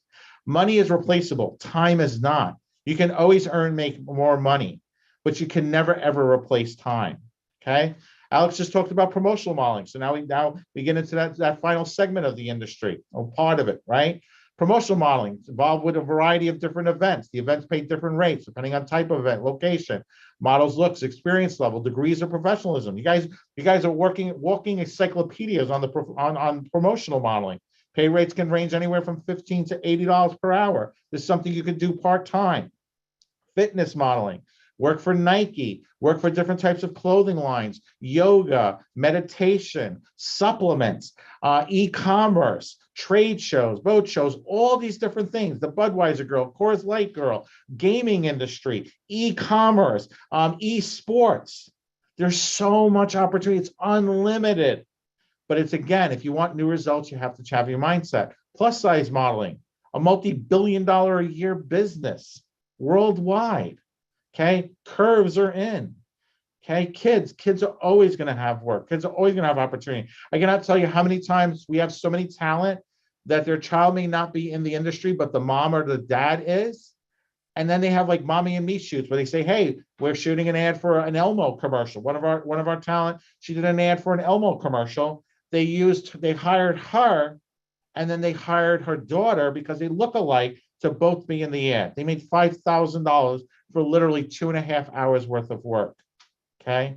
Again, commercial print. It's all about different looks, different styles, different ages, different heights. There's stock photography, like you can see the girl on the right with the blonde hair and the glasses. That's a stock photo that can be used for a telemarketing company, can be used for a receptionist, can be reused for a business executive suites, okay? There's so many different things. There's so much opportunity that you can do. But it's the year 2022 and moving into 2023. Okay, it's only in a blink of an eye away. We all have to understand the world has changed. The industry has changed. Mindset is everything. Okay, it's all about what makes you unique in today's industry. Okay, here's a recent shoot we just did in Miami. We're going to be going to Miami later this year, early January. We have shoots that we have coming up. We're going to be doing a big event in Atlanta. We're actually going to be having one of the senior stuntmen from The Walking Dead there, training our talent not only in in being able to work on set, but handling firearms safely, being able to do stunt work. Like we want our talent to be so totally immersed in the industry that there's no job that would turn them down. So we consistently doing different events and different experiences and so forth. For those of you who will be on the call for the next 2 days, one of the people we work with is the Tony Robbins Foundation. We're actually going to be doing an online virtual event with one of Tony Robbins' senior coaches who will be training our talent on mindset. Not only that, but our talent will have the opportunity to attend the virtual event, but our talent will have the opportunity to come out live, to meet with Tony Robbins, to walk on fire, to spend 3 days, to do all these amazing things. Right, Alicia's all happy. We got to walk on fire twice. Deneen, this will be her first time walking on fire. And you might say, so what does that have to do with acting? A lot. Tony works with some of the biggest actors in the world. Again, it's all about having the right mindset, okay? If you talk about it, it's a dream. And that's where a lot of you guys are at right now. You're talking about it, okay? If you envision it, and that's where you're right now, you're moving. Over the next 2 days, you guys are going from being a dreamer to envisioning it. But it's possible, right? If you envision it, it's possible. But if you schedule it, it's real. If you actually take that step forward to actually make it happen and stop dreaming. People who succeed at the highest level are not lucky. They're doing something differently than everyone else. One of Alicia's favorite quotes, it's not about luck. A lot of you guys are sitting here saying, oh, all these people are so lucky and so forth. No, they put in the time and the effort. And that's what I want you guys, today we're about building the foundation. Today, you're going to learn a lot about the industry. We still have a whole day to go through this. You guys are going to meet some incredible people. You're going to learn about how, going from $115 a day to $30,000 a day. You're going to learn how to create an actor's resume. You're going to learn about why your net worth is equal to your net worth. You're going to learn some of the greatest acting lessons. Ryan Colby is going to be back today. Okay. There's so much. And it's not about luck. You're putting in the hard work today, building the foundation, because tomorrow is going to be transformation. Tomorrow is the day life will never be the same again. You guys make it through the next 2 days. And just to kind of give you an incentive, as you guys see, we just started a speakers bureau. So I've had the great honor to be able to speak from stage just recently in Chicago. I will be speaking on stage in Chicago. I just spoke on stage in Las Vegas. Now I'll be speaking in Chicago to an audience of probably close to 20,000 people, okay? It's going to be called the Ultimate Wealth Camp Internet Marketing Joint Venture Super Conference. You will have no idea the people we get to meet, people like Drake and Coolio. And, Alicia had the opportunity, myself and Alicia, to work with some film producers who are working on a movie that is so big, okay? All these people you get to meet when you go out and you explore, when you go out and you go to new things. So for those of you that are interested, if you stay till the end of the weekend and you let me know, just, you guys will have the opportunity to reach out to me. I'll give you guys a free ticket, okay? Give you guys a free ticket. Come out. Get yourself to Chicago. Come out for 3 days. Have a great time. Meet some amazing people, okay?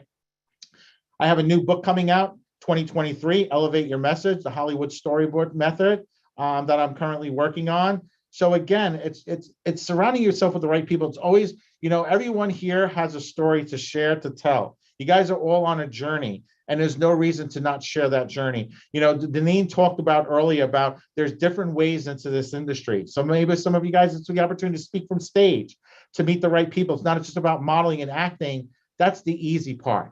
We literally can sign you to our agency tomorrow. I can have you working on set this week. But what are you going to do past that? What's your why? What's your story? You guys work so hard to be here today. You want to be able to, it's your moral obligation to share that with the world. So we'll talk more about that tomorrow.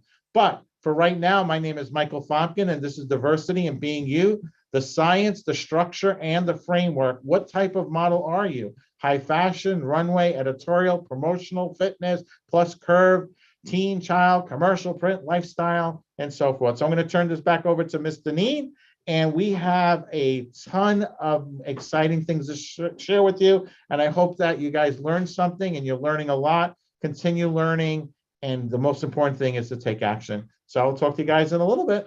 Bye, guys.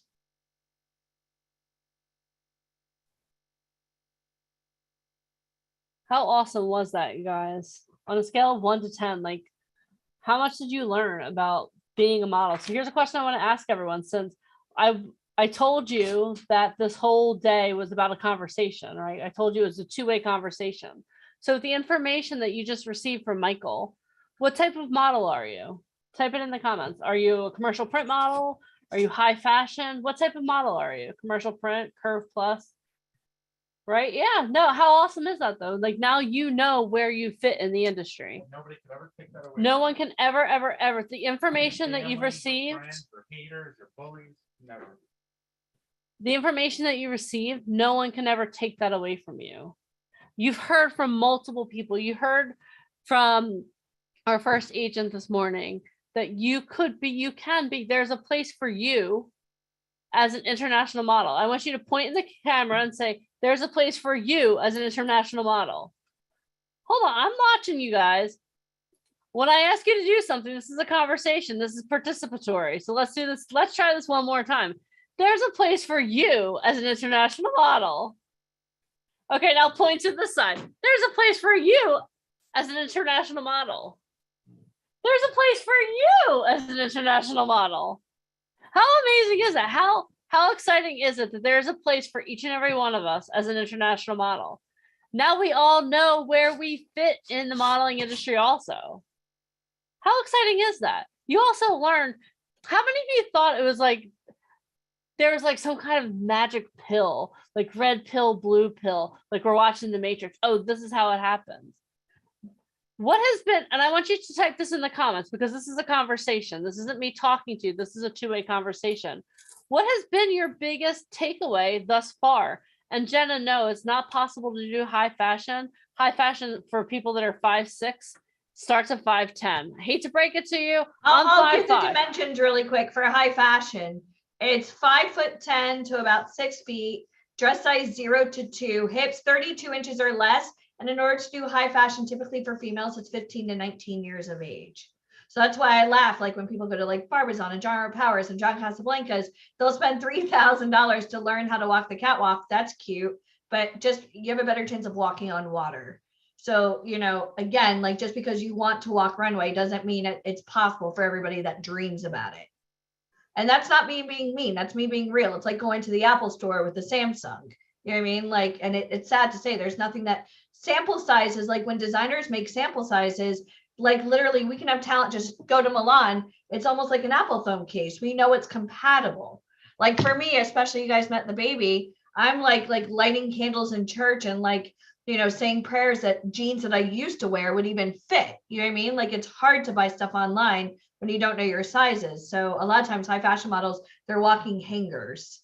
And even for guys, it's, you know, ages 17 to 24, height 6 foot to about 6'3".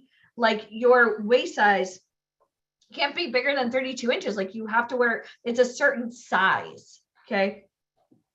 So for anybody here that's gone to those like modeling schools, like that's cute, you know, but just because you take piano lessons doesn't mean you're going to be John Legend. Same thing. So I just wanted to say that very quickly. Okay. Thank you. And my blunt way about, you know. All right. So does anyone have any questions? Does anyone have any questions they would like to ask us? We have about 10 minutes or so. So does anyone have any questions that they would like to ask? If you do, raise your Zoom hand and we would love to answer questions for you. And I'm going to give a shout out to Miss Tina Harding. Thank you for taking massive action. You know what I'm talking about. Can we take a break? I don't care if you if you want to go use the restroom, that's fine, but we're here to answer your questions. How many times are you going to have the opportunity for us to answer your questions? Fiona, how do we know who was shortlisted? You're gonna have to be on the call all day today and tomorrow. That's it. Like if I told you today, you would log off and I'd be like, what a piece of crap. Like, no offense. I mean, I want to make sure that you're here and that you're going to learn everything that you need to learn. So yeah, the reality is that the people that are shortlisted, we're not going to, if you can't make it for the 2 days, why would we give your name to the person? And I kind of want to say this very quickly, even if we like your look, we're still watching. You know what I mean? Like we're still watching you. And I've actually seen the list, so I already know. Megan Jefferson. So I haven't heard anyone talk about Native American models. Okay, Megan Jefferson. Literally, everyone it's all inclusive. Like we haven't listed German, we haven't listed, but the thing is that literally every ethnicity is available. Like they're looking for people of all ethnicities. Teresa, what if you're 4'11", size 5? Well, that's fine. I mean, have you guys been to Victoria's Secrets lately? I actually went to Victoria's Secrets at the mall. They had somebody in a wheelchair as a new Victoria's Secret. I mean, Daniel is coming on in just a bit. Man, you don't think that you fit in? Everybody fits in some way or another. Do you understand that? Like, I don't want anybody to think, oh, well, if I'm not a tall, skinny person, I can't do modeling. Well, no, take your blinders off. Perhaps you can't do high fashion because it's not for everybody. You know what I mean? Like, just because you have a dream to walk the runway doesn't mean it's actually going to happen. Like, you have to qualify. And I mean, how many of you guys have ever seen like an ad for Old Navy or Target or, you know, even just anything? And you're like, well, shit, I could do that. How many of you guys have ever seen somebody, right? Every single person here. How many of you guys watch TV? Anybody here watch shows like Ozark? Right? Anybody here watch, I'm watching The Staircase right now, which we spoke about. But if you've ever watched a show like Snowfall, Power, The Gilded, I mean, there's great TV and films everywhere, even The Walking Dead. How many of you guys believe that if I took you out of this environment and I put you in an environment where you could be booking real work, right? TV and film, is there work for you? Where do you see yourself in this industry? Somebody type a show. Yeah. Oh, look. Oh my God, Mickey Grande. I want to watch that so bad. I just watched the preview.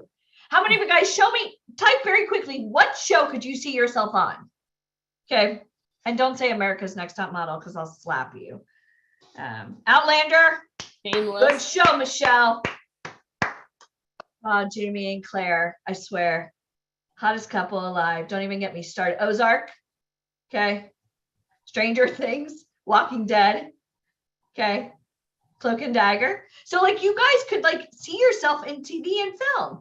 Now let me ask you a question. I mean, other than like Gossip Girl and shows like that where they just have like pretty like shiny objects, do you see other people like look at Sex and the City for an example, right? There's so much out there for everybody. Blue Bloods, great show. Marvel, yeah. Any Tyler Perry show for sure. Okay. So there's room for everybody here. Everybody. What brands and products can you see yourselves advertising? That's a good one. Brands and products. I mean, I already told you. I mean, Victoria's Secrets, people in wheelchairs. I mean, we actually have a model that we work with very closely. I mean, Fuji Ruiz, who ran IMG and Wilhelmina Women's Board, has L. I mean, she's trans. I mean, unbelievable. Yeah, she's transgender and she's also the face of the latest diesel ad. Yeah, like it's her face in like the Times Square billboard. Yeah. Abercrombie, Arrow, Porsche. Cool.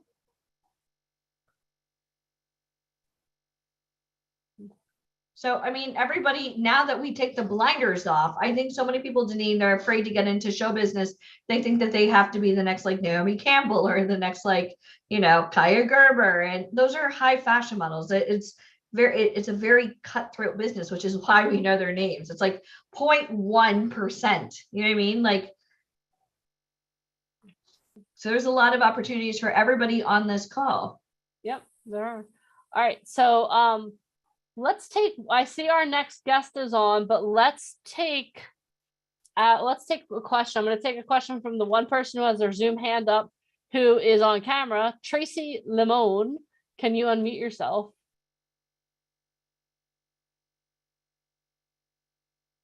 Oh, hold on, Tracy. I may have to unmute you. Can you hear me? I can hear you now. Yes. All right, sweet. So my question is about the trade shows. Do we need to look for somebody locally, or do we go through you to look for those events? We do that nationally. That's something, actually, you know, you can send me an email and we can talk about that. Awesome. Okay. All right. Awesome.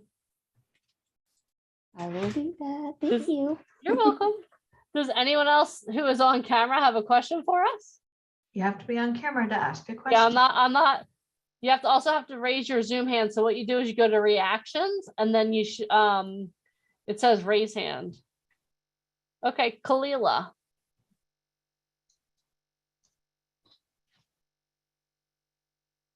Kalila, are you able to unmute yourself? Okay. We'll come back to you later, Talila. Tiana, can you unmute yourself? Hi. So I was just interested in, I really, really like the presentation with Alex Simmons. And since I'm in Las Vegas and I have experience doing trade shows, I was wondering how I would contact him to apply to be. We're going to go over all of that We're gonna- tomorrow. So any of the agents that you meet today, tomorrow, any of the Okay. people, we will go over how to meet all of them tomorrow. Okay, thank you. Okay, you're welcome. That's a great question, though. I like that. And I thank you for asking that question. That's a great question. So I'm Thank sure you. if you have that question, there are a lot of other people that do as well. Awesome. All right. Time for one more question. Let's see here. Vandita. Just give me 1 second here. All right, Vandita, what is your question? My question is that, like, are there any models or actors that are, like, for first time, like, have this skin condition? Are they allowed to do the modeling? Yeah, of course. There are definitely models that have skin conditions, and that's something that when you start working with your agent will work through that for you. I know Ryan Colby has worked with a lot of models that came in and their skin wasn't great. There are a lot of ways that you can work on. Yeah. Yeah, James Johnson, who Mike talked about, the guy who lived in a small town in one of the Dakotas that only had one stoplight. He had absolutely terrible skin. And working with Ryan Colby, they came up with a regimen so that his skin got cleared up. So that's something that if an agent meets you, they're not going to just see your skin condition, they're going to see you as a whole. And then there are ways that you can work through a lot of that. And like Mike just said, everyone has to start somewhere. So don't let those little things. Mike talked very much about no excuses, right? Didn't he say we are now, this is who we are, and I want you to type this in the comments. Say we are team no excuses, hashtag team no excuses. Type that in the comments, because you know what? We're not going to allow little things to hold us back from doing that thing that is right in here that you want to accomplish. Are you guys okay being team no excuses? Because you know what? Like, I could have made a million excuses not to be here today, but you know what? I showed up. You know why? Because I'm looking for my next success story. And for our first 4 or 5 speakers, I found out that I have nothing but success stories sitting here. But you have to show up for yourself. You have to be here tomorrow. You can't make freaking excuses. Oh, I'm tired. No. We're team no excuses. Okay. And I'm going to give a shout. I gave a shout out to Tina Harding. Marcia, I didn't see that you were here. Marcia, I'd like to give you a high five for being team no excuses too. You know what I'm talking about. Team Marcia. She's coming to Chicago. Yeah, we have 2 talent that are coming to Chicago with us. Tina Harding and Marcia Clark. And I found out while Mike was speaking, and it was hard for me. Like, as you get to know me, I celebrate my ass off for people. I was like, oh my God, I wanted to start screaming, but that would have been inappropriate. So I just did it with you guys now. All right. So I have a question for you. We've had an amazing day so far. But what I need you guys to do is we need to get our energy flowing, because you know what? We've been listening and we haven't been moving. So are you guys ready for my favorite part of boot camp? Are you ready for my favorite part of boot camp? Are you guys up for a challenge? You're not allowed to say no because you're hashtag team no excuses. Okay, so everyone stand to your feet, please. And this is, Alicia rolls her eyes every time I do this, but I don't care. This is my favorite exercise. I learned this from Tony Robbins. So if Tony Robbins, it's good enough for Tony Robbins, it's good enough for us, right? All right, so this is called the running man. But what I'm going to do right now is I'm going to show you guys how to do this properly, because I see people going, whoa! We're not trying to look like spastic here, okay? This is very controlled. This is a very serious exercise. So what you're going to do is you're going to put your arms at a right angle. Can you see this? Put your other arm at a right angle. And what you're going to do is you're going to move your arms back. And get this, we're not running. You're going to move your arms back and forth as fast as you can for 15 seconds. Okay? So I'm going to set my timer, because this is going to we're all gonna sweat, okay? And it's okay because you know what? The next agent wants to know that you are in shape. So let me get my clock ready here. Okay, oh, hold on, timer. Here we go. 15 seconds. So here we go. Are you guys ready? What you're gonna do is you're gonna move your hands back and forth as fast as you can for 15 seconds. Put your right foot forward. And here we go. Ready, get set, go. 15 seconds. Come on, guys. No, faster, as fast as you can. Hold on, who is this? Go, Tawny. Go faster. Let's go. Come on now. Go, Andre. 4, Hi, 3, Logan Miner. 2, Asherad. 1. Done. Woo. I'm tired. Okay, now your challenge is face to the other side. Put your left foot forward. Are you guys ready? We're going to do it again as fast and as hard as you can. Are you ready? Get set. Hold on, look at this. Carlton's like, Danita, I got you. I got you. Trinity, this is it. Big one. Tell your mom I Ready? said hi. Okay. Oh, hold on. Get set. 15 seconds. Go as hard as you can. Come on now. Come on. You guys Anna are really Hensley's good trying at to this. carry the phone. Now, as Hi, fast as Shawana Dudley. Good job, Andre. 5, 4, 3, 2, 1. Megan Jefferson. Woo. Okay. Stop.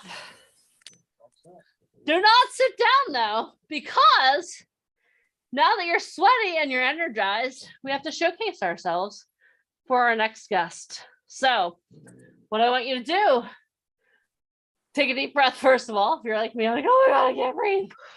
Whew. Okay, lean into the camera. Give us a good smile. Awesome. Okay, let's see your bottom teeth. Okay, perfect. You guys are doing amazing. It's like you've done this once or twice before. Now what I need you to do, make sure we can see your full body and start turning. And stop. I said stop. If we were playing Simon Says, some of you would be out. Okay, continue turning. Okay. You should have gone around once. Some of you may be dizzy because you just keep going around and around. All right, so now what I want to do is we're going to do a 5-second walk in one direction, 5-second walk back. Ready? Get set, go. 5, 4, 3, 2, 1. Turn around. 5, 4, 3, 2, 1. All right. Good job, guys. Give yourselves a high five for playing full out. Awesome. All right. Take a seat. Take a sip of water. And we are so excited to introduce our next guest. We had the opportunity to meet him in Las Vegas. It seems like a lifetime ago. It also seems like yesterday. His name is Daniel Mahan. He is the owner of Envy Model Management. They are in LA and New York. I mean, LA and Las Vegas. Sorry, I got you confused there for a second, Daniel. So, Daniel, are you here? I see you. Can you hear me? I can hear you. Can you turn? Okay, now let me do my video thing. Can you see me? We can. That's so much more important. How are you, sir? Hey, everybody. You look amazing, sir. Ah, well, thank you, darlings. I appreciate it. Oh my God, I'm living for all of your background. Some of you are in cars, others are running. I don't know. You're all doing something. It seems to really fun out there. How's everybody? Everybody okay? We're awesome now that you're here, sir. Excellent. And you can hear me fine, yeah? Yes, we can hear you. We can see you. Absolutely. Great. Oh, well, hi. Hi. I'm Daniel from the fabulous Envy Agency, and I own for the last 22 years Las Vegas and of course Los Angeles. We've been around the block. Both agencies pretty much do the same thing from head to toe. We represent young and adult aspiring actors for film and television. We are SAG franchised as well. And of course, I handle the high-end fashion, runway, and print. Each market's completely different, but my mothership is Las Vegas. That's where my baby started. And then, of course, soon after, opened Los Angeles for bigger opportunity for myself and my actors and my models. So yeah, but it's been been hooking my block for quite a while now. I don't know what you want me to do. You want me to just go on and tell them everything about me a little bit? Yeah, and where can we see like your actors? Like what shows have they been on, Daniel, or even the models? What have they done? Because I think that's a great way to like wake them up and go, oh shit, like this is a really big guy. Yes. Oh my God. Thank you. But through the 25 years of being in the industry myself, I started off like you guys as the aspiring. I think I always wanted to be. I was a performer, and I was a dancer and singer in shows around the world. All my 20s. I was a fashion guru, fashionista. I loved everything fashion, of course, and thought that I would eventually open my own agency, which I did with a leap of faith and a lot of blood, sweat, and tears. I discovered that not only was I an okay, but sexy dancer, all of that good stuff that you need, but I was actually had a talent that I didn't know that was really needed. And it was called, I have the eye of a tiger. I can look at a talent's face or a model from 20, 50 paces. I can feel an energy in a room. I can see it on the screen. I can feel who can do what, how much money they can make. I just was that kind of guy. So when I started, I was a baby like you, and I just took I leaped on the other side of the fence, if you will. I came on this side, and instead of being you, aspiring to be on the silver screen or in the magazines or runways, I decided to take a different, venture with my life, and it literally. It just was like pulling it out right from my butt, just made it happen. A lot of personality, a lot of energy, and I was really young. Now I'm older, and it just worked out. I started off testing my eye, and I would have some misses, some hits, but actors like Adam Hicks, who is the redhead for Disney for many, many, many years. He had his own show on Disney, Zeke and Luther. He was Luther on Zeke and Luther. He's from Vegas. I found him when he was 4 years old. And then, of course, AJ Trouth, who played opposite, he played the role of Twitty opposite Shia LaBeouf on Even Stevens, another Vegas local. Amanda Rigetti was my assistant, and I put her in her first movie and a couple. Then she went on to the OC, and then she went on to the entire run of the Mentalist. And then supermodels. Right out the gate was Jessica Miller. She was 14 years old when I discovered her. She is still the only model that I know out of my roster that has continued with it and still doing it in her late 30s. And has hit every major Vogue cover. I don't know how many of those, all the way down to every campaign from Chanel to Gucci to Dolce & Gabbana. She was Calvin Klein's muse at 16 years old. Like, it was just an incredible run. And I moved that along to Kylie Bisutti, who is the Victoria's Secret angel, another Las Vegas local. We have Kylie Ludlow, who, I could just go on and on. Like, the years of beauty and talent that have ran through my fingers is insane. Currently, I have the transgendered actress. Her name is Maria Salazar on the reboot of Charmed. She's in seasons 3 and 4. I have the 11-year-old, well, now 12. He's going to be a superstar. He just wrapped up filming 3 months in Atlanta opposite Zachary Levi in the new film that's going to debut in 2023 for Harold and the Purple Crayon. But you can also catch him in Bromates this year. You can catch him on a bunch of different episodics, national commercials. This kid's a super duper star, and he's got a 3-picture deal with Sony. I just can't tell you. It's all over the board. You can watch Grace and Frankie. My oldest client is 92 now, 92. She can barely see, but I love her. And if you watch Pen 15, you can catch her full episode on Pen 15. It's season 2, part 2. It's called Grandma or Grammy or something like that. super cute. And my old lady, she killing it. She's been on a couple episodes of Better Things. Shameless is another one that I have quite a few people on. If you ever watch Shameless, I see someone clapping down there. Yeah, you dirty bird.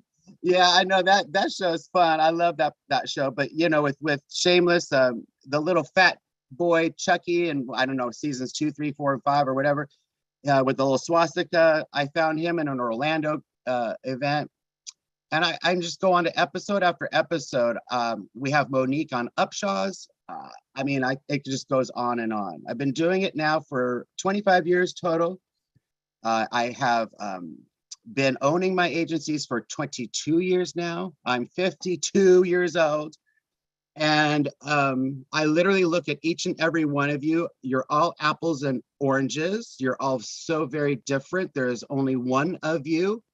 And the best part about that is that means that there's room for everybody, right? So it doesn't matter what age you are when you start.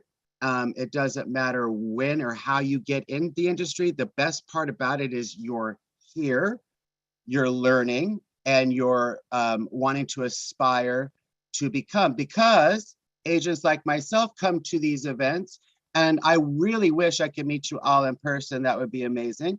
But like from this event, we have Maria, I have a Maria and Mireya, almost who we got from VIP Ignite, and she is what, 53, beautiful white hair. I don't know if you spoke about her before, Alicia, but you know, she came to this event like you all did, and never thought maybe she would see her face on the screen like she has ever in her life. But I mean, this woman is killing it. I write her probably again between 8,000 and 12,000 Pulling a up month. a picture of her so you guys can see. There she is. That's Mireya. You see her on the Jardians commercial. You've seen her in print ads through AT&T, throughout the world, through Times Square. I was just in South Africa on my flight, and I go to open the magazine to, you know, like you do, board, and I flip to the very back, and all it is, Mireya. She's just everywhere. She was on the sign on I-95. She was in the Monday Night Football ad. I can't, Target, AT&T, Starbucks commercials. It's everywhere. You guys are kicking ass with the bookings. We are, and I think she booked like 2 more things last week. I mean, she just doesn't stop. And ideally what happens with someone like this is you get an agent who, we know that you're green and we know that you're new, and we know this, but it's sort of our part of our job is to kind of just sort of guide you and create you, to mold you to be able to not only audition really well and know what we need you to do in order to get in. We'll get you in the room. Yeah, I'll get you the audition. That's my gig. But after I get you that audition, now what? I got to make sure that you get the gig from me. I got to make sure that you bring it home so I can negotiate and get you the money. So if you're not, you know, there's a lot of molding and testing throughout the thing. And it's also a cracking of codes. I've always said cracking of codes, because you're all apples and oranges. Everybody's so different. What headshots work best for your personality or your look? Or maybe we need to cut your hair. Maybe we need to adjust a few things for the market to make it a little bit more marketable, you know? Because there's so many different ideas. If you're wanting to be an actor, you know, the most actors start is commercially, because you get your audition jitters out. There's a lot of auditions in commercials, and then you get your 1, 2, 3 bookings pretty soon. You know, meanwhile you're still training for the film television side of your life. But that's a different casting director, and that's a different style of acting, and that's a different headshot, and that's a different cracking of a code. It's like everything's so different in the industry. So we like to start you off here, and then we like to grow you here. I say that, but some of you might be ready to jump from here already to there. because 0 to 100 is my game. I love 0 to 100. Sometimes I like the rawness that you offer to natural, what I call a natural witch. You're just really good at the ability to mold into a character. So there's a lot of things I'll do. If I see that you're ready theatrically, even if you're non-union, I have no problem with that, because non-union doesn't mean that you're not a great actor. It just means you're non-union. That's it. And so if I see the potential as an agent, trust me, I'm going to pitch you to the casting director who knows me after 25 years. And, definitely they will take my recommendation. And like, I'll give you an example. I'll give you two really great examples. If you see the movie Butter with Mira Sorvino, okay? Alex Kirsten, I got him out of a workshop much like this in local Las Vegas. He's a huge, like 400-pound man, but he has a really baby face. So he looks like he's 17. And there was an opportunity for a movie, oversized guy, for a role with Mira Sorvino in it. Well, the movie's titled Butter, and he ended up booking the lead role of Butter in the film. Now, that was his first gig. That was his first movie. That was his first job. That was his first everything. So that's a 0 to 100. Okay. It doesn't happen very often, but it does happen. Okay. Next, you have another local wonderful girl. Maybe some of you might know Brenna Marie Narayan. Beautiful young actress, local Las Vegas. And if you check out Red Notice with Ryan Reynolds and The Rock, she's Cleopatra in that film. So when I saw the role for Cleopatra, I was like, oh my God, Brenna be perfect for it. Okay, she's non-union, she has no credits, but screw it, I'm gonna call. So hey girl casting director, what's going on, boo? I got this wonderful girl. I want you to take a look. It doesn't hurt to throw her in the mix, give her a shot. And you know what? They did, and she booked it. And yeah, and then she goes and flies off to Atlanta to shoot it with Ryan Reynolds and The Rock. And then she goes and shoots her scene in London with Ed Sheeran. Like, it was just a dream come true. She's on a red carpet for the premiere. Like, she doesn't even know how she got here, right? But that's what you do. Us that develop you, because it was a lot of work to get you there. And I kind of want to interrupt you for 1 second. If you guys want to write this down, this is going to be life-changing. You get rewarded in public for kicking ass in private. Like getting on the red carpet, nobody saw you hustling and going for open calls and, learning your line. I mean, nobody sees any of that. They just say, oh my God, you're so lucky. F you. I know. They don't see all that behind the scenes. Yeah.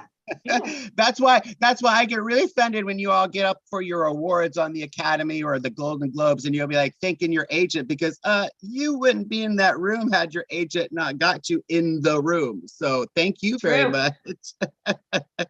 They'll all be like, thank you, everybody. I thank my fans. Well, bitch, some fans didn't get you on the audition. Okay. That's true. Your fans didn't do any of that. I did it. They always forget, and it's sometimes, it's the journey, not the destination. And sometimes they forget, the struggles because their mind got a little bit cloudy. And if it's okay, I want to put you in the hot seat a little bit. You cool with that? Hot seat me all the way, guys. How many of you guys want to hear me interrogate? You guys ready for this? Yes. I got this. All right. So let's say somebody wants you to represent them. How many of you guys, show of hands, want somebody like Daniel in their corner, right? Because like you said, you can submit them out for castings, but the talent have to be able to get it. I think a lot of people think that because they get signed to an agency, it's guaranteed. And they're like, honey, I can put you in front of the casting director, but you better sell this, right? Yeah. Absolutely. I always say that, I'm the liaison, I'm the mediator. I'm the one that's going to get the All-American dollar and do the contract and make sure that you're set. I'll get you in the room, but I don't make you famous. The job. Yeah. I don't get you the job and I don't make you famous. You make you famous and you're the one that has to bring the gig home. So there's so much more to me. Just, it's like, that's my gig. I can get you in the room, but can you get the gig? Exactly. And it's not that you didn't, when you did audition, I'm not coming for you on that level that, oh, you just didn't do a good enough job. That's not it. You're in a theatrical world and even commercials. I mean, they're seeing like 3,000 to 6,000 and up per role.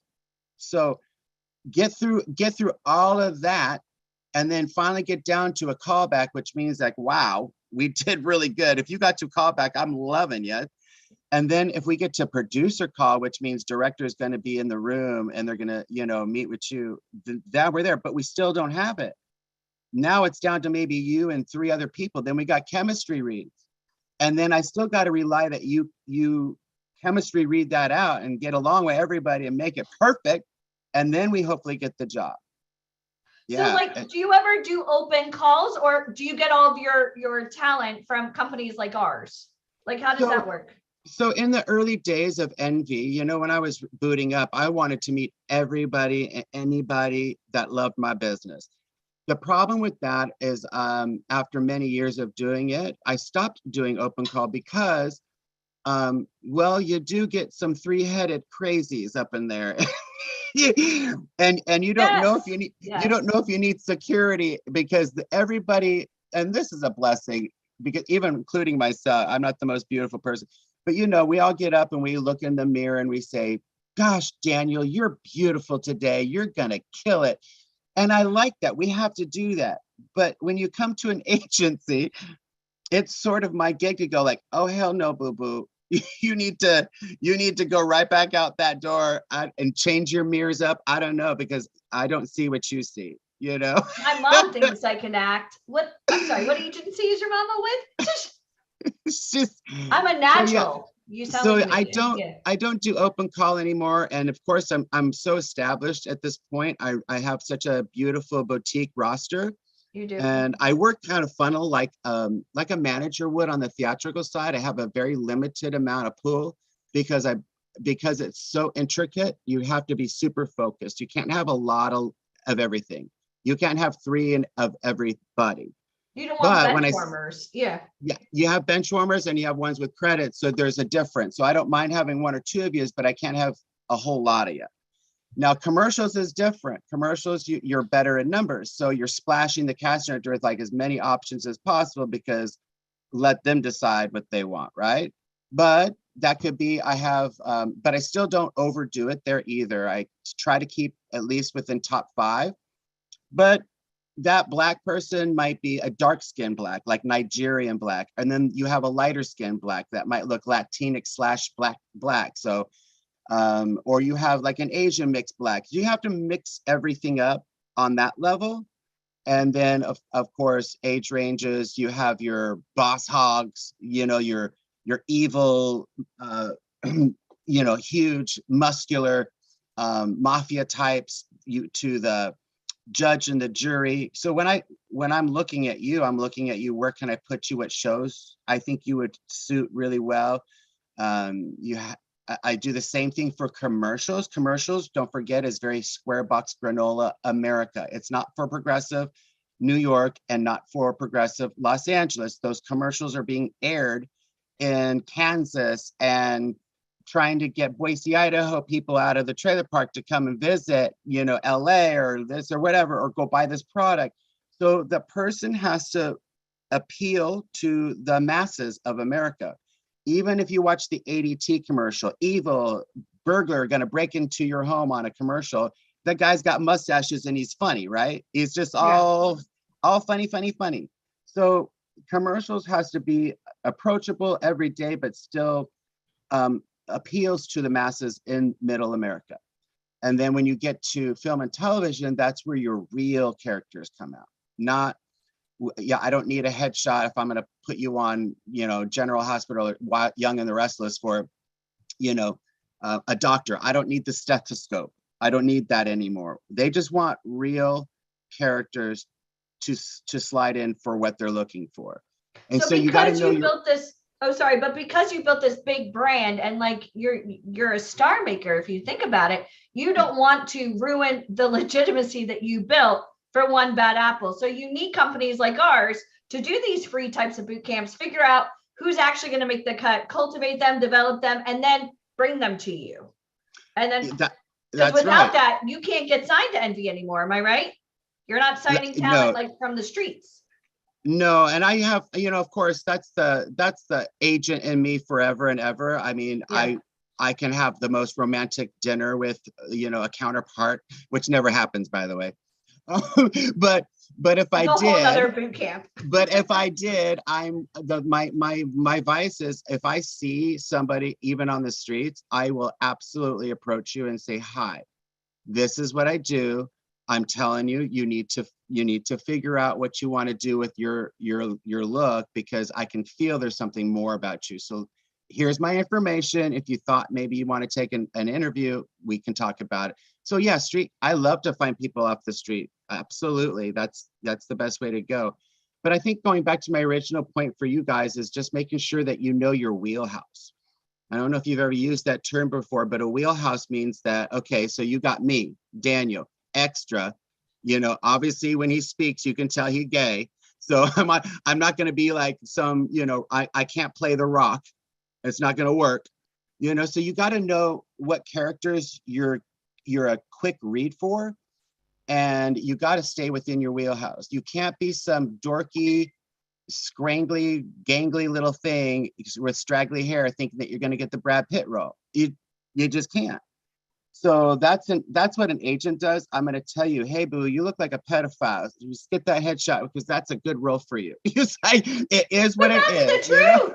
There's Kate Hudson, and then there's Kate Hudson's best friend all the time. Always. You know what I mean? She's never like the limelight. She's always jealous of but she's quirky and she's fun. And yeah, I mean, you have to figure out where you fit in. I mean, we obviously know I'm the bitch in every scenario, but I'm cool with that, Yeah, and I don't want to pigeon you hole in that, but let's be real, guys. You have a special look. Let's go for those roles. Those roles there's a lot here on that. Yeah. From Law and Order all the way down into Ozarks and those crazies, inner. So absolutely. And then there's the leading lady and there's the best friend. That's it. And if you're not a leading lady but you think you are, I'm going to tell you to your face, you're not, because that's my job. When I say that, you're so mean. You're welcome. Because there are companies out there that just want your money and they're going to sell you pictures, but I think a lot of times when people are trying to get into this business, and I know you see this, they do things that make them feel good. Like, oh, I'm going to go take some modeling classes, or, oh, I'm going to go get some photos done. But most of the time they're doing it incorrectly. And it's like Play-Doh that's been out in the sun too long. Sometimes it's best just to throw it out and get some new. You know what I mean? There's no going back. Because they don't want to hear the truth sometimes. And that's a good conversation that I take up with each and every one of you that I represent. I say, okay, let's go for the top 10 characters that you think that you could play. And I'm going to give you the top 10 characters that I think you'd be a perfect asset for. And when I say those, it's because Daniel over here is 24 hours on a breakdown system. I was flying for 5 hours last night because I was leaving the East Coast, came back to the West Coast. And all I did was breakdowns. It seems like my life. So I see. Can you talk about what a breakdown is? Mm-hmm. So the breakdown. The breakdowns on Actors Access and is usually mainly for film and television. So casting directors post the character role for the project, whether it be a feature film, whether it be an episodic, whether it's for Netflix, whatever, Hulu, and it could be a pilot, whichever. So as an agent, I'm reading each and every role and I'm submitting my talent to each and every one of those via the system. And then I get the audition from my submission, and then I send the audition to you, and then you guys send me the self-tape, and then I upload it to the casting director. And that's how we start the process. And I think there's a lot of really new people on here, just so you guys know, and I'm going to kind of just go back for a second. When he's saying breakdowns, those aren't available on like websites that you guys can join. Like you can't get breakdowns from like Backstage or Explore Talent or 99 or any of those like project casting websites. You have to be represented by an agent. Agents get breakdowns. They're not available to the public. And well, and to clarify, yes, you can get some, but you're only going to get extra stuff. You're only going to get you're not going to get the meat. And that's why you need the agent. Everybody Because wants a speaking role, and like Marvel, you can't get that without an agent. Yeah. yeah, I don't do extra, and trust me, once if even if a casting director did audition you, they'd want to roll it through an agent because they're like, I don't know you. An agent sort of legitifies you a lot. They're like, let's now, if an agent likes you, then we'll like you. That's how they kind of see it a little bit. And then there's a lot of people on here that want to be actors. They want to be represented. And there's this whole notion, if somebody really wants you, you shouldn't never pay for anything. Is that true or false? And I kind of want you to go over what is a talent's responsibility? And like, let's say you get a casting for Netflix. What are you really submitting over? And what does a talent have to provide to you? Are you outlaying all the costs, or are the talent coming to the table? Like, here you go. Well, like anything, guys, if you're going to go to school for a doctor, I mean, you just can't walk into the hospital and say, hey, I'm here to operate. It doesn't work like that. So you have to invest into your college of sorts and get that knowledge and tuition and whatever it takes. So, and every actor in Hollywood and abroad is in an acting class. They're a part of something that's going to make them grow as a better actor, get better techniques. So that way, when an agent supplies you with the audition, you're able to run with it. So there's always going to be investment. There's going to be investment in your wardrobe. There's going to be investment in your headshots and your classes for your acting classes. And that includes comedy, improv, like UCB, Groundling, Second City. I need that on your resume. I love names. All the way down to your classes for your dramatic and your theatrical side, so there's so many things that you are going to have to invest in no matter what. And that never ends. It's like me as an agent, I still got to get all my wardrobe together so I can show up to these events. I got to pay for my office. I got to pay for the employees and the agents alike. I have my own costs. And so when in the industry, we have this like little term, because in film and television, with SAG, union projects, we only get 10%. So I'm doing 10% for sure of the work, but you got to be out there doing 90. And you want to book actors, not impersonators. So like a talent needs to come to a table with a kick-ass headshot, and if it's not good, they're going to have to go spend money to get a better headshot, right? Yeah. And some people kind of get in the wrong. They don't know. So that's why it's better to get with an agent so we can make the suggestions on what characters we're going to shoot first. And then you go invest in it. Right now, just start off with a basic headshot. And then let's go from there. Once your agent's interested in you, then you can get into a more variety. Or unless you're with VIP Ignite, who already know what looks you're going to do. So you're with a facility like this who can tell you already what an agent's going to tell you, and help guide you on your, what wheelhouse and headshots you're going to have within that stable. And even like a modeling portfolio, we get a lot of people with these like sexy portfolios. We're like, what are you doing? Like, that's not what a casting director wants to see. That's what your friends that aren't in the business want to see, because they don't know. You know what I mean?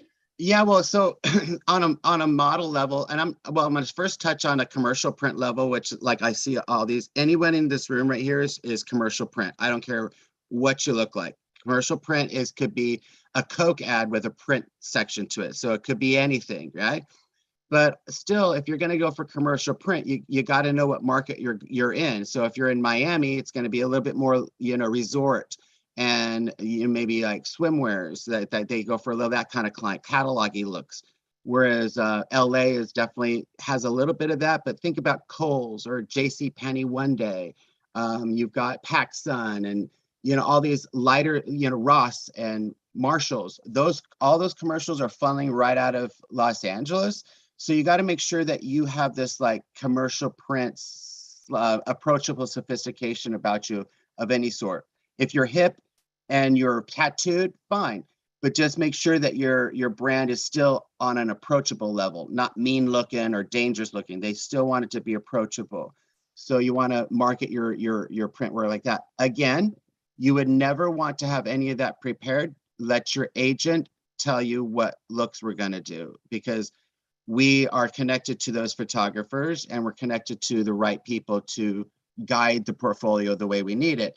When it comes to a fashion model, absolutely. I don't even want you to do a thing, because that's like, that's an Olympics of sorts. It's a 1%er, of that girl that's going to hit it. Like right now, we represent Cassie Wong, who is the Asian. She was in Gucci Love. Her Zara campaign's out right now. She's the cover right now of Harper's Bazaar. She's killing it. She's a local Las Vegas woman. And she came to us with long hair, stringy as that, but she don't look like that no more. So with a fashion model, we like to create our model and our brand perfectly before we'll introduce it to anyone like Paris or London, etc.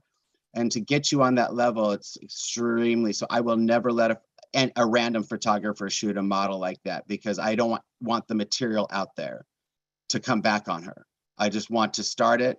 We'll choose what very choosy what photographers will allow to shoot this model, and then we can create the brand and introduce her to the world, and then you have a superstar. And then you say no. I think a lot of people get so desperate that they need to show results that they go on like these like websites like the Model Mayhems are looking for free photographers, not understanding that like photographers don't work for free. Photographers have bills that they have to pay. I mean, we were just with Jerry out in Las Vegas, who worked with like Celine Dion and Boyz II Men and all these like huge A-listers. You should see his studio. He charges $1,000 a freaking day to work with him. So like an agent makes commission, but Jerry, the photographer, like that's not his job. So even like when an agency sends you out for test shoots, like again, everything costs money always, Yeah, and you should want it to in a way, because like in a situation like that, it's like, somebody's shooting you for free for their portfolio, which we've done quite a bit. As an agent, I have that top face. Like I actually have contracted that beautiful, like one of a kind model. So yes, photographers do beg to shoot that face, because the better their portfolio looks, the more better jobs they're going to get. So it can work hand in hand. It can work hand in hand, but I'm always like, if we do something, I like a little fee involved, or I'm bringing the guy a bottle of champagne, something, just be thankful and have gratitude, because, we need to, that's how money does make the world go round. That's how we eat, that's how we live. So when you get a casting for, let's say, Apple TV or Netflix, what are you submitting over to them? A headshot and a reel? What? Yes, so my process is a little, maybe sometimes different from most, but when I see a role, and I don't saturate my roles, I may give you one or two options. I like one, because if you don't like that one, then I'm very particular. But when I submit you for the role, and then I will submit the correct headshot for that role and hide the other ones that are in the other characters that we have for you, because I don't want them to see those things. So they have different headshots for different characters, right? And so as like an Sandra agent, Sterling, grandma / police officer / prostitute, she's going to have a different headshot for each of those characters, right? And so I will hide what I don't want them to see, and then obviously if you have a reel, which is always great, then they can see how you work. I don't like these actors that think that monologues or a quick scene like that doesn't work for me. I personally, so I'm sure there's different agents that work other ways, but I don't like them. I don't like slate shots either. I don't know if you know what that is, but that's when your headshot is on the profile and the casting director can click on your headshot and it'll have a slate. Hi, my name is blah blah blah. Because I'm the kind of agent that less is more. So I want them to click on other things like an actual audition, rather than detour them like, I don't know if I liked him as much from the slate shot, right? I don't want them to do that. I just want them to give you the audition and then they can decide. So I work in different ways. Everybody works very differently on this level. But yeah, and then Daniel's a squeaky wheel. So Daniel also will pitch you for that role if I think you're so perfect for it, like I did with Brenna or I did with Alex Kirsten for Butter. I pitch. So I have to, get around that 8,000 submissions they got for that role. And so I email the casting director, hey girl, got this amazing talent, fluent Spanish, super dynamic, nails all her multicam, you know, blah, blah. I'll give like a quick note about your skill. Then I'll put a little, you know, photo collage with the, you know, for the character, your resume and a link to your resume. And then I email it to them, the casting directors, their assistants, their aunts, their moms, I send it to everybody. And then I email it to myself to know when they answer. If they don't answer, you're not right for the role. And that's how casting rolls. They know exactly what they want when they see it, period. And if they reply right away, you're right. I'm right there. I got. Yeah, and if they do respond right away, and then now they're providing sides, can you go over a little bit about sides and self-tapes? Yeah. So a side, so what happens when the audition ticket comes through?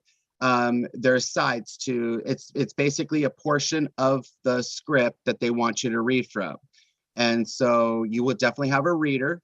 So you need to make sure that the reader is in the room with you, you know, maybe to the right or the left shoulder of the cameraman. And you get those lines down, always be off book. Off book means to have them memorized, and that you have given some time and thought into the wardrobe of that character, all the way down to the maybe the laugh of the character, or he's got a certain, or she's got a certain quirk, that you've given thought to the development of that character. You get amazing studio lighting, and then you film it, and then you send it to me, and we upload it to the casting director, and they review these tapes all day long. Yeah. Because back in the day, you would have to live in New York or LA to go into the studios and audition and have your little headshot and be in a lobby with like 100 people. And now that like the world has opened up, I don't know if you know, but I work with the head of Francis Ford Coppola Productions. And so like when she gets tapes, I mean, sides, she'll get thousands, and it sounds really crazy, but like within like the first like 10 seconds, she's like, nope. And you're like, and so what I really want to stress to you guys, without sounding like a bitch, but you guys obviously know, like, you're here because you want help. But like your headshot better be good. You know, you better have a great reel. You better have some type of training or development, because if you don't have that, like, why would anybody want to risk a project on somebody who doesn't have the skill? You know what I mean? And then on top of that, now you better have your ring light. You better have your mic. You better be able to do your self-tape and read your sides and have a reader and do all this shit, because you're not in New York or LA going into the office. You're now the camera person, the makeup person, the audio engineer. Like, you're doing everything. And if your self-tape doesn't kick ass, Daniel doesn't get the casting. You know what I mean? He doesn't get the commission because you didn't book the job. Yeah. And you're not the only fish in the sea auditioning for that role. So guys, I have to tell you exactly, and to follow and piggyback on that, it just breaks my heart. It really does. I mean, as an agent, how long I spend to get these auditions and go through every single role and submit my notes and pitch. And that's a day in, day out. That's a weekend gig. I'm nonstop. And then I know that you only have to worry about you, right? But see, I have to worry about you and everybody else. Yeah. And then what happens is you turn in a late and or a really half-assed submission to me. My heart just sinks, because I'm not going to eat. I'm not going to be able to get and do anything with this. I'm embarrassed for us, but I have to turn it in because I don't want to look like an idiot and not submit something. And it's just a waste of time for everybody. So don't waste your agents, your time, the casting director's time. If you're not going to do a 100% and above audition every single time, don't be in this industry, because it affects everyone around you. It doesn't affect just you, because you can go on with your life. But that's how I work. So you can go to your personal job and your day job. That's fine. Go back to Target, go back to Starbucks. They'll accept your barista position. But I think that's an interesting point, because like at the end of like boot camp, we'll give everybody a link to schedule for their live one-on-one audition. Oh, can I do it next week? F you. I already see the red flags that if I had a casting, or if you said, Allie, hey, I need somebody for this. I'm like, oh my God, I have somebody great. Her name is Tracy, Lamont. I'd like to submit her. I already know, by your lackadaisical attitude, time kills all deals. Like we've already lost that casting because you couldn't get your shit together. Yeah. Hey, and good to that point. Yeah.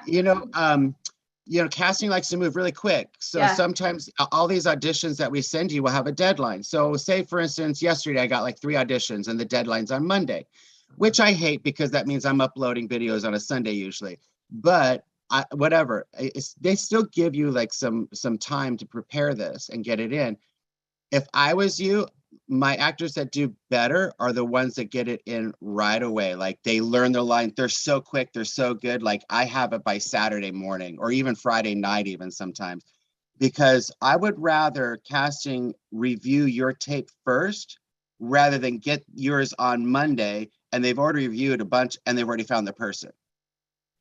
Yeah. So don't give them the opportunity till Monday to find their person. Get your audition in quick and make them compare everybody to you, not the other way around.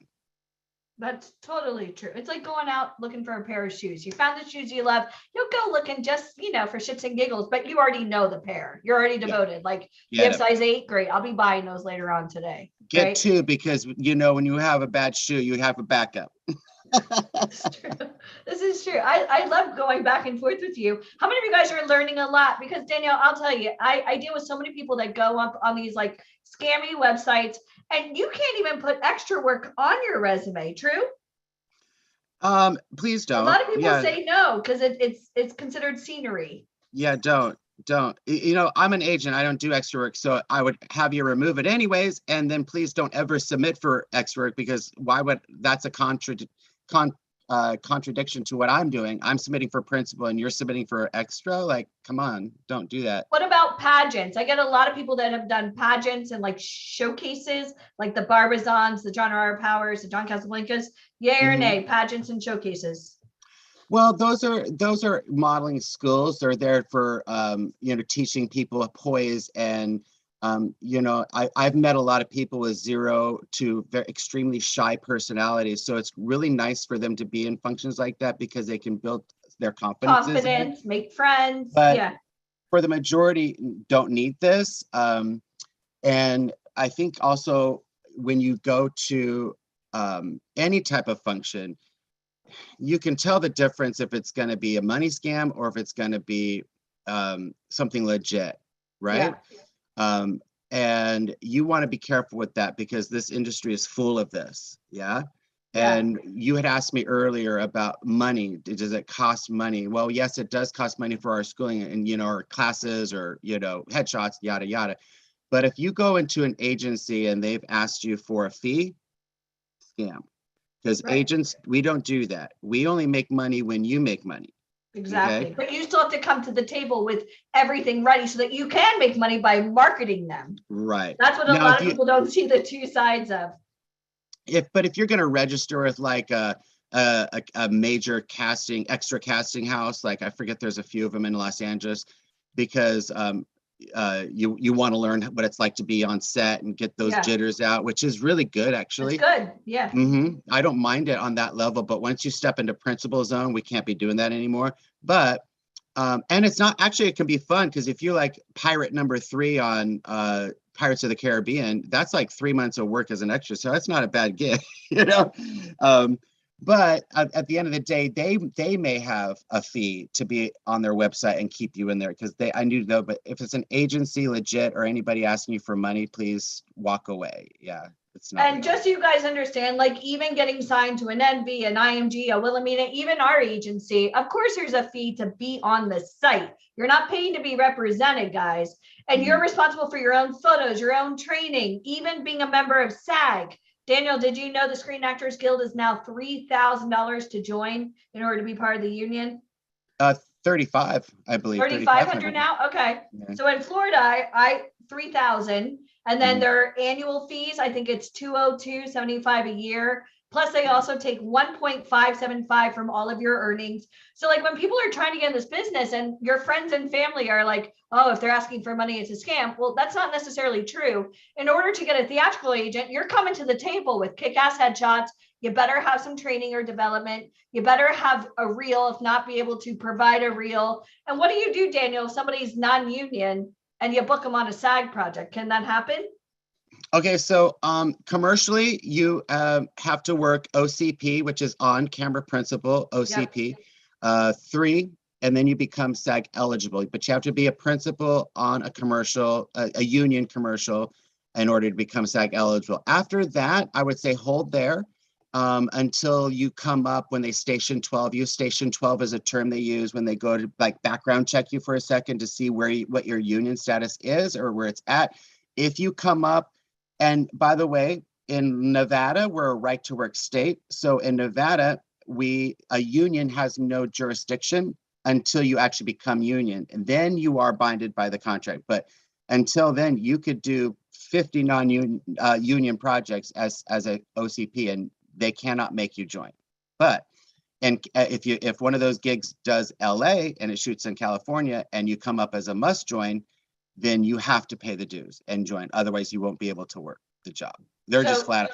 But you don't have to pay it all up front. They do have payment plans, and so you can do it slowly. SAG does not give it to you just because your friends are skeptical. Yeah, so you still have to come to the table with a lot before you even get an agent. And, you know, I kind of really want to stress this to you because so many of you guys, it's kind of like bingo, you know, like you pay for the headshots and you think you're like deserving, or you'll call that company a scam because you purchased photos. And I'm going to say this very sweetly, but don't be a dumbass. You paid for photos. You didn't pay, you know, to get in front of the right people. I mean, that takes connections. Do you guys understand that? So even if you go out and you take acting lessons, you can't call that a scam. You got training. You know, just because I took a hip hop class once doesn't mean I'm going on tour with Dua Lipa.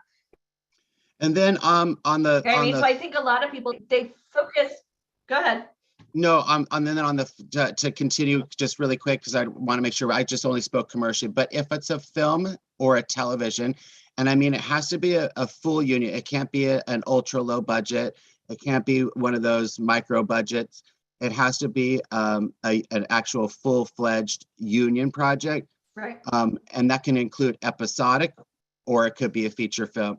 If you have speaking line on any one of them as a non-union actor on a union project, you're an automatic, you can join right away. They'll taft you right then and there. Yeah. You don't have to pay your dues right away, but since you've had speaking line on just one, you know, speaking line on a sitcom and or episodic and or feature film, you are automatically able to join full union SAG, you know, which I love. It's a quick, for me, it's a quick way to get you there faster. You know, the crazy thing is as you know, like Mike and I were bi-coastal, which sounds really sexy to say, you know, New York and LA, going back and forth, ping-ponging across the country. And I would always have these people come into my open calls and they're like arrogant with like 3 pages of background work. Oh, I was in Blue Bloods and Quantico and, you know, Blacklist and, you know, and they would have 3 pages of extra work. I'm like, oh, are you union? What's that? You know what I mean? Or I'm not spending the money. Well, you keep doing that background work, my friends, because you're making what, $80 a day, $200 a day. I'm interested in booking 20 grand a day. That's how I eat. You know what I mean? Yeah. So I think that when people are going on these websites like Backstage, yeah, you could find local work. You could do, you know, non-union. If you're happy doing that just for like dinner party conversations, you know, so that you feel good about being in this industry, maybe you're trying to learn. Those are great alternative websites. But if you're really trying to do this, then you're going to do it the right way, which means you're going to need some training and development. You better have real photos. And most of all, even when you have those components, you better have somebody that has kick-ass connections, because meeting you, Daniel, has been so life-changing. I know, you know, your agency signed our talent, and had they not found one of our, you know, Facebook ads or Instagram ads, took a chance, came on the Zoom. Maria even told me, hey, I didn't know if you were real until I came on. I'm like, well, shit, I've won 6 Tonys. I've opened the stock exchange. What else can I do to be real? But everybody has these naysayers in their life. How many of you guys have naysayers in your life that tell you can't do this? And here you are talking to one of the owners of one of the biggest agencies who's booking one of our talent. What is her going rate right now? Oh my goodness. Well, I have changed her going rate because, you know, she's so in demand that now it just like, as the bigger you get, the more I'm going to hold you back. And I mean that because in my world as an agent, a secret to a good negotiation is everybody wants what they can't have. True. So I say, no, we want Maria for blah, blah, blah. Well, unfortunately, she's not available for those dates, but I could do this date. What you got? You know, so I think the other day she got a well, that's not the other day, the other month I was telling you about that. A client called and they were like, what's her quote? And I said, we want 30K. That's cool. Yeah. And what's great about me is I don't mind if I hear you drop the phone on the other end, because you're coming to me for my talent. I didn't call you. So Exactly. I get cocky like that. I'm like, I'm sorry, it's 30K. And they didn't even flinch a bit, because then I knew they had the money. They also came to you. They weren't doing like an open call looking for people. They came to you because they wanted that shiny object. And That's they know right. she stood for it. Yep. When they call me for someone specific, I know that I can do what I want to. It is what it is. Yeah. And I do. And yet you can't get there that quickly, but it does. Our goal is to get you there because we want that for you. Yeah, for sure. And I really want to stress this to you guys. If you're aspiring, you want to get into modeling or acting or anything, building your roadblocks, like having like marketing materials are important, but who the hell are you marketing it to? Like, real casting directors don't go on like websites to hire you. I mean, we've seen the news. There's a lot of psychopaths in this world. They also think that you won't show up or that you're lying about your age, your height. I love it when people go, I'm 5'10". What? No, with 5-inch heels you are. Or like, I had somebody the other day, I was at the airport and she again overheard my conversation with somebody because we're working on a new movie. And she's like, oh, and she kind of came up to me and she wants to be a model or an actor. And I'm like, well, how old are you? She goes, do you want to know my model age? I already know you're an idiot. You know what I mean? I need your actual age. So yeah, and there's a legal thing behind that people don't understand. I'm not asking to call you out. I'm asking because I need to know legally, because I can't submit you for certain things unless I don't want to hear what your friends after having 5 martinis think you are. I need to know what you are. Yeah. Yeah, well, you tell me, can't what do I do look alcohol. Like? Oh God, like I'm not picking you up at a bar. Yeah. Right, but you can't do alcohol or a cigarette, or there's certain things you cannot do unless you're a certain age. So I have to know your legal age. It's a secret. I won't tell anybody. But when you're auditioning, obviously you wouldn't say your age. They don't ask you in casting. That's not appropriate. But an agent, you're boo. We need to know. Yeah. I need to know who you are. Don't be afraid of that. I'm not judging you. If you're in the room and I'm asking you, it's because I'm interested and I like you. So that's a good thing. How many new talent do you sign in a year? Theatrically, I would say it depends on what division. I constantly am trying to, add those new little superstars. So if you're that good, I'm going to add you. But I would say a good 10 to 15 a year, commercially, a lot more than that. You get about 30 to 50 extras. But you have to understand, life is a system. As many people come into Los Angeles is about as many people that leave. So, some people just can't take the heat in the kitchen. So they so they fall off, they get pregnant, they get married and have kids. They die. I have been through all of that. So, when you deal with people on a level like I do, and it's in bulk, you see everything, and unfortunately, but so we try to I don't think I really number it as much as if I like it, I'm going to get it. Yeah. If I like it, I want it. And so I will add it in there and we'll get you booted. Don't worry. I'm not limiting myself. If I need to take on 1,000 this year, I will, but I do it for a reason. Well, cool. I'll see you in Miami this year. I'll see you. I'll fly you wherever you want to go. You know that. Oh my gosh. I'll give you a whole list of everywhere we're going to be. And how many of you guys want to meet Daniel? I'd love to meet all of you. It breaks my heart that I'm not in a room with you. When I saw Alicia last, we were in a room with a group of people and we had so much fun, and it's a different experience, but I hope I'm coming off and I'm answering on your questions or things that you want to know. I'm an open book. When people are trying to get into this business, I always like to show this little chart. I don't know if you guys can see it, but if this is you and these are your friends and your family members and they haven't done jack shit in this industry, tell them I said to shut the hell up. You got a real agent telling you right here live what it really takes. And just because, here's the problem with me. So if I pick everybody, I'm a scam. But if I don't pick you, I'm a bitch. So like, I like to be able to sleep at night. And the only way I can provide legitimate services is to get talent that I know can do this for real, not what your friends think you can do, or, and my job as a business is to find you, to develop you, to give you the nurturing, to then hand them off to you where you can go and book them for $30,000 a day. You know what I mean? So that's my job. And, I really want to stress to you guys, I see now we're down to 154 people, 155, we had like 172 this morning. At the end of this call, we're actually going to pull the numbers, and believe it or not, it's going to show us how interactive you were, even with these questions, with you typing, because I don't want to work with somebody who just, I want people that want this. And if I want this more than you do, it's a wrap. And, as far as legitimacy, again, like Daniel said, he can get you the audition, but you got to show up. You got to get yourself taped in. You got to be there. I mean, a lot of people don't understand, like, you're putting your neck on the line for every single person that you represent. Absolutely. And I will, if I bring you on board, I'm trusting that you're my boo, and I got you, and as much as you got me, because I can't do any of it without you. So I have to get you where I got to get you. I've always pictured my role as sort of the lion tamer, and I have a long rope, and you're on the very end of it. And I have a big whip, and I'm like, come on, baby, give me that ego, give me that fabulousness, be a movie star, be big, be bold.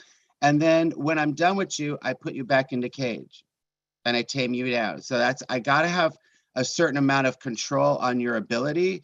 I'm here to build you, but I'm also here to guide you and also keep you grounded, because you don't want to bite the hand that feeds you. I think we should get t-shirts made. I'm Daniel's boo. How many of you guys want a t-shirt? Hashtag Team VIP. I'm Big D's boo. I think we'll get them made. I'll send you one. It's going to be great. But I'm so grateful that you were here, and you are traveling. So not only do you live in Vegas, you live in LA. Where else do you live? Don't you live overseas too? I have New Orleans. No, I have a home in the French Quarter. I have a home in the French Quarter, New Orleans. And I just left there last night. I'm done with sweating and being in 95-degree muggy weather. I was done. And tell me about it. I'm in Florida. I got it. And now I flew. Yeah, so I am now I flew out to my beach house in Oregon. So I'm on the Oregon coast right now. So I'm gonna cool out for a second, and then I'll head back to LA. I call this the unglamorous, glamorous life, because I know you and you work like a dog. And, it's crazy because I grew up in a family where, people clock in and clock out, and Friday, it's like the Fred Flintstone mentality. I'll see you on Monday, but you're always checking your phone. You're always, and like you said, you have castings, and, this is the unglamorous, glamorous life. This is a lifestyle. This isn't a job, guys. So I really want to stress this to you. Be careful what you wish for, because I mean, Daniel, and I'm going to ask you point blank, what do your friends think you do versus what you actually do? Do your friends just see you like, oh, my girl just booked the Vogue cover, blah, blah, blah? Or do they see you like hustling? Because you hustle, man. And I commend you for it. Well, as an owner, of course, I think that has sucked a lot more of my life than probably the normal agent, owning businesses, not just one, but two, but three. I've had New York City and then my men's magazine. I'm just Mr. Entrepreneur, but I don't have a husband. I don't have kids. I have 2 dogs. We fly on every flight together. We're here now. Then we'll be in New York. Like, we don't stop. Yeah. I have a wonderful life. It's the only life I know. So I can't compare it to anybody else's, because I think you all have probably beautiful lives. Mine's just a little different. Yes, I do create famous people. It's sort of a hobby. And I've turned that hobby into a career. I love it. I still love hate, but I do really well with it. And if it's one thing I do know, is how to create a superstar. I definitely know how to do that. So I try to keep myself stimulated by changing my endeavors within. Like right now, I'm more giving the fashion stuff to the other bookers in the agency, and I focus more on like the film and television actor and cracking those codes. I'm really enjoying. That's so difficult, by the way. If you think by any means you're going to get audition after audition in film and television, it's like, it is so hard to get the audition, and then when you get the audition, you have to be so good. So, but I enjoyed that problem. If it was easy, I wouldn't enjoy it. I want it to be hard. I've always said, pardon this, but I've always said, LA and this business will just hand you your ass. Pretty But it's a much, good, yeah. but you know what? I like a good piece of ass, so I'm good with that. It's funny because living on both coasts, New Yorkers, they're blunt as shit and they get stuff done. They work all day and all night. LA, we'll talk about it on Monday. Nobody's playing on their phones. It's all like Key West, Sunday laziness. I mean, because they're do things differently in LA. Lot more slower molasses pace. New York, it's done. And I think it's just as far as my friends go, my friends love and adore me. I have a very small handful of them because I'm not there for you all the time. I'm gone a lot and kind of a catch me if you can. And they love me for that. They actually are not needy friends. They're just friends that support you and love seeing me do what I do. And yet I think at 52, I've learned to slow it down a little bit and take and smell the roses because I can now. I was that 29-year-old kid owning the agency, and now I'm 52, where I can absorb and watch and enjoy the process a little bit better. COVID, I love working from home now, which I would never have done that in a million years. Isn't I'm that old school. weird? I have the baby, Kaden. I have the baby in the other room. I love the fact that I could do all this stuff. I love it. You could book all over the world from your laptop. From wherever I'm at, Yeah. wherever I'm at.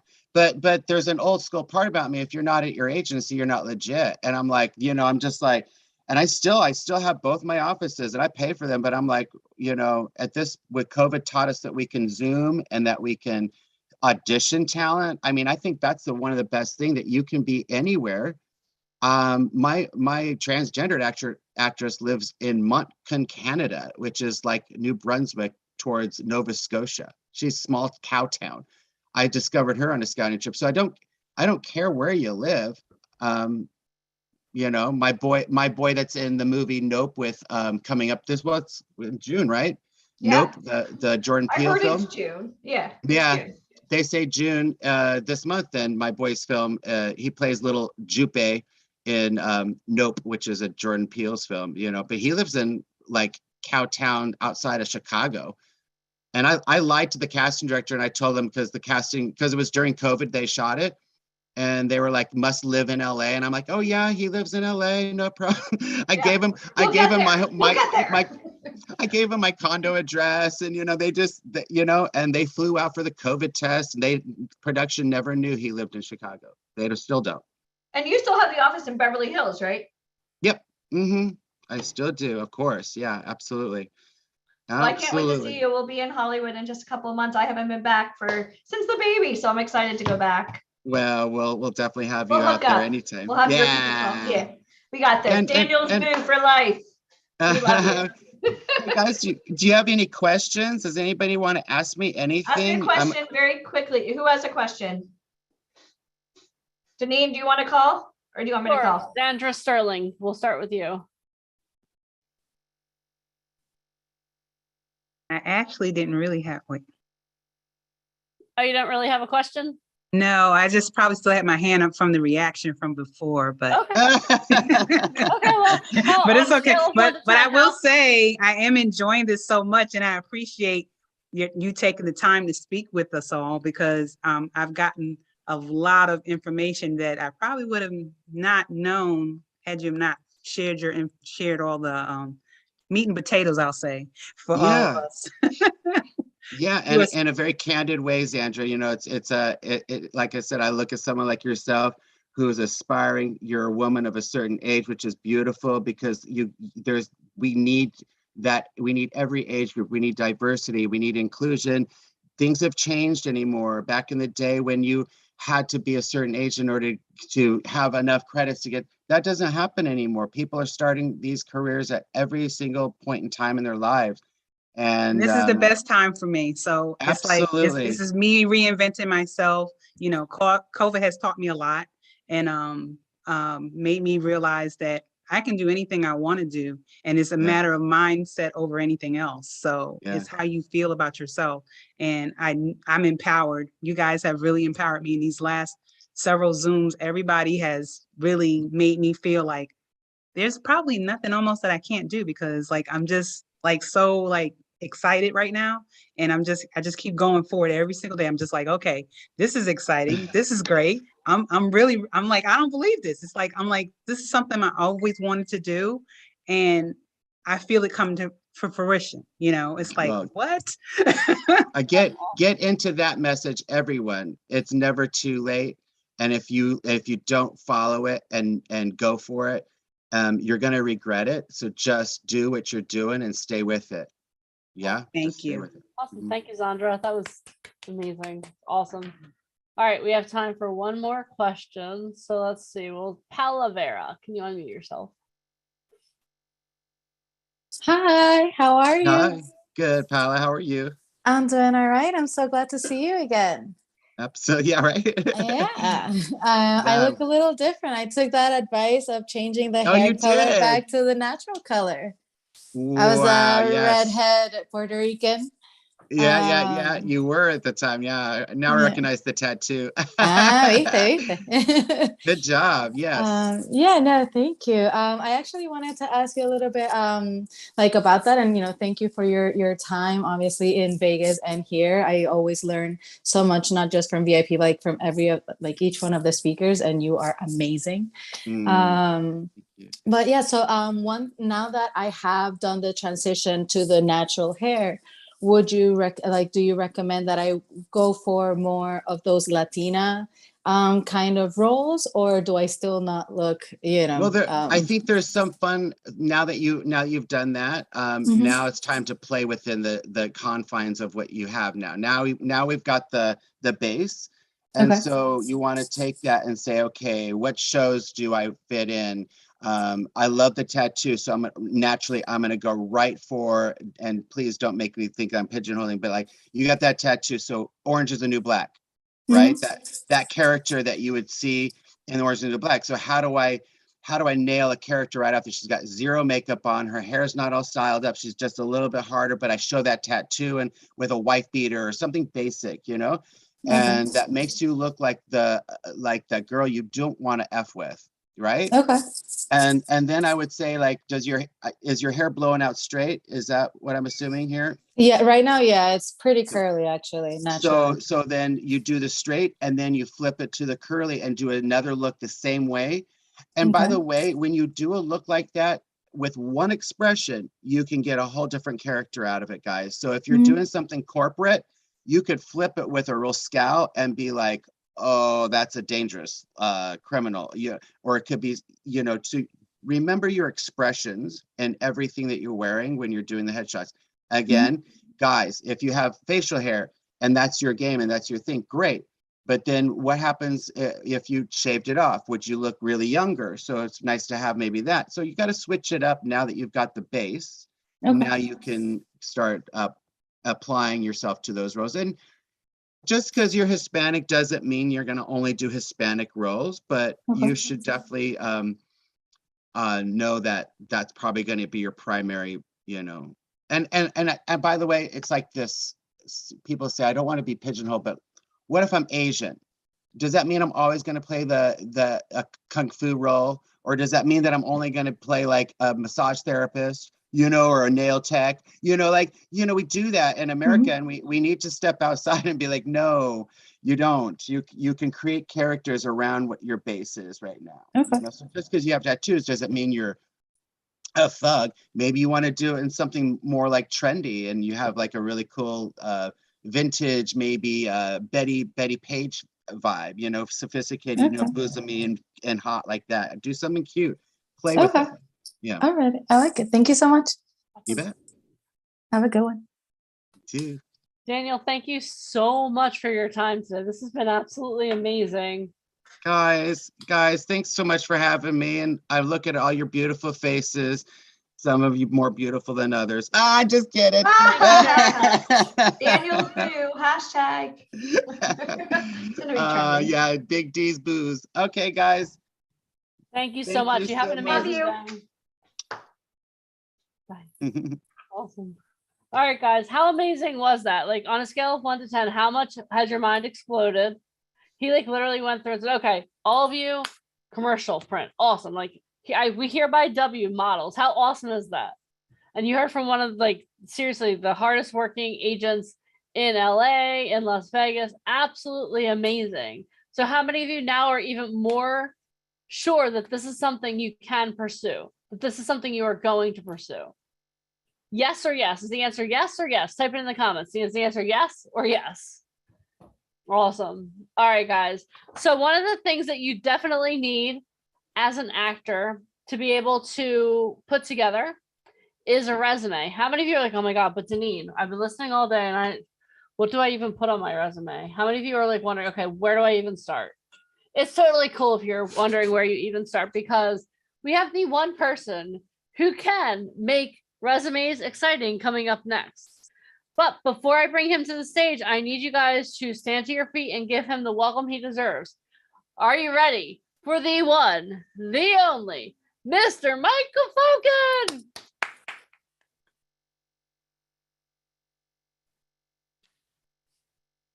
All right, everybody can hear me? Okay, good. And you probably hear the lawnmower going off in the background too. They decided to cut the grass while I'm talking. All right. Yeah, perfect timing. All right, let me share my screen because I want to keep you guys on schedule here because we got a real powerful speaker coming up right after this. So let's do a little bit of learning, and we're going to continue the show. But this you know, I've been attending boot camps now for a little less than 2 years, and I'm going to be honest with you, this has been my favorite boot camp ever. Like, this has really been a powerful boot camp. And like I said, today is only the foundation. Tomorrow, we're going to take this 100 levels even higher. But today, I want to give everybody who's new the opportunity to really have a strong foundation. So, next presentation, how to create an award-winning resume that will get you noticed, make you unstoppable, and book you more work, even if you have tons of experience or even if you've never been hired or booked as a model or an actor. I call this the secret camera method to a winning resume for models and actors. It's better to be prepared for an opportunity and not have one than to have an opportunity and not be prepared. Okay, so think about that. All right, the goal and overall purpose of a resume is to introduce your qualifications and skills to employers, okay, to get you hired. That's the goal of a resume. So, but hold on for a moment. There are a lot of types of jobs. Ones you need a great resume for, and ones, well, maybe not so much.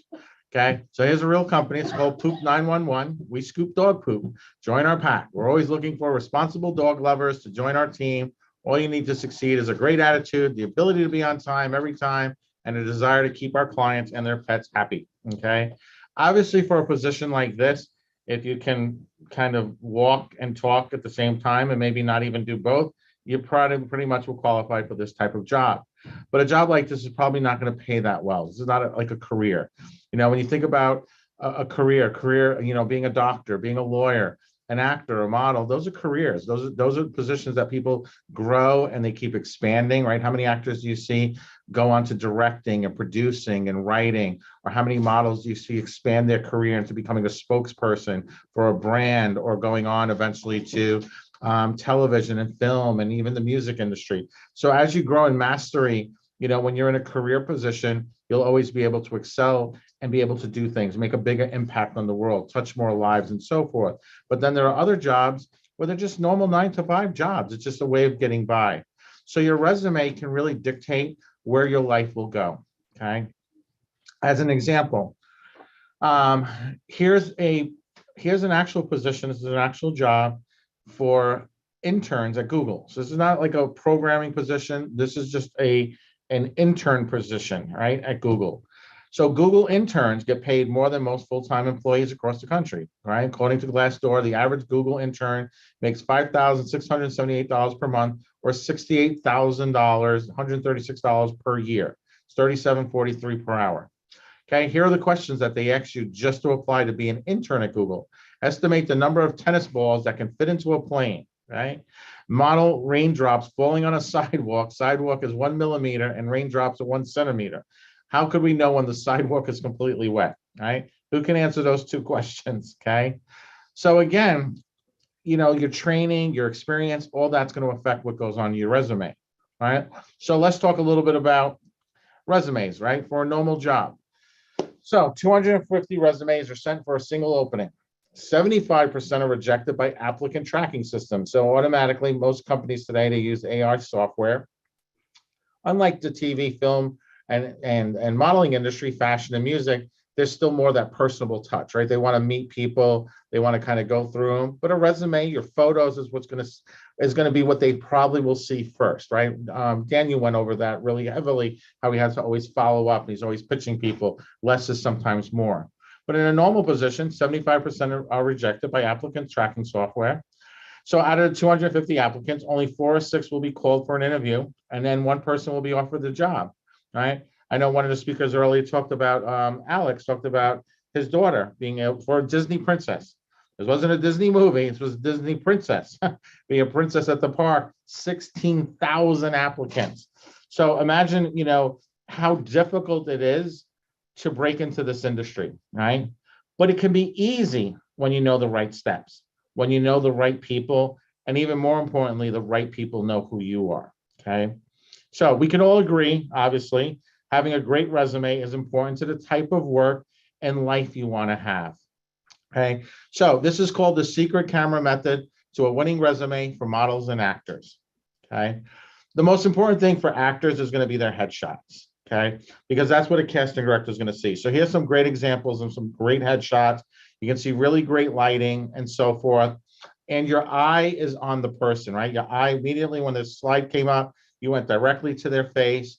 And what's really great about this is that what you really want when you're going out to get photos done is you want to have diversity. You want to be able to show, Daniel made that comment, which was a beautiful comment. Just the slightest change in look could take you from being a good guy to a villain, from being that evil character to that good character, and so forth. So headshots are really important. Character development, what types of characters you can play. Obviously, the more characters you can play, and in the industry, it's called versatility. So versatility means you're able to play a wider variety of roles, okay? So let's talk a little bit about headshots. No matter what type of job you're interested in, it's always a good idea to have a resume. If you're interested in acting, then your resume must include a professional actor headshot. Appearance plays an important role in the casting process, and directors must be able to see what each candidate looks like in order to find the best fit for each role, okay? They can have a lasting impression. They can leave a lasting impression. Casting directors see a lot of faces when they're trying to find actors. Even if you do a great job during an audition, it can be difficult for a casting director to remember you at the end of the day. Luckily, actor headshots help casting directors remember their favorite actors, allowing them to cast each role perfectly. I've been working with Alicia now for a little less than 2 decades. And, every day sometimes when I have time, I'll go through the emails and I'll see what kind of photos people submitted. And a lot of times people will really submit unprofessional photos. They'll add filters to them, or they'll do the puppy dog ears, or the little tongue sticking out, things like that. And then they kind of question why they're not getting chosen. And the reason why, it doesn't mean they're not a great person, doesn't mean they don't have potential, doesn't mean they couldn't be the most amazing person ever on set. But that first impression really kind of is for me, I'm always able to look past that, because my responsibility is helping develop new talent. But at casting directors at a high level, they're looking for the people who are going to stand out, the people who are the best. And that right headshot is going to make all the difference in the world. They help actors become more camera ready, right? Actors need to feel comfortable in front of the camera if they want to succeed in the industry. If you want to enter this industry, it's a good idea to get as much time in front of cameras as possible. For most agencies, especially for development, like an agency like Colby Model Management, they will go on test shoots. Models will do multiple test shoots because they keep building their resume. They keep building their portfolio until they get those perfect shots that Ryan's able to use. Okay, here's another example, okay? So here's an example of headshots that are not good. So this young lady, she spent a lot of money on these headshots and they were done wrong. And a lot of times this is where talent get themselves into trouble, because they don't have an agent to help guide them. They don't have the right mentor in their life. And they think, well, yeah, I need to get good photos. And they go out and they kind of Google it. Maybe they have a friend and they wind up, and it doesn't mean that the photographer didn't mean well, but they're just not specialized. That's not their job. Their job is just to take photos. And these are great photos for grandma, or maybe to hang on your wall for your boyfriend, your girlfriend, whatever. But these are not going to be industry standard to be able to submit out for any agency, honestly. And there's a couple of reasons why. So the first photo, you can kind of see she's not centered, and your eyes are kind of brought to her necklace. and the jacket. The center one, the blue jacket, again, is distracting from her. And then the one on the right, you have the flowers and the hats. It doesn't really show good versatility. It doesn't really put you on straight contact with the talent. Here's another example. Again, you know, the one on the left, your eyes are brought right away to that pearl necklace, to the floral arrangements. You're not really concentrating on her. The one on the right, she's got, you know, the lumberjack shirt going on.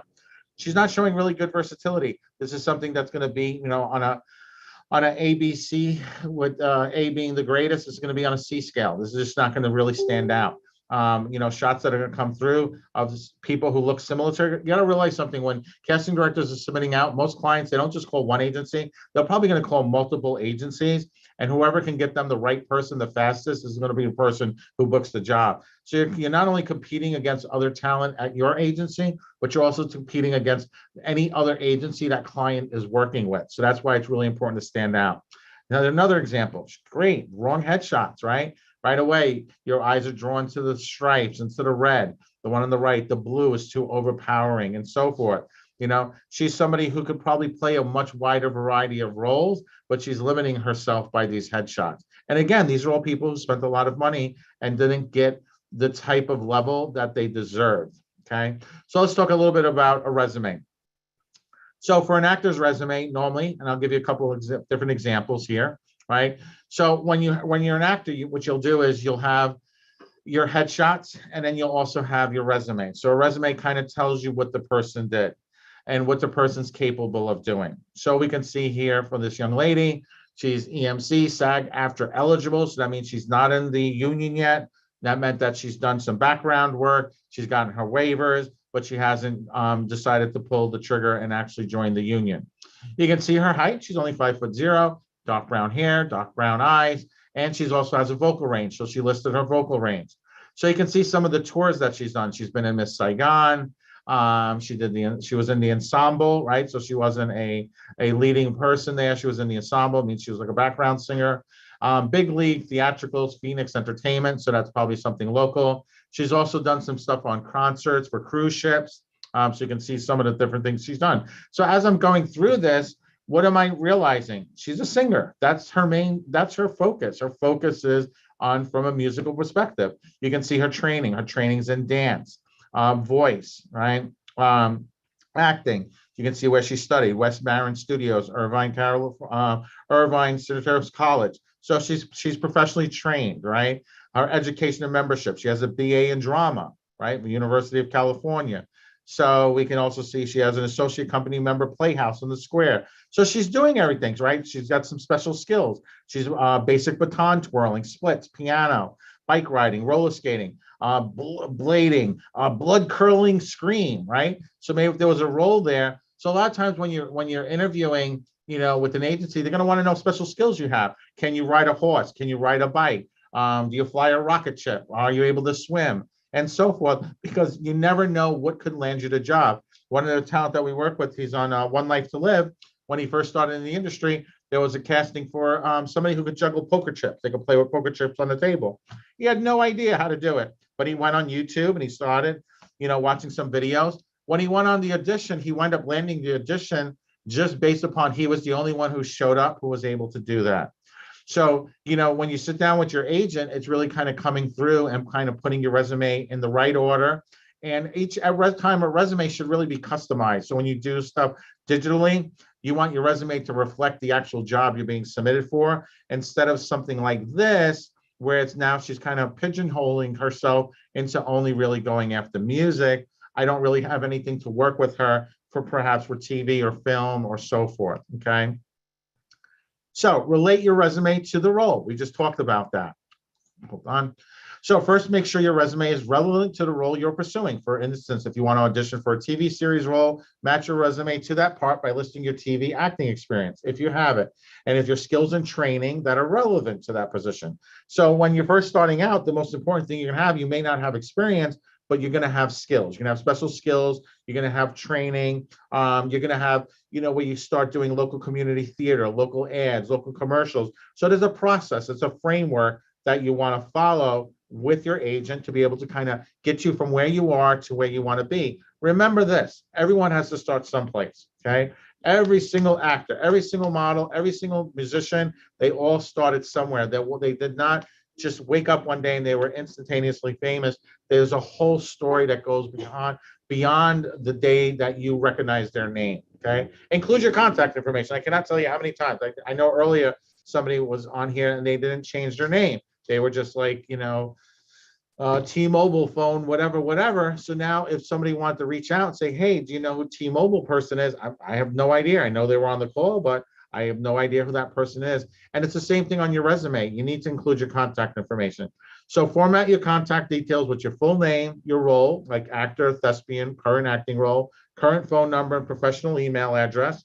So professional email address is usually first name dot last name, or first name dot last initial at whatever email server you're using, versus like bootylicious69 or hotmama24. That's not a professional email.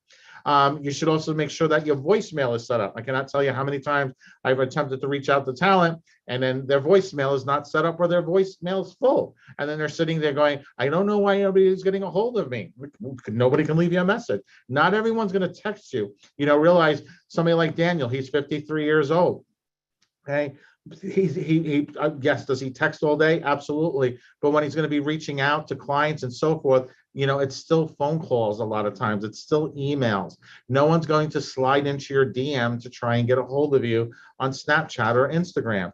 If you have an agent, very important to include their name and contact phone number underneath your details. Daniel talked about that. It gives you credibility. When you have an agent representing you, that's literally will give you the credibility to get you into the door. Okay. Include your physical characteristics. Important to include your physical traits: height, weight, hair, eye color, clothing size. For those of you who have the opportunity to work with us, we'll have somebody on staff who will take all these measurements. You want to always make sure that they're updated if that's accessible. A lot of times for clothing, it's really important because you're going to go to wardrobe. So we need to know your sizes, your correct sizes, before you show up at wardrobe. A lot of times for men, they probably won't usually know their jacket size or the length of pants because the styles kind of change. And the clothing that's going to fit for period pieces, say you're on a HBO drama that takes place in the 1920s, they need to know the actual correct measurements, not what size you are. A lot of times women too get confused with dress size and jean size. It's not applicable to an actual wardrobe fitting. A wardrobe fitting is like when you're going for a tuxedo or something like that. It's going to be very accurate, okay? These details can help further help a casting director find the best actor to play a character. Format your resume objective or summary. After your basic details comes your resume objective or summary. If you're just starting your acting career, you might opt for a resume objective to highlight the role you're after. So that means it shows that you have experience in this type of role and or how do you plan to use your skills on the job. The example, like juggling the poker chips, right? I can guarantee you everybody on here probably has at least 10 interesting facts about yourself or 10 skills that could come in handy for booking a role, and you might not even realize or think about it because it's just something you do daily. Maybe you're a barista at Starbucks. Great, you know how to handle coffee. Maybe you're a valet, you know how to drive stick. Maybe you know how to fly a plane. If you have extensive screen experience, you might choose to write a resume summary to showcase your acting history, skills, or awards. List acting roles in reverse chronological order, then list your acting experience in reverse chronological order, starting with your most recent or current acting roles. So your resume is a living object. It's to be consistently updated, consistently tweaked out. You know, how many times I've seen actors hand me a resume, it's like 10 years old. Their headshot's 10 years old. There's no excuse for that. You always want to make the best first impression because that one role, that one person that can snap their fingers can change your life forever. So typically it can be acceptable to include up to 10 years of acting experience, especially if you have a long-standing role in a recurring series. If you're just entering your acting career, you might list the roles you've taken on in community theater projects, or as a part of your training. You know, when you get that, so for those of you that have the opportunity to work with us, we do master classes. We do all these types of experiences like the stunt training, or we'll do an improv show. We had our talent just a few months ago perform off Broadway in New York City. That all becomes a part of your resume. Like when you know what you're doing, this is so easy. So, but I understand when you don't know, it's hard, right? If you're entering, you might list your roles you're taking on community theater, part of your training, or any other acting or stage work you have professional experience in. Additionally, your resume should leave out the dates of your past roles. Include your education and training. No matter your experience level, you should still include your education and acting training. List the names of your school or university, the date you graduated, your degree. If you have special certifications related to your field, you can also include those. Additionally, if you have completed any specialized training, like stage or theater training, combat training, so forth, are all going to be really important and can make all the difference in landing that extra role. You can solve a Rubik's Cube, that should be on your resume. Okay, so here you can see an example on the right side, acting resume samples. So you can see email, website. He has his website listed, phone number, address. You can see his education, BFA in acting. He attended the Juilliard Drama School. That's one of the best schools in the world. He also has improv instruction training, 5'6". You can see he has a great look. He can play a Latino character. He can play kind of like that foreign guy. He can play a police officer, a detective. I could see him playing a SWAT team guy. He can play people in the military. He can play a lawyer, a doctor. And then you can see some of his film and television credits here. Voice credits, so he's done voiceover work, right? And then special skills. Oh, there he goes. He's fluent in Spanish, and he's also conversational in French. And he also sings, right? So this is a great resume. Simple, to the point. This is a great, absolutely phenomenal example of a great resume. Okay, let's look at another one. Here's Jane Doe. You can see, I'm just giving you guys some different examples of how talent can put their resumes together. There's not just one perfect standard, but there are ways to do it better. So again, we can see here, she put her talent agency or affiliation. So you can see name, phone number, email, then her talent agency, her website, obviously. You can see her height, 5'5", 140 pounds, blue eyes. You can see, again, she's a singer, right? She put a soprano. And then you can see some of the shows she's done there, her education. She graduated magna cum laude, awesome.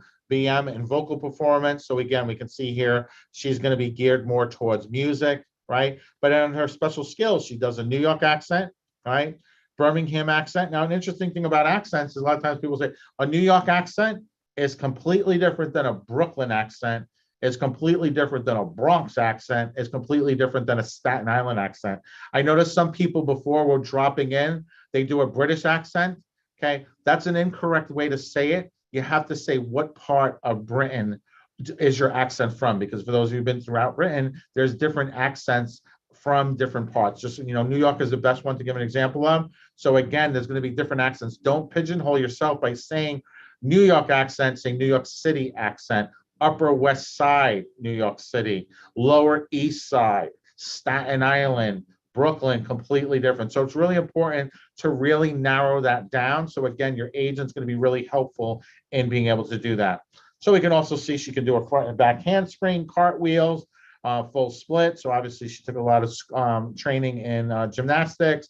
Means she's probably going to be physically fit. She might be great for a Marvel movie, right? I'm showing you how a casting director looks at these. They see things in here you will not see. Okay, they start creating stories. They start seeing, you know, from experiences in the past that they've had.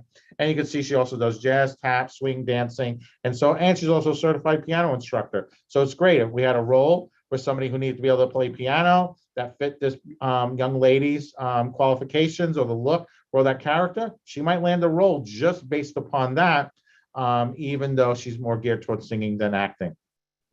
For models will have comp cards. They're usually done digital now, but they still used to have access to be able to print them out. Models comp cards, some people old school, if you're like older, you might have heard the word Z card. This is something that each comp card is done differently. So for most talent, your goal in this industry is to get a mother agency, and then from there to have placement, probably to about 3 or 4 other agencies. So over the course of like 9 months to 36 months, so from like 1 year to 3 years, you want to have different representation. So you want to have representation like in Atlanta, you want to have representation in New York, you want to have a commercial agent, you want to have a voiceover agent, you want to have a TV and film agent, a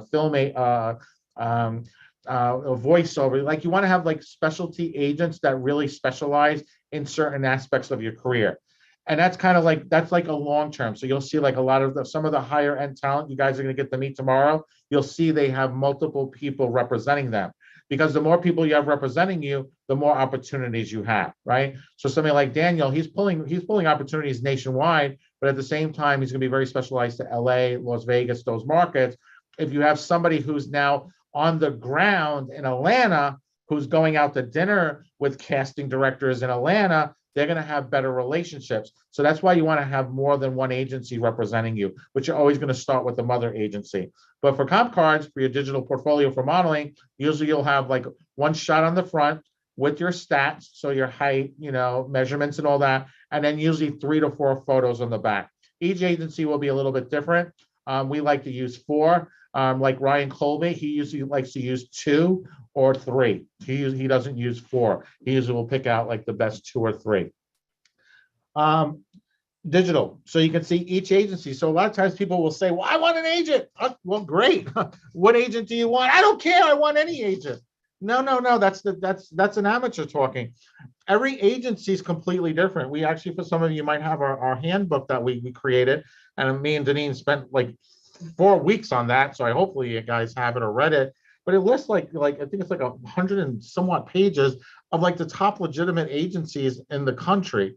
And each agent's like a little bit different. So like here's Hello in New York. They're a boutique agency. They're geared towards like trans, kind of like a little like very tall, very thin, very artsy look. So like saying, well, I want to be signed to Hello. If you don't fit into that categorization, you're not going to be a right fit for that agency.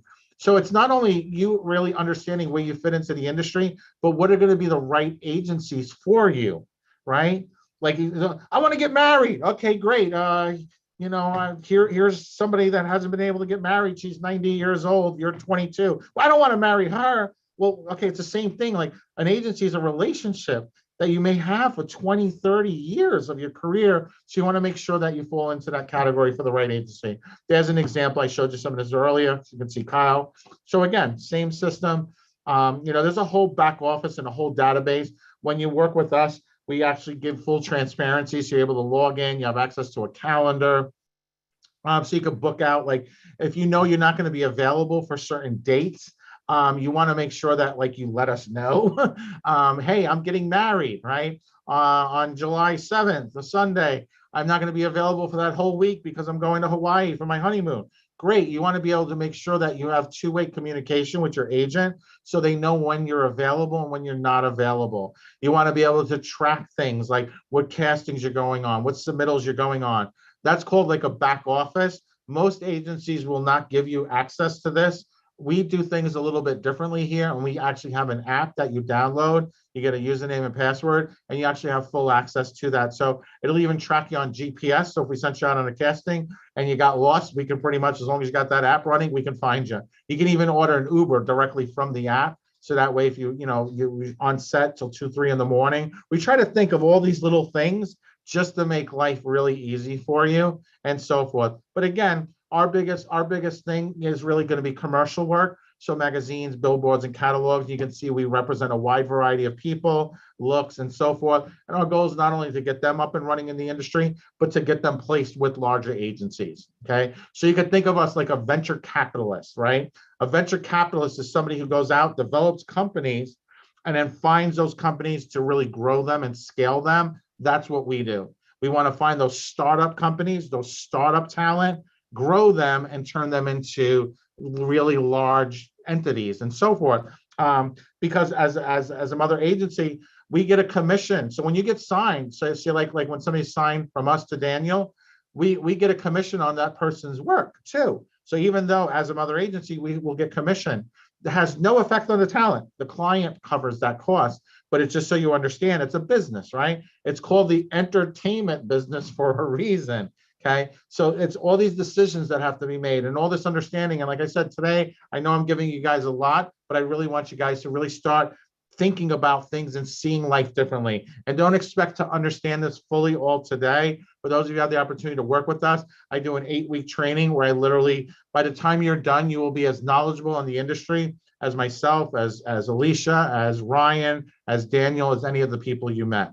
Okay, but now you might be thinking to yourself, but Mike, what if I have no experience? Holy cow, this sounds great, but I'm brand new. Don't worry, I got you covered. Okay, depending upon your acting experience, it can be a good idea to include any special skill you have developed throughout your career and training. Teamwork skills. Actors should have experience working on a team of artists, from producers and directors to other actors and production teams. Time management skills, being able to track your time spent in rehearsals during pre-production, preparing for production can be crucial to maintaining an acting role. Interpersonal skills, right? Because actors work with a diverse range of colleagues, and the ability to build and maintain professional and personal relationships can be necessary to succeed in the industry. Emotional intelligence.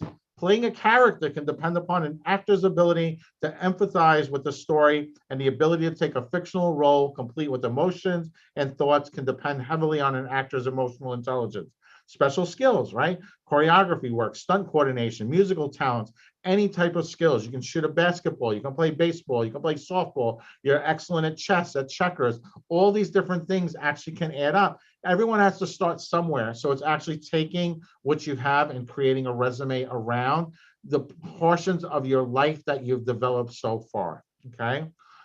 Or being able to earn strengths that you have, earning trust of others, delivering results. You love to learn, you're curious. These are all terminologies. When I'm talking to a casting director, I can use, hey, she's brand new, right? But she's able to earn trust of people so well. She delivers the results. You give her the shot to be on set, trust me, she is so curious to learn. She is absolutely absolutely wonderful. Her teamwork skills are amazing. Her time management skills, she will be there 15 minutes early. She has great skills on working with people. Her emotional intelligence is wonderful. You give her that script, she will nail it every time. And she also has some amazing special skills. Here they are, okay? Boom, okay? That's what an agent does. That's part of our job, is taking people, right? You can see here, Emily, right? She's brand new, right? So let's see, she got University of Arizona, communication skills, excellent leadership skills, awesome. She worked for the Walt Disney Company. Alex Simon talked about that earlier. It's super, super impressive because Disney training program is absolutely phenomenal. She was also a cheerleader, right? She graduated Alpha Phi Emerging Leader Institute. She's won all kinds of awards. She has all kinds of skills. So a lot of times when you may be starting out for a smaller independent project, they may need help with social media. They may need help with catering. Like, you just never know what can fall into it. Okay. It's all about, at the end of the day, what makes you special, what makes you unique, what type of training do you have? A very long time ago, when I first started in the industry, I did this interview with this young girl. She was a little tiny thing, and she was an Asian girl, cute as a button. I could still remember her literally standing in front of me. And she came in for an audition, and I said, well, tell me something interesting about yourself. She goes, there's nothing interesting about me. I'm like, okay. I was like, all right. Well, I was like, okay, how about this? What do you do for a living? She goes, well, I work for the Navy. I'm like, well, that's pretty interesting. What do you do for the Navy? She's like, I'm a combat fighter pilot. A combat fighter? How is it? Like, mind blown, right? Think of Maverick. Like, here's somebody who understands that. That could have been a way for her to get on set. But because she was just living her life, she didn't realize, to her, that was her life. But to us, or to somebody else, that was so interesting. Okay. And that's part of what an agent does, is coming up like, your interesting facts. What do you do? Because a lot of times, sometimes you don't realize. Okay. At the end of the day, it's all about, you reap whatever you sow. Okay. And there's that old saying, and I said this earlier, when was the best time to plant a tree? Okay. Okay. It's 20 years ago. The next best time is today, right? And I want you to think about this, because I know you guys are getting so much information, but I want you to understand something. And this is somebody taught me this a long time ago, and it's always stayed with me. And I want to share it with you guys. I want you to think of a seed, right? Think of it like, when you think of a seed and you drop it into the ground, the seed doesn't actually grow upwards. I don't know if you guys know this or not. A seed doesn't grow upwards. You can see it in the example there. The seed sprouts, and it actually has to go into the ground and grow the roots to create the foundation. At that point, the seed will then start going up. So I want you to always think of your life that way. So many times, those obstacles are just so simple as seeing things a little bit differently. But Mike, I'm too old. I live in the wrong part. No, you don't. The opportunity is here for you. You're that seed. You're growing the roots right now, and you're going to sprout out, because eventually that seed becomes a mighty tree. Okay. And you have to understand that you have to have new mindset, gives you new results. Trust me on this, guys. I've traveled the world with Tony Robbins. I've traveled the world with so many wonderful people. I had the chance to speak in front of people, 20,000 people. And I would have never done that had I had the mindset to say no. Okay, when I was given the opportunity to speak in Las Vegas, I said yes. We were already planning on leaving. And I got the phone call last minute. They're like, hey, Mike, we need you. I was like, made the changes. I made the plans. I said yes. And it changed my whole life. And I can't tell you how many times that's happened.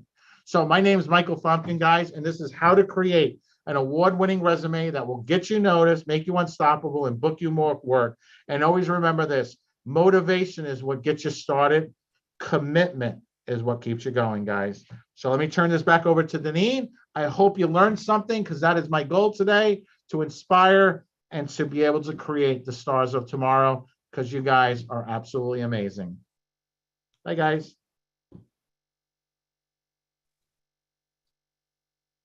Okay, how many of you now want to sit down and start working on your resume? You're like, okay, you know what? Can we end now? Let me go do this. Because you know what? I have some special skills. This is what I want you to do. I told you in the morning that this is a conversation.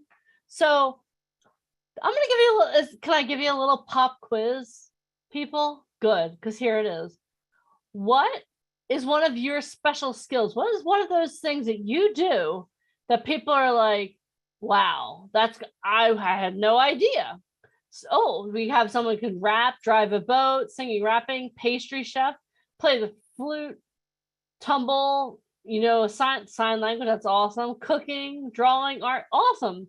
What I want you guys to do is I want you to start taking stock of your special skills and start writing that stuff down. And if you're someone like, oh, I don't know what my special skill is, I'm just me, sit down and really start thinking about it. Hold on. That's awesome. Karina, I now want to work on so many more things than just updating my resume. That seed growing its roots was a kick in the butt I needed. How many of you are seeds right now? How many of you are seeds? You're like, okay, Deneen, I need a little more water. Are you guys ready? Like, I just want you guys to understand the whole point of this boot camp is for you to really start seeing yourself in a different way. I promised you that by the end of the weekend, if you play full out, you're going to be a completely different person than you were when you started. And that doesn't mean you're going to get a new haircut or you're going to be visibly different, but there's going to be something inside of you that's changing, that's shifting.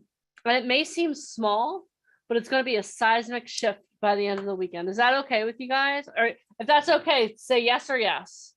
Say yes or yes. Say it out loud. Say yes or yes. You don't need to type it in the comments, but say it out loud. Is it okay if there's a seismic shift in your life this weekend? Yes or yes? Yes. All right. Awesome.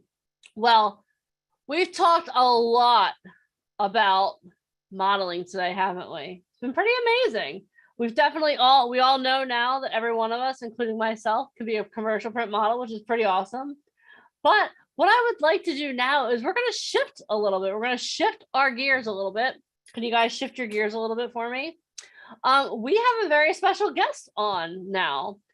His name is Robert Galinsky. Some of you may know him and love him, and some of you may not know who he is, but he is a very dear friend of our company. If you talk to Alicia or Michael, they can pretty much trace back most of the speakers that come through our company that you will have the opportunity to get to know as you continue to work with us after this weekend.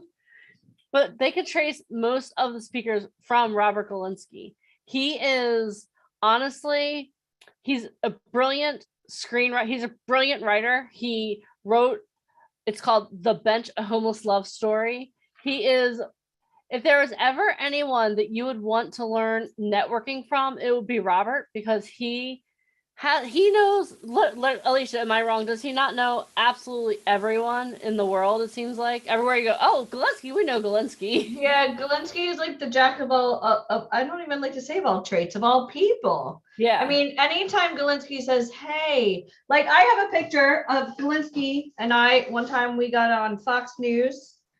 Like we get to work on some really, we even got our radio show at CBS because of Galinsky. Yeah. We met, we got into Broadway because we met Pat Addis through Galinsky, and we ended up investing in 5 Broadway shows, winning 6 Tonys. And it all leads back to, it should be a drinking game, Galinsky. It's always Galinsky. I have some water. We met Monique Coleman from High School Musical through Galinsky. So, Galinsky's like a Seinfeld character, like we love Galinsky and he knows some of the coolest people ever. I mean, and he's New York and LA now. So I love the fact that he knows what it's like not only to work with people like 50 Cent and Chelsea Clinton and all these amazing people, but he's so down to earth and he's all about giving back. And I'm excited to have him here. So without further ado, will the one, the only Mr. Robert Galinsky please say hello to everyone? Hi, everybody. Hello, Galinsky. Hello, Galinsky. Good to see some familiar faces. Good to see some new faces. I'm super excited to be here to talk to y'all, everybody. Beep, beep, beep, beep. I'll give you 5 minutes of who I am outside of, in addition to what the beautiful things Allie and Dean just said, which I really thank you guys for saying. It was very accurate, but at the same time, they threw a lot of love on there too. So I appreciate that. So me, I was born in Connecticut. I moved to New York at the age of 22. I discovered theater at the age of 19, ended up leaving college with my parents' permission because I fell in love with the circus, the theater. And they said, go ahead, run off, do it, do your thing. We've never seen you happier. So I spent 2 years in New Haven. That's where I got my first work in theater and performing and met some incredible mentors there, and then came to New York, fell in love with New York, never left. When I got here early on, I was waiting tables and I was bussing and bartending. And that ties right into what I'm going to talk to you guys today about, which is a very common phrase, but it's a very powerful one, which is your network is your net worth. Your network is your net worth. And so we're going to talk a little bit about that and dive into that. I don't want to be harping on the cliche. I want to really get into what that can mean for all of us. But I can tell you that waiting on tables at the beginning, I didn't really like it. And I didn't like it at the end either, but I didn't hate it. And I knew it served a purpose. And that's where one of the very first places I learned about the power of networking and the power of your network and creating a network. One of the things that somebody told me when I first moved to the city, he said, Mr. Galinsky, you will meet the most important people and you will have the most fruitful conversations at cocktail parties. Better than any business meeting you've ever been to, better than any convention. It's the cocktail party at the conference. That is where, or the cocktail party you get invited to, that is where you're going to meet and make the greatest relationships. And I laughed. I was like, this guy talking about. But within 6 months, I realized he was absolutely right. Absolutely right. It's a relaxed environment. You can ask anything. You're not bum rushing anybody. You're not soaking up their time, their personal time, and taking away from them. So one tip right away, anytime you get a chance to go to, a networking party or just any kind of cocktail party that has people there in your industry and or multiple industries, go, which leads to my second point. The night or the day that you're like, nah, I ain't going out. I plan on going to this event. I plan on going to this show. I planned on going out, but it's raining, it's snowing, or I'm tired. I had a long day. It's just so easy to just cop out. I'm not going. The day or the night that you don't go out to that event, that's the day or the night that something magical was going to happen. I'm telling you, this is my experience. I know it because and there still are numbers of times where I'm like, I'm exhausted. You get up and you're like, at 7 o'clock tonight, there's this blank event. I can't wait to get there.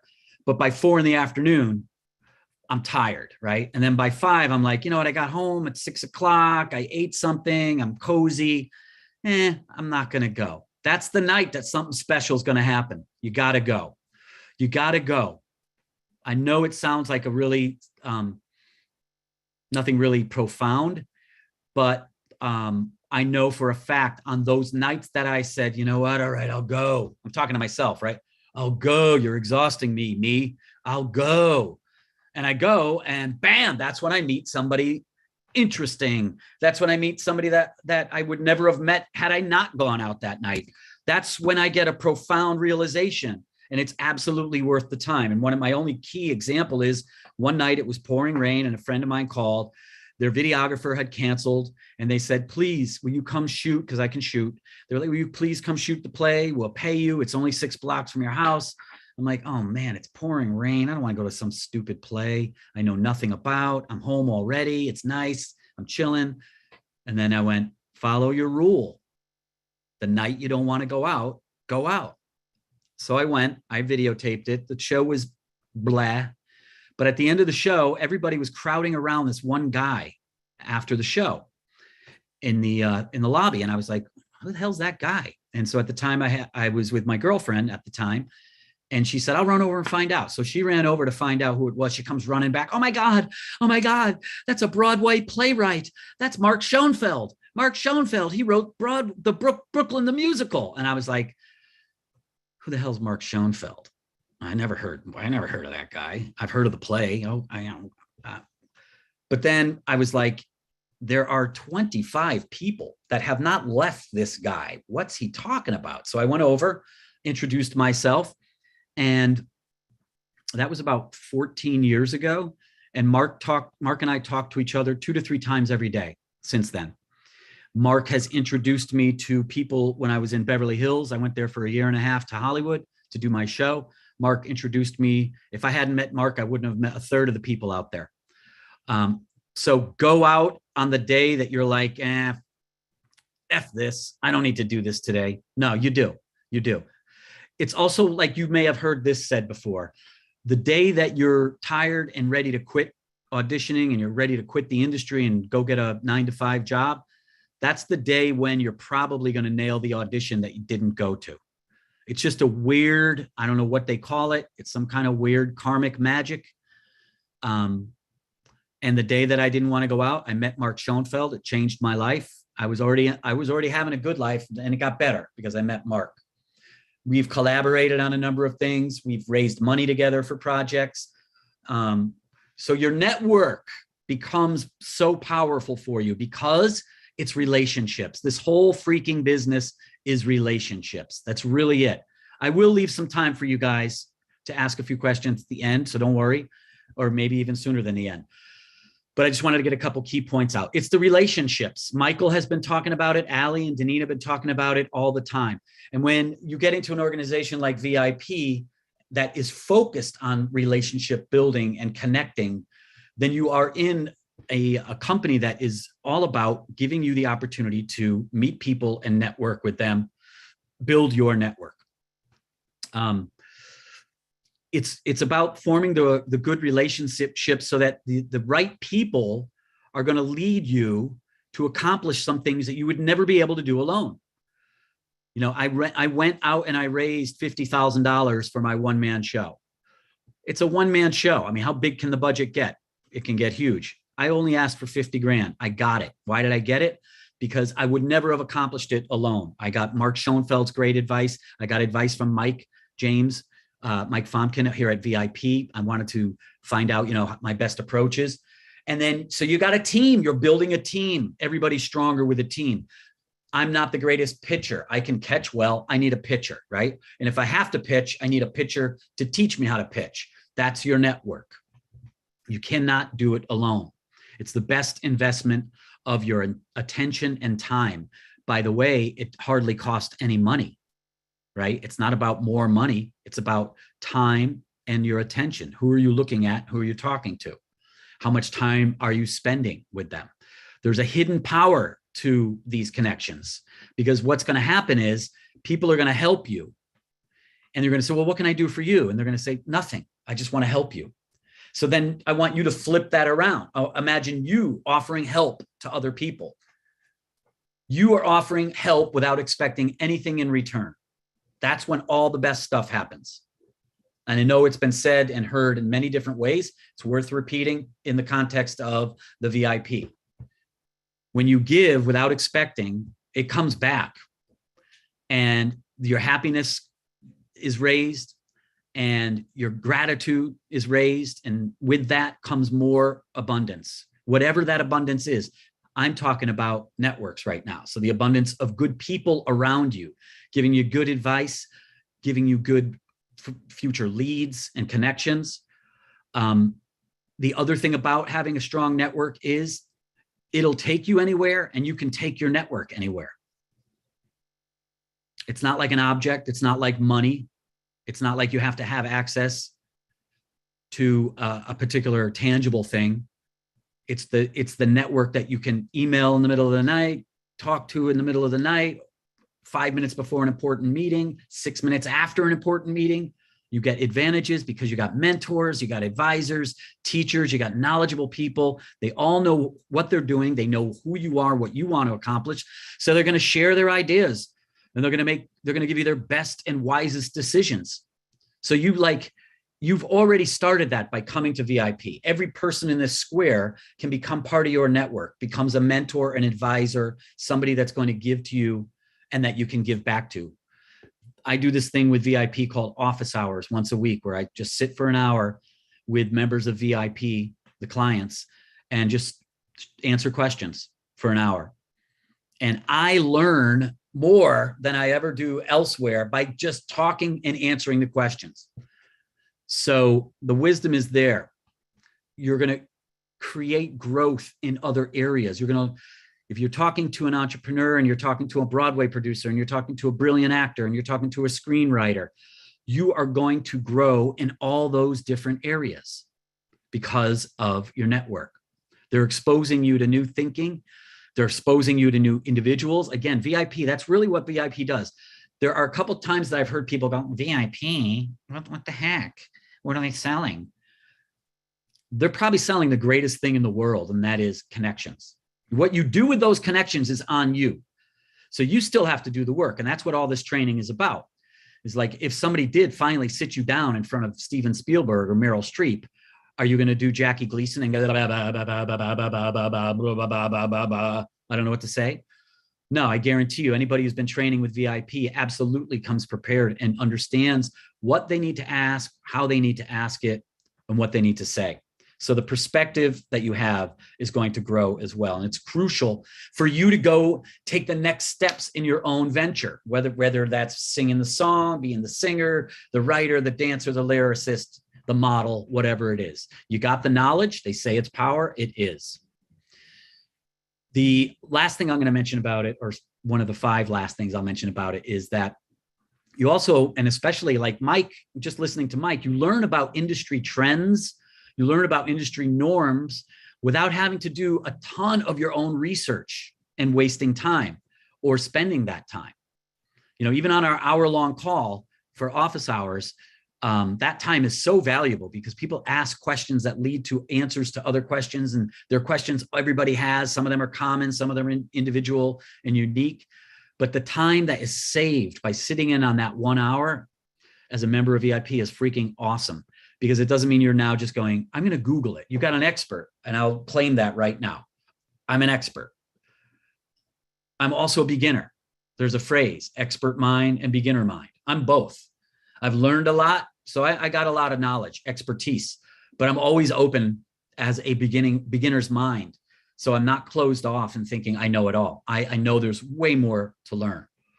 So I want to just boast, because Mike always asks me to boast a little bit, and I don't like always doing that, but I'll do that. When I was waiting on tables, I met somebody who I was waiting on who was a casting director, and we hit it off. I was just being a normal, happy, friendly person to her. We hit it off, and then one day she called me up and said, I need an assistant for 3 days. I can pay you $700 a day. Will you? Yeah. So I got an inside view on the casting process, because now I was assisting and I got to see everything that went down. And I ended up working with her for about 1.5 years, which then turned me on to all these other people. So even a job like waiting tables or a job outside of the industry, if your radar is up, you pick up on how to, connect with people. I'm also going to be an advocate of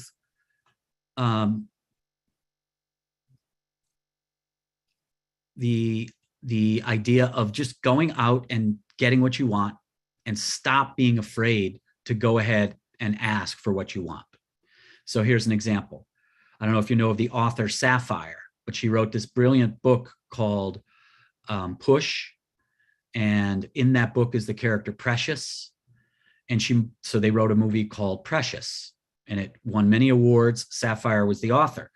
I read this poem in one of her books. I called her up. I just reached out and I said, look, I'm reading your book, American Dreams. I want to turn it into a one-woman show. Will you allow me to do that? And she said, I don't know you. Who the hell are you?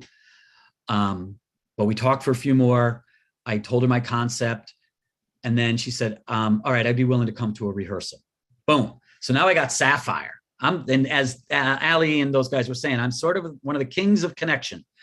Now, my, again, girlfriend at the time, actually, she was my wife at the time.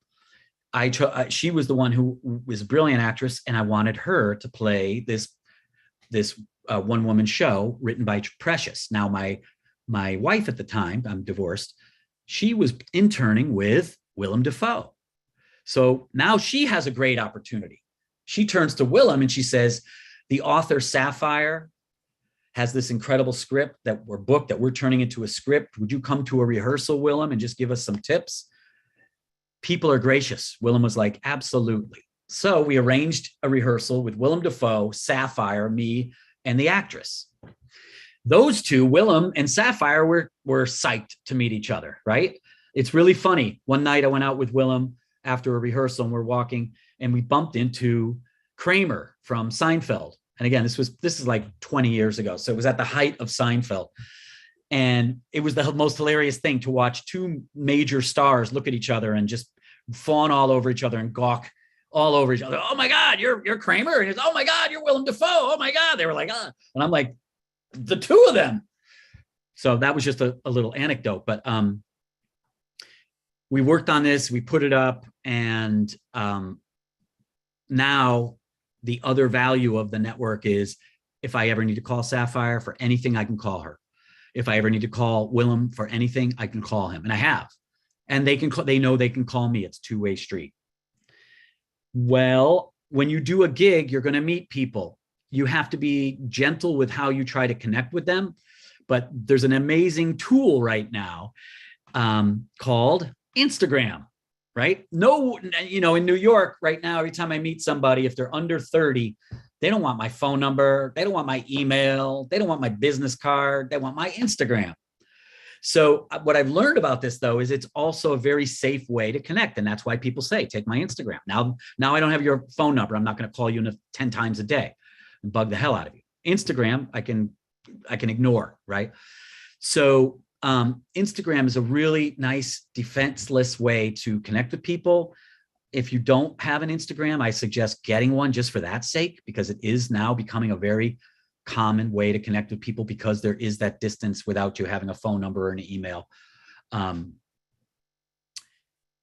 When I do my work, I also, like I said, am super aware and being sensitive. Instagram is one tool you can use. I'm going to rattle off the names that Mike asks me to rattle off at times. I didn't want to go do this poetry workshop. I booked myself to teach a poetry workshop at a high school up in the Bronx. I was like, oh, why did I do that? Oh, I got to go all the way up to the Bronx now. Oh, I go up there, do the workshop. A woman who's a mom of one of the kids in this high school comes up. Oh my God, that was amazing. Oh my God, you have to meet so-and-so. Okay, let me meet her. 2 weeks later, I meet so-and-so, Nancy Hunt. She's the president of the We Are Family Foundation, which is Nile Rodgers' foundation. If you don't know who Nile Rodgers is, write the name down, look him up. I don't think there is one day you've listened to the radio and you haven't heard one of his songs on the radio. The guy is a freaking beast. When you see the list of the songs and the people that he's produced, you're going to go, I didn't know that. So I met Nile. That's Nancy's partner. And then I started working with Nile's foundation, the We Are Family Foundation. Boom, that opened up a huge network. Now I'm meeting LL Cool J. Now I'm meeting Roger Daltrey from the Who. Now I'm meeting Jizza from Wu-Tang. Now I'm meeting, who else? Slash from Guns N' Roses. Dikembe Mutombo, the basketball player. Chelsea Clinton, right? And I'm friendly enough now when we're on set or we're on location for these conventions that we do. Monique Coleman, same. I can talk to them. And I can just, again, you got to be real with them. You nurture something, Boom. I've got them in my phone now. I hardly ever reach out to them. Rosie Perez in my phone. I hardly ever reach out to them, but there are moments where I know that something major is going to go down in my life and I need to reach out to them, and I have them there. Another way of working your network. So I became friends with a guy named J.O. Sanders. J.O. Sanders is another, look him up, J-A-Y-O period Sanders. As soon as you see his face, you're going to know who he is. He's been in everything. His son went to school with my son. We became friends. When I went to go do my one-man show, I did a test. The audience loved it. So I said, all right, I got to go to an investor and try and get some money. So I called Jay up and I said, Jay, would you be willing to direct this one-man show if I got a little money for it? He said, let me watch it and I'll tell you. So I sent him the tape. A friend of mine knows, at the time, this was before a scandal had hit Chris Noth. And I don't know the accuracy of Chris Noth's scandal. I know Chris Noth because I've worked with him and I find him to be a decent person. So I wasn't there. I have no idea. But I call Chris Noth up and say, hey, Chris, Jay might direct my one-man show. Would you be willing to produce it? And he's like, J.O. Sanders? I'm like, yeah. He goes, if Jay's in, I'm in. I call Jay back. I go, hey, Chris might produce it. Oh, if Chris is in, I'm in. Great. Then I call Shabaka Henley. Look up Shabaka Henley. Shabaka. Shabaka Henley. Another face that you'll go, oh my God, I've seen him in everything. And he's also talked at VIP.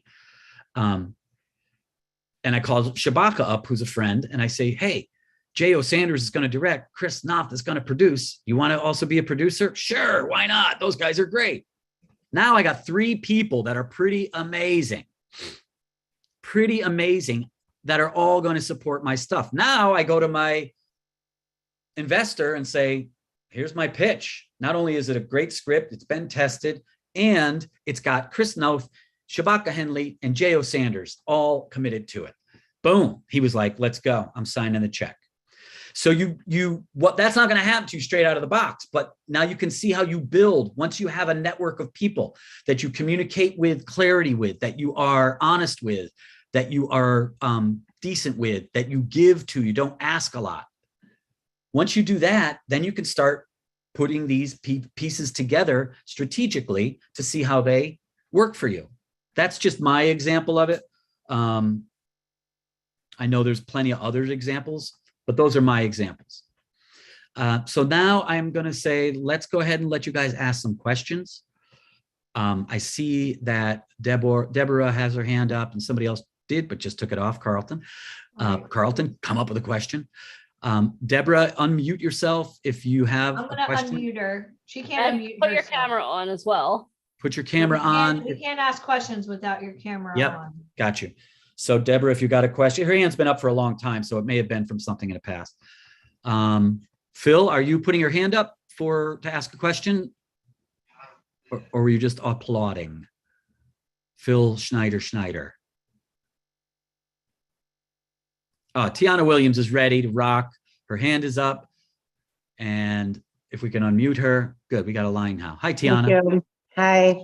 So your story was awe-inspiring to me.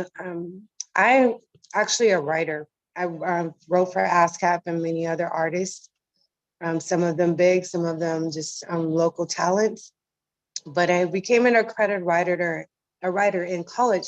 Actually did a lot of like civil rights movement writing. So how that transition of how you created that budget and getting that into Hollywood is like where I am like stumped. Like, where do I go? Like, how do I? So this is where you need stories that I write. This is where you need a network. You're saying, Tiana, you don't know how to do the budget? I'm just asking. I'm good with numbers and I can write, but I've never done it on a scale as you've done it. Okay, so that was a college thing, Okay, yeah. It was in the paper and it was a big deal at that time, but all I'm right. transitioning into something bigger. All right, I'm going to try to answer the question because I want to make sure everybody gets their question in. This is why a network is important. I had the same problem. I said, where do I start? I called somebody who's in my network. He's a general manager of a lot of Broadway shows. I said, can you email me a sample of a budget from one of your shows? It's as simple as that. Okay. You could go online and look, but you're not sure if you're getting what you're asking for, right? Right. Googling, you know, budget for what's it look like? Yeah. So he sent me 3 different budgets for 3 different shows. And they were shows that were capitalized at around $4 million. They were way out of my league. However, at the time, they had line items of about 150 things that you need to, you know, pay to do your show. And what happened, what I learned very quickly was that was so important because that became the blueprint for what I needed to do to produce the show. I used to hate budgets before that. Now I love them because every line item tells you what needs to be paid for. So with his, there was 134. By the time I got done with it, I only needed 34 of those items. Mm. You know, I didn't need a choreographer, so that line item was gone. I didn't need a couple of the other stage things, the set direction. And so I had mine down to 34 line items, the things that I needed, how much they cost, and it relieved so much pressure for me. And then also that budget became the roadmap, my work map. Okay, I got wardrobe, hair, makeup. I got set, lighting, sound. So now I'm like, okay, who do I go to look for sound? Where do I find my set director? It just was a great blueprint. So see if somebody in your network, Tiana, has access to that kind of information. That's what I said earlier on. It's like, it saves you time for all that research. Your time is your money. Yeah. Right? Exactly. Right. So hit me through Deneen if you need anything more, if you need any more information, but get me through Deneen if you want me to follow up with you. Okay. Thank you so much. You're welcome. Appreciate it. Hi, Fiona. We need to unmute Fiona. Done. Thank Hello, you. hear me? Yep. So my question is, meet someone and you know that they're going to be a good connection. How do you organically keep up that communication?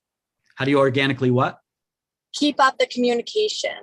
Well, okay. If you're already sensitive enough to know that that is an organic connection that you think you need, then you should be sensitive enough to know how to not tread too heavy, to not approach too fast or too strong. You know, sometimes you have to play a little game. It's a little bit of a dance, you know, like Nile Rodgers. Again, I knew who he was. The guy is a legend. He's epic. He's a shaman. He's so many things. So when I first met him, yeah, I mean, a couple of times I was shaking. Willem Dafoe. Willem Dafoe. I went that night we met Kramer. We had a glass of wine with a bunch of people, and I walked in to this restaurant, and he saw me, and he went, "Hey, Galinsky, come on over." And I'm like, I'm looking behind me, like, is there a different Galinsky here? Because Willem Dafoe is like excited to see me, saying, "Come on over." It's like the second time I ever met the guy. So I come on over, but again, I didn't come over like, "Oh, hey, Bill." I came over and was, you know, precious and cautious and gentle. And we had hung out, and he pours me a glass of wine. I think Deneen may have heard the story before. I'm holding a cup. He pours me a glass. I'm so freaking nervous. I swear to God, my hand wouldn't sit. I've never been that nervous in my life. The wine was jumping out of the cup. And he looked at me as if to say, "Come on, dude, come on. It's just me, Willem, come on." So I settled down, but I knew that's not that moment when I'm that nervous is not the time I'm going to ask him for anything. Actually, I'm not going to ask him for anything until I get to know him, to even know what I might ask for. Right. So that's the key right there, is that you want to get to know the people, their nuances, what they like, what they don't like. You can look online and find out a ton before you start to make it a little bit more personal. Another thing that I have on my side, and I do it because I love it, but I've also realized it's kind of ammunition, is charities. I love working for charities. I love raising money for charities. I love, like today, I just came here from Rikers Island Jail. You know, I just sat for 4 hours. I just sat with 22 kids who are in one of the worst possible. I mean, it is disgusting. It's insane. And for me, I love that. Now, when I leave there, I know I've done something great. And then if I talk to somebody like actually Nile, or a great actress who's not as active right now, but Laura San Giacomo, you know, if I want to do a benefit reading of something, of my work and I make it a benefit reading for these kids in prison, every celebrity wants to jump at it, every one of them. So align yourself as part of your network with some charitable organization that you can align yourself with. And it could be an organization you love and you stick with them forever. Or it's an organization that you do something with and you realize, now this isn't the right one, you find another one. For nobody really knows this because we keep it kind of quiet, except for the people in Connecticut. But for the past 27 years, once a year, we do a benefit for the Special Olympics. And we pack the place, 300 people. We pack the place to the rafters. We do a 4-hour show. It's insane. We raise money for Special Olympics. We go home, we sleep well at night. It's great. So it doesn't always have to be, my point, the same charity, or it can be. And it can be a big one like Special Olympics, or a little one like one that I work with a lot, Literacy for Incarcerated Teens. I'm going to do a time check here with Deneen. It's 5:26. I have time. If you have time for me, Deneen, just give me a heads up so I can pace these final questions. Yeah, we have about 10 more minutes. And can I just add one thing also, Galinsky, to what Always, you said? always. So a rule that we have here is that we always make sure that when we make a new connection, like when we were in Las Vegas, we made a ton of new connections, but we always make sure that we also can add value to them before we would ever ask for anything else, anything in return. And I think that that's kind of what you were saying. But like, for example, when we met Bill Walsh in Las Vegas, the first time we were there in the last 3 weeks, like we were like automatically thinking, okay, like how can we add value to this man who has tremendous value already? So that's why he calls on Mike now. Hey, I need a speaker in 13 hours. And you know, we figure it out. So when you're developing relationships with people, always make sure that not only are you doing charitable things, which is amazing because that'll give that's great for the whole community, but add value to that person. Like, what is that special skill that you have that can add value to someone? Absolutely. Thank you. You're welcome. Awesome. Unmute Tara and we'll get these questions in. On it. Thank you. Okay, Tara. Wait, hold on. I may have, instead of unmuting her, I may have just lowered her hand. I think you sent her out of the room, sit in a I'm corner. sorry, Tara. It's not that I don't love you. Hold on. Here you go. Unmute. There you go, Tara. Where are you at, Tara? It says it's unmuted. Oh, there I am. Can you see Okay, me? there you go. Yep, go ahead. Good evening. Hi. It's good to meet you. You kind of answered some of the questions already through the other two previous wonderful individuals. When you're talking about networking, I have went out on a limb myself because I do a lot of stuff on social media. And I've just kind of went out of my comfort zone and just approached it from a positive aspect and said, you know, that are involved in entertainment, hello, introduce myself. And sometimes I've even told, you know, what are my goals and stuff. And sometimes people will, you know, give you some feedback from that. You know, what do you think about stuff like that? Tell me, ask me that in a succinct question. Pretty much when you're networking before you get signed or anything, is it okay to reach out to people that you know the names of, you know what I mean?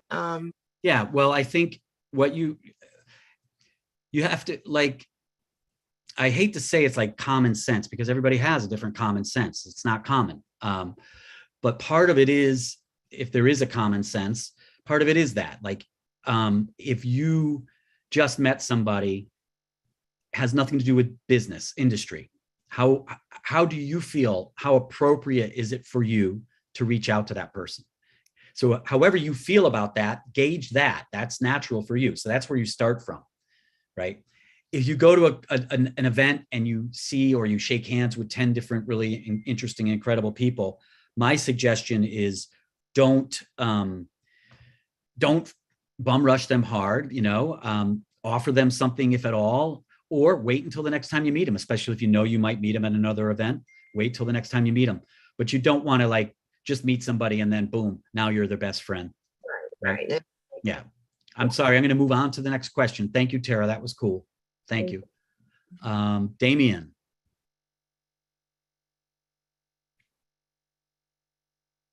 Can you unmute yourself, sir? Can you hear me? Yep. Hey, I just want to know, how did you stay motivated to get to your goal? What pushed you to keep going? I think that's really specific for each kind of person. You know, you find your own thing. For me, you know, one day I looked at John Leguizamo and I was like, John Leguizamo is doing all these one-man shows and getting so much acclaim. I can do what he does. Why am I not doing that? And that's the day I went out and turned my a 5-person play into a 1-person show. So sometimes it's about getting disgusted and sick and tired of not having what you want and saying, screw it, I got to go. I got to do this. Ask me the question again. What motivates you? And what motivates me is money is a little bit of the motivation, but the bigger motivation is blow people's minds, change people's lives. Really, that's what I love. If people come to my show and walk out going, holy crap, I'll never look at a homeless person the same way again, then boom, I'm excited. That's great. If you can do that, again, now if you blow people's minds, money will come. Everything you watch now in entertainment, music, film, dance, whatever it is, if it blows your mind, you love it, right? Every one of us loves to have our minds, wow, that was amazing. That song, that note, that acting, that emotion, that sachet. And soon as audiences start saying that was amazing, they'll start paying for it and you'll start making money.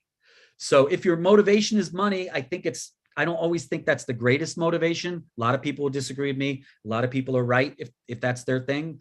Mine is change people, change the world. If you start to do things that have an impact on the world will have an impact on you and money will come to you.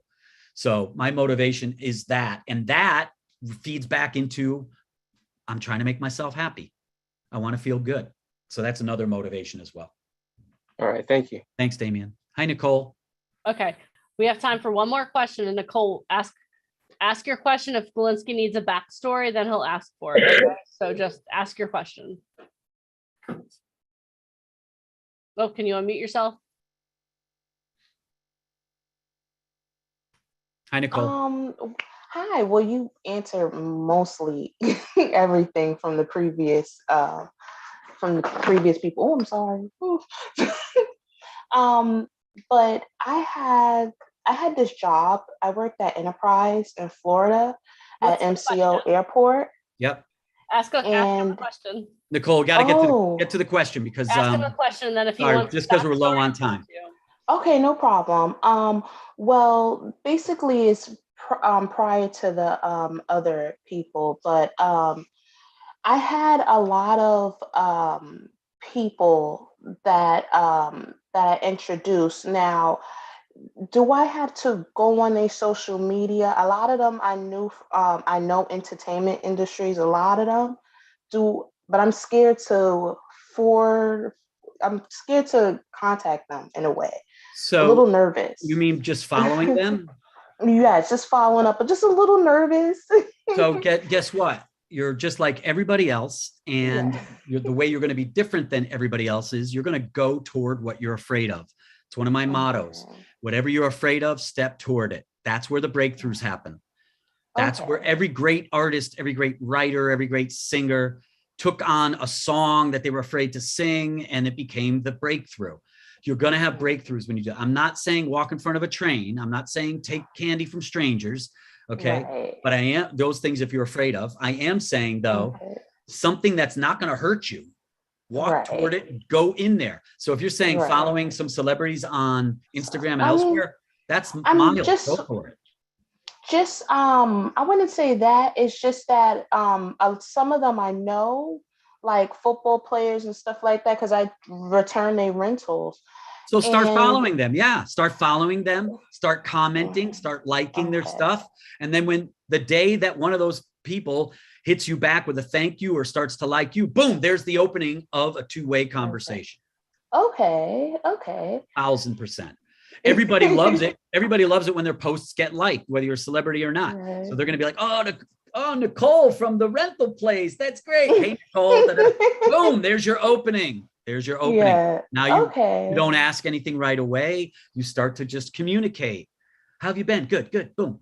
Then once they know you're warm and fuzzy and you're not going to come at them in the middle of the night with a hammer, right? Because you're stalking them. Right. That's the day when you say to them, and I don't want to stalk them. that's the day that you say to them when you really have an important opportunity. That's when you say, look, I've got this important opportunity. Would you be willing to X, Y, and Z? Whatever that is. Right. Thanks. Okay. All right. Thanks, Excellent. Thank Nicole. you. You're welcome. Thank you. You're welcome. Okay, awesome. Well, thank you so much for your questions. I want to add one thing also to what Galinsky said. You have to remember that celebrities are humans. We put them up on these pedestals as if they're these absolutely completely different people. Then they put their pants on one leg at a time, just like we do. And they like Galinsky said, just be nice. Just be kind. Oh my gosh, great charity event. Like, just be kind, add value. You can add value by commenting on someone's post and making them feel good about themselves. Absolutely. That's it. It's as simple as that. Awesome. Well, Mr. Galinsky, it is always such a pleasure to have you on our boot camps. You know, I am so thrilled that I am in your and you are in my network. Me too. Oh my God. I never do that. I can't do it. I'll teach you. No, I can do it. I won't do it. How's that? That's what I meant. Okay, fine. If you're too good to give a heart, that's fine. No, look here. There's my heart. Okay. Awesome. All right. Well, Bye, everybody. Thank you so much. Oh, this was on a scale of 1 to 10. How amazing has this day been, everyone?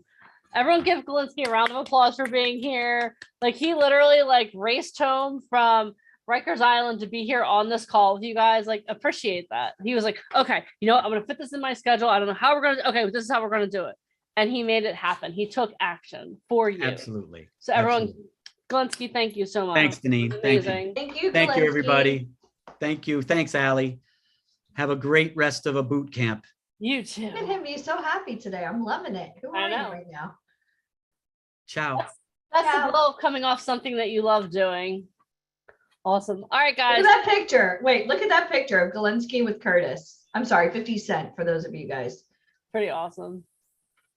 Awesome. All right, guys. Well, today has been an absolutely tremendous day, has it not? Yes, it has. I want to say one thing before we go into this. I'm reading the comments here, and I mean, you guys are okay with me being blunt. If you're okay with it, type I'm okay or be easy on me. You know, I have to say something, Denise, because as a business owner, you know, we've invested, I don't know if you guys know, over $1 million just in Broadway. We're one of the investors in Galinsky's show. I mean, working with like Josh Peck and all these amazing people, Monique. But you want to know what really pisses me off? I'm going to tell you very quickly. People always want to get into show business. This is their dream, right? They have 50 Cent's acting coach here. Like, this is on a whole nother level. And this is going to sound really bitchy, but it's the truth.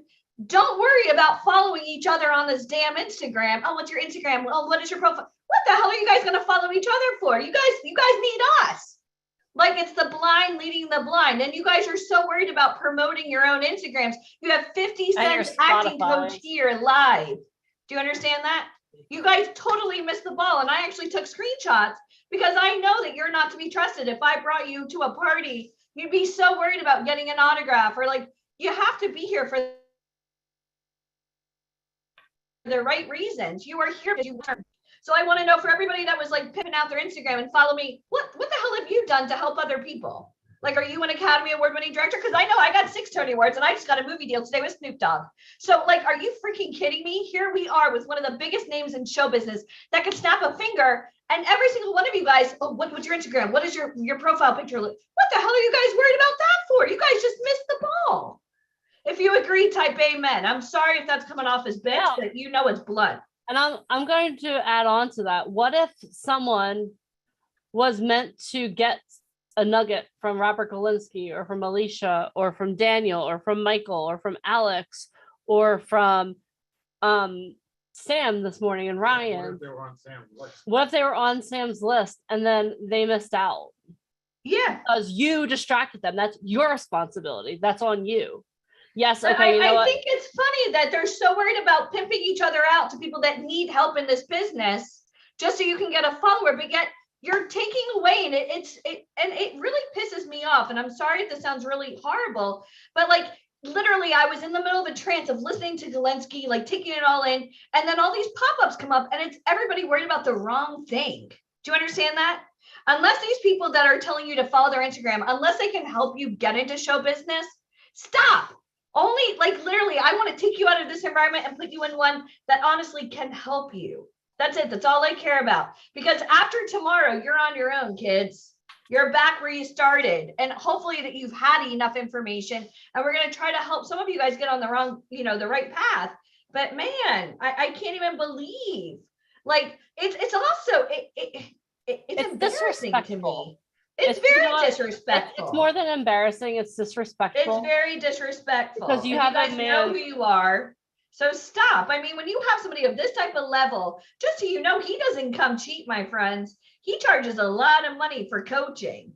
So like, I'd much rather focus on people that we know we can help. And that's the last time I'm ever going to bring that up again. You know better. So it's embarrassing because if I read it, he read it. You're taking away his time to shine and he's helping you. That's it. That's all I got to say. Okay, so one of the people that I want to bring to the stage is Sophia. So Sophia, can you unmute yourself, please? Sophia, can you unmute yourself? Yes, I think so. My connection hasn't been very stable. Okay, so I have a question for you, Sophia. Yes. What was your purpose in trying to get people to follow your Spotify when you're on here listening to 50 Cent's acting coach? Can you please explain your purpose to us? Sure. So, as everyone knows, theater has thinned out. It's and like everyone has been saying, to come back through a lot of Zooms and a lot of things available now to us. I have agreed, and I've loved this whole presentation because it's taken everyone from almost like an intro. Okay, guys, so see, that's what Sophia did to each and every one of you when she was sharing her Spotify when someone who's actually in the industry was speaking. Do you guys understand why you're not supposed to do that? She was in the middle of talking. Bye, Sophia. That's your example. Because you know what? She was being extremely disrespectful to a very good friend of ours, someone who literally lives what he speaks. So don't be Sophia. That's going to be our hashtag for the next day. Don't be Sophia. Oh, okay, hold on 1 second here. Let's see if the next person can overcome this.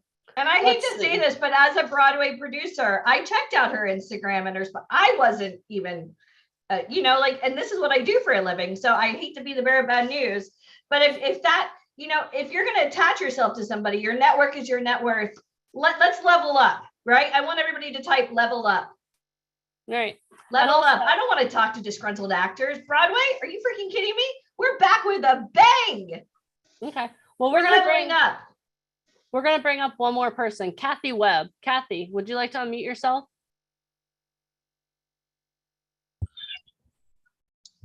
Hi, Kathy. How are you? All right. How are you? Good. So question for you. You were another person that was sharing your information during when Robert Galinsky was speaking. So can you explain to me what value you can add above and beyond what Robert Galinsky was adding?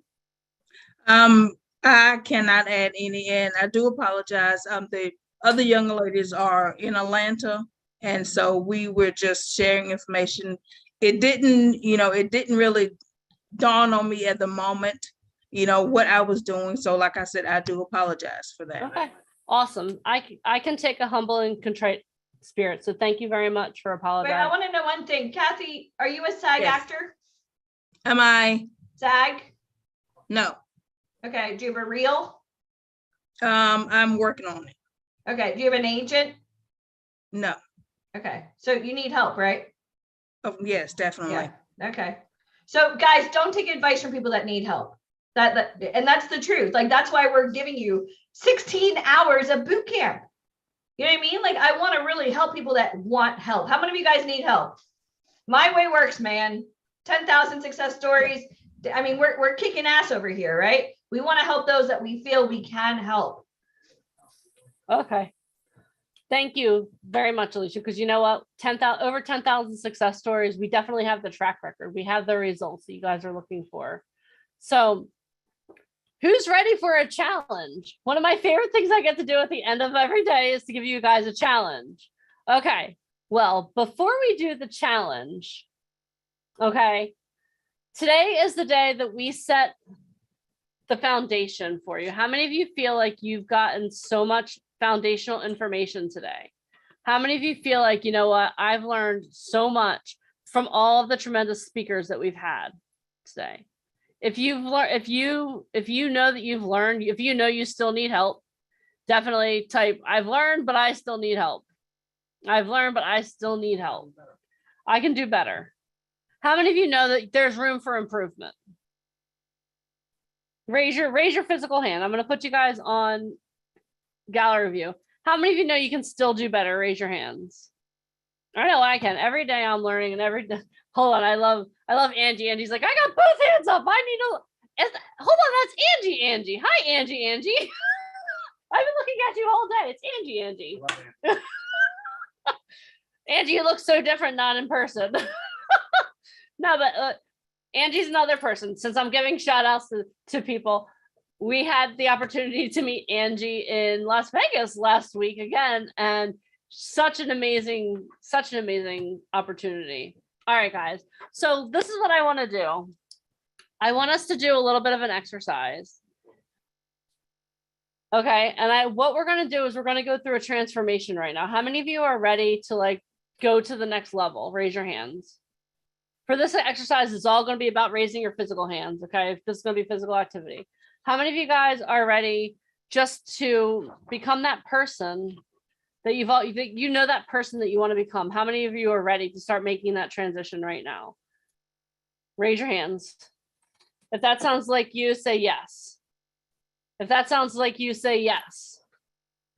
All right, awesome. All right, so this is what I want you guys to do. I want you to close your eyes. And I want, let's go through, everyone close your eyes. I can see you. I see you, Alicia. Close your eyes.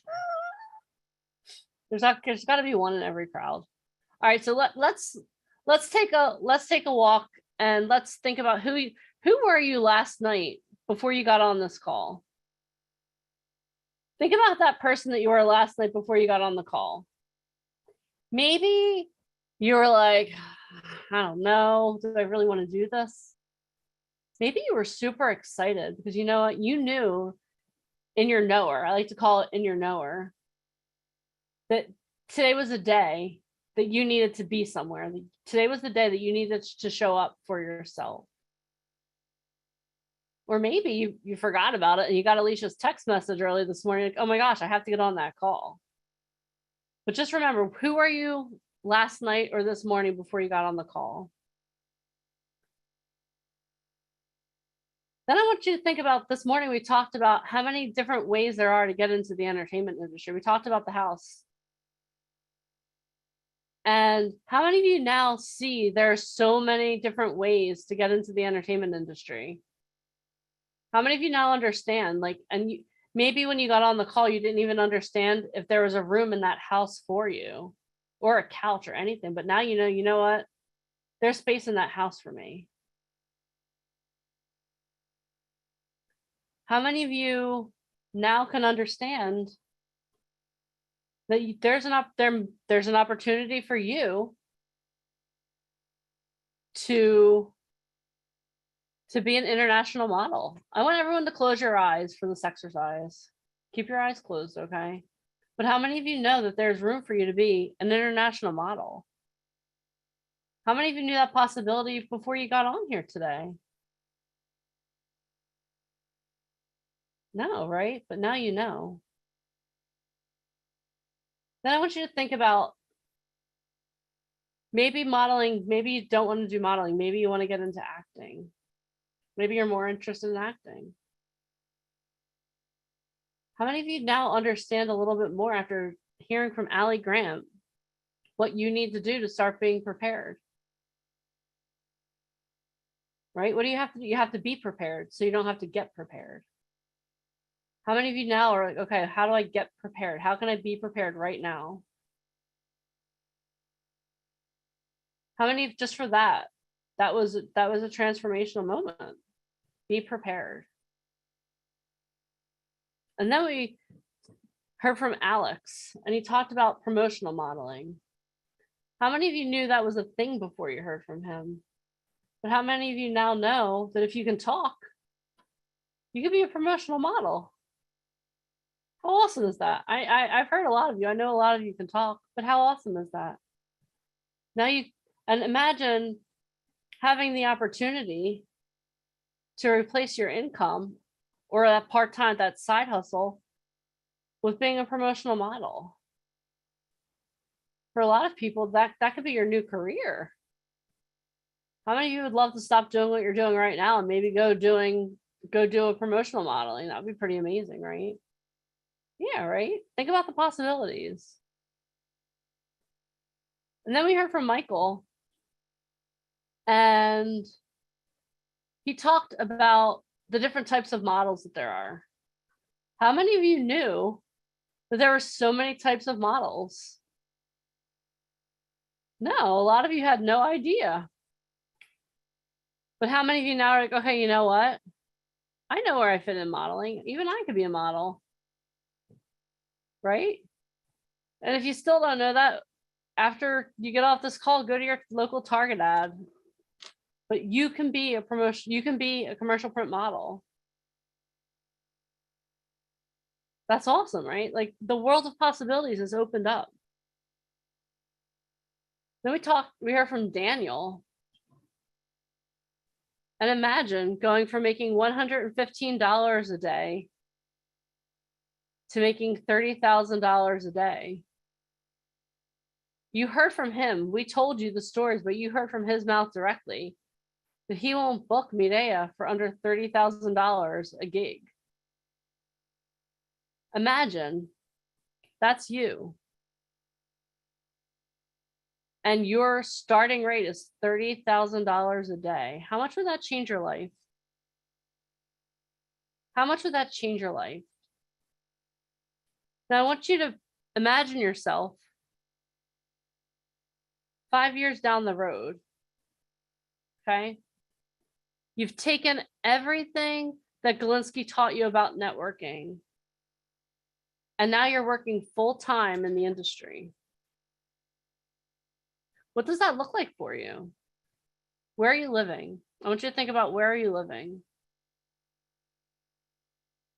I want you to think about not only where are you living, but what does your life look like now?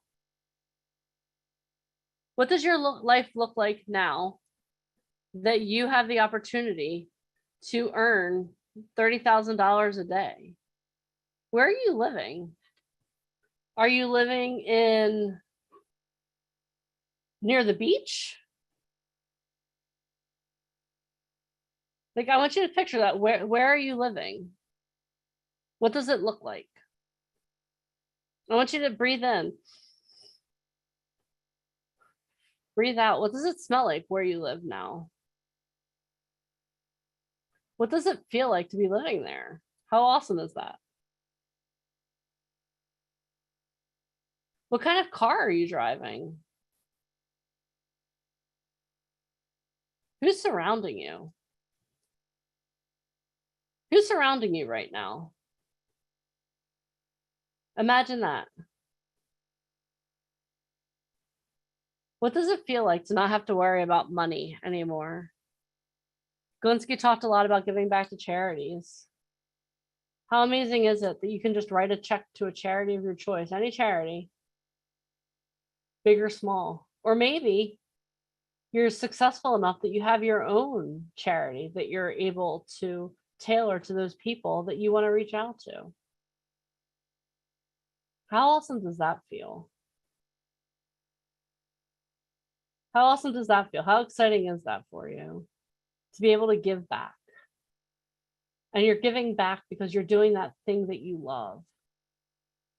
Imagine seeing your face on a recurring role on your favorite TV show. Or maybe, you're walking down through New York and you see your face on a billboard in Times Square. And you know that it's because you made a decision. How awesome is that? How amazing is that?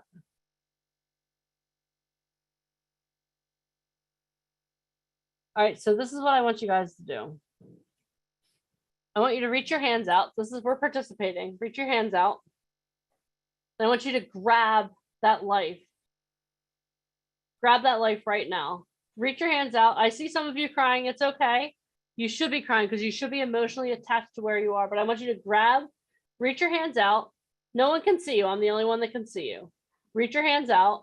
And I want you to grab it. And this is what we're going to do. You're going to grab it, like physically grab it. And I want you to start pulling it in. Ready? We're going to count to 5. As 5, pull it a little closer. 4, 3, 2, 1. I want you to hold it really close to your chest. I want you to breathe in really deeply. Ready? Breathe in. 1. Breathe out. I want you to breathe it into every cell in your body. Ready? Breathe in. Breathe out.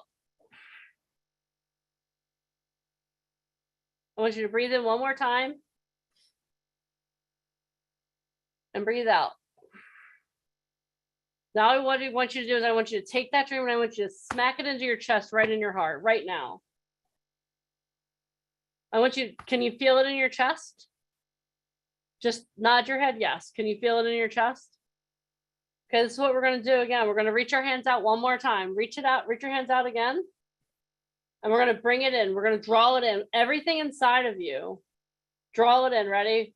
We're going to count to 5 and we're going to stop right in front of our chest. Ready? 1, bring it a little closer. 2, 3, 4, 5.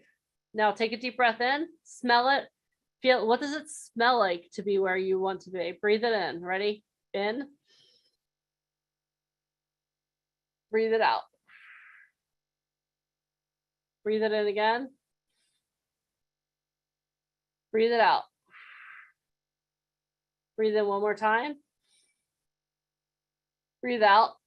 And then put it on your chest and plant that into you. And plant that vision into you. Can you feel the heart, the beat of your heart? Is it beating faster? That's your future. That beat. That's your future self that's thanking you for being here today. Okay. So now this is what I'm going to have you do. What we're going to do is we're going to open our eyes at the count of 3. And you are going to celebrate. Okay. I'm going to unmute everyone. And I want you to celebrate because you know what? When you came in here, this is something you thought about doing. And now you have made it a part of who you are. Ready? So I'm gonna ask, you guys are all welcome to unmute yourselves. And then at the count of 3, I want you guys to celebrate like it's your job. Ready? 3, 2,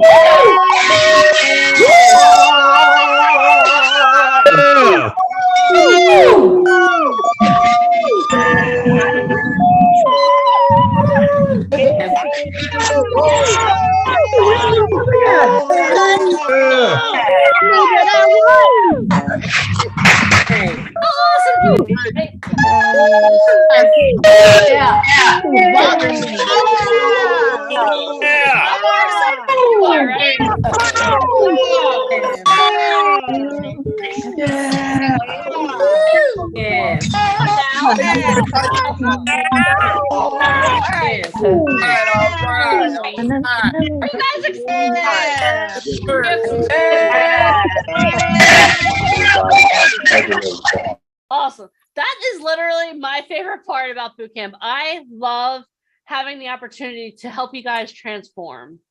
All right. But what I'm going to do, I'm going to take the transformation one step further. Is that okay? Is it okay with you if we take it one step further? I want to officially welcome you into our Fearless Rebels community. Okay. So I'm going to read our Fearless Rebels manifesto to you. Okay. I'm going to read it to you twice. And then at the end of the second time, what you're going to do is you're going to shout, I am a fearless rebel. Okay. I want you to practice at the end, unmute it the first time. And the second time you go to town, you party. Okay. Got it? Can you all do that? Let me read this to you. A fearless rebel is a fighter, a new type of talent, confident, professional, reliable, and resourceful. A fearless rebel believes that their talent is their calling, that they have the ability to inspire others, that their talent is their message that allows them to bring joy, hope, and creativity to others. A fearless rebel is in control of their destiny. They justify their failures. Rejection is a four-letter word, and booked it is their middle name. Hashtag fearless rebels are those who don't limit themselves to their fear. They face it head on and do whatever it takes to make their dreams come true. This is where you participate. I am a fearless rebel. All right, I'm going to read it one more time, and then I'm going to unmute you guys. Are you ready? I'm going to read it one more time. This will be made available to you in the Facebook group this evening. Ready? Here we go. A fearless rebel is a fighter, a new type of talent, confident, professional, reliable, and resourceful. A fearless rebel believes that their talent is their calling, that they have the ability to inspire others, that their talent is their message that allows them to bring joy, hope, and creativity to others. A fearless rebel is in control of their destiny. They justify their failures. Rejection is a four-letter word, and booked it is their middle name. Hashtag fearless rebels are those who don't limit themselves to their fear. They face it head on and do whatever it takes to make their dreams come true. Are you guys ready? Unmute. I am a fearless rebel. I am a fearless rebel. Fearless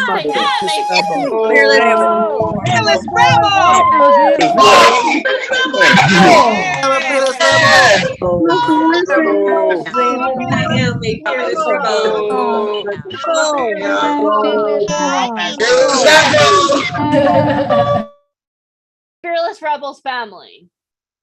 So I just want to say one thing about being a fearless rebel.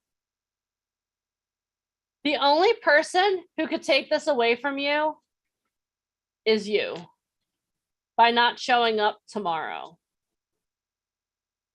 How many of you felt your heart racing and you're like, oh my gosh, this is who I am. You're literally 3 feet from gold right now. So I want you to know the only person who could take this away from you is you by not showing up tomorrow. How many of you are excited to show up tomorrow? Oh, look at you. I like your shirt there, Look at Bobby Wilson. Oh, Bobby I love you. And do you guys want to know how all in I am on this community? Let me show you. I don't know if you can see. Can you see my tattoo? We can, Janine. You're fearless. Fearless. All right. Okay, I don't have your guns, Bobby Wilson. Stop showing off. There always has to be one. All right. But seriously, guys, I want to make sure that you understand that you're the only one that could take this away from yourself. And the only way you can do that is by not showing up tomorrow. Because today was the foundation day. We did a transformation tonight, but tomorrow is the day. Today was like warm up. I mean, today kicked ass, but ooh. Tomorrow is the day that literally everything changes for you. Okay. So I want to make sure that this is what I want you guys to do in the comments. And I want you to promise me, and then but you're promising me, you're promising Alicia, you're probably promising Mike, but you're really promising yourself. Type in the comments, I will show up tomorrow. Type in the comments, I will show up tomorrow. Catherine, I see you sending me DMs. I don't know if you understand this or not, but I'm running an event here, so I do apologize. But I will show up tomorrow. Got it? All right. So who's up for a little bit of a challenge now? Are you guys up for a challenge? Okay, good, because I'm ready to challenge your butts. Because I feel like you've been challenging me all day. I've been up here. So this is what we're going to do. So I have very specific instructions for you. Okay, so consider this a test from an agent, because I actually do work for Truth Management. Bobby has the t-shirt on, Ryan had it on. All right. So consider this your challenge. In 60 seconds or less, type 60 seconds or less. What I need you to do is I need you to do a video into the Facebook group. And what I want you to do is I want you to mention the word VIP Ignite and your biggest takeaway from the boot camp. Okay, so 60 seconds or less, your biggest takeaway from the boot camp, and make sure you mention VIP Ignite. So that's parts 1, 2. Here's the other challenge. I don't want to see anyone doing their videos with their camera like this. I can't see myself. Hold on. I lost me for a moment, guys. I don't want to see anyone doing their videos like this. I want them all landscape. Okay? Type landscape in the comments. I want your videos to be landscape.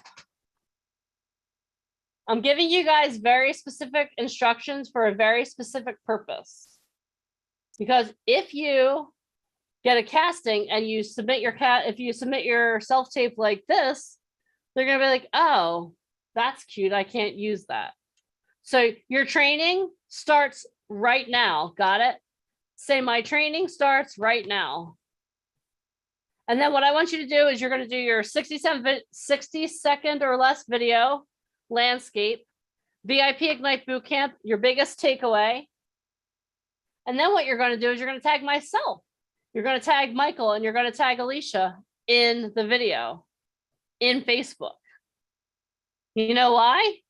Because your training starts right now. And we've already heard, Deneen, that so many of the casting directors and agents, when they ask for this, it's immediately. So don't go, like, as soon as you're done with this, don't go pee and go like hug your dog. Get this video done, and time kills all deals. Remember that. And the hashtag, if Darrell's on here, she'll ask me this. Hashtag training starts now. How do you like them apples? Does everyone understand? I'm going to go over the instructions one more time. Ashlyn, that's not what this is about right now. You should have been taking notes for people's names.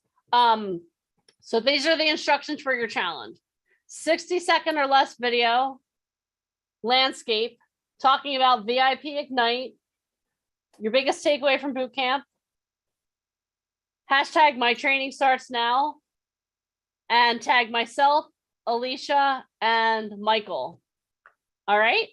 Does anyone have any questions, any comments, any concerns? Today was a great day. Oh my God. Today was such a freaking amazing boot camp. Like, every time we do this, we're like, how can we possibly outdo ourselves? And every time, somehow we do. And today was just the foundation. Tomorrow is Transformation Day, people. Can I add what in the comments? I don't have Facebook. Can I spend it? What? No. Then create a Facebook. What? I mean, oh my God. Facebook is free. So make sure that you create yourself a Facebook. All right. Anything else you want me to cover before we close this out, Mr. Pumpkin? Round of applause for Deneen for kicking butt today as a host. She has not sat down once. Okay, Maurice, you know what? I'm going to send you a picture. I still have confetti from the last time. So, okay, the last time we did a boot camp, Mr. Fompkin over there decided it would be a great idea to shoot off confetti cannons. True. And let me tell you something. I still have confetti everywhere. Like, we ran the vacuum like 10 times and it's like still crazy. His last name is Pumpkin. All right, guys, this is a phenomenal boot camp. I just want to remind you, that person that you were, You're the only one that can stop that by not showing up tomorrow. So I look forward to seeing all of you tomorrow. Wait, I gotta say one thing. Tomorrow, just so you guys know, we have one of the stars from The Sopranos on tomorrow. Like today was really great. We also have a really great friend. She's an agent. She manages like some of the biggest names, including actors from This Is Us.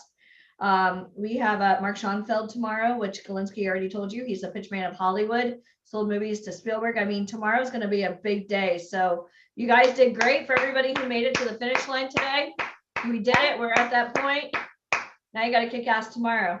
But first, before you kick ass tomorrow, what do you have to do? Your video.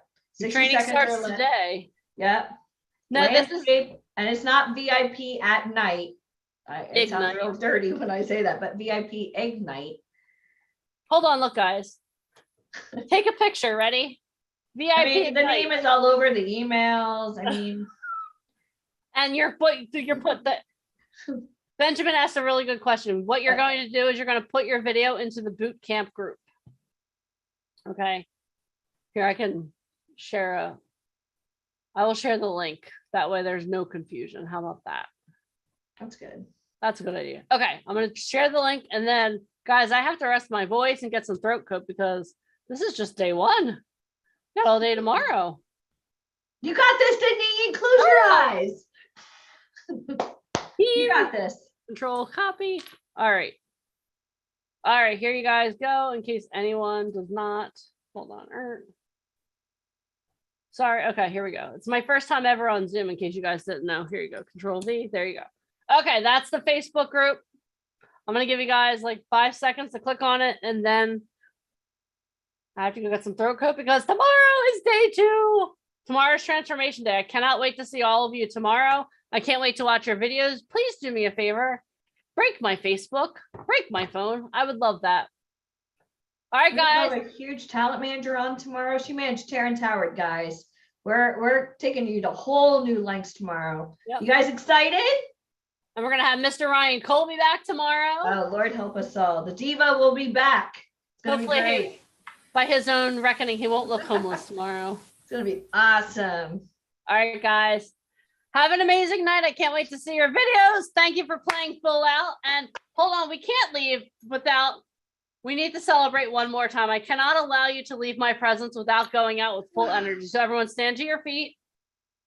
Stand to your feet. If y'all are going to go to Tony Robbins, this is nothing compared to that. This is like breakfast. Okay, guys, stand to your feet and just celebrate. Just celebrate who you are. Celebrate being here until the very end. This is awesome. I'm so proud of each and every one of you.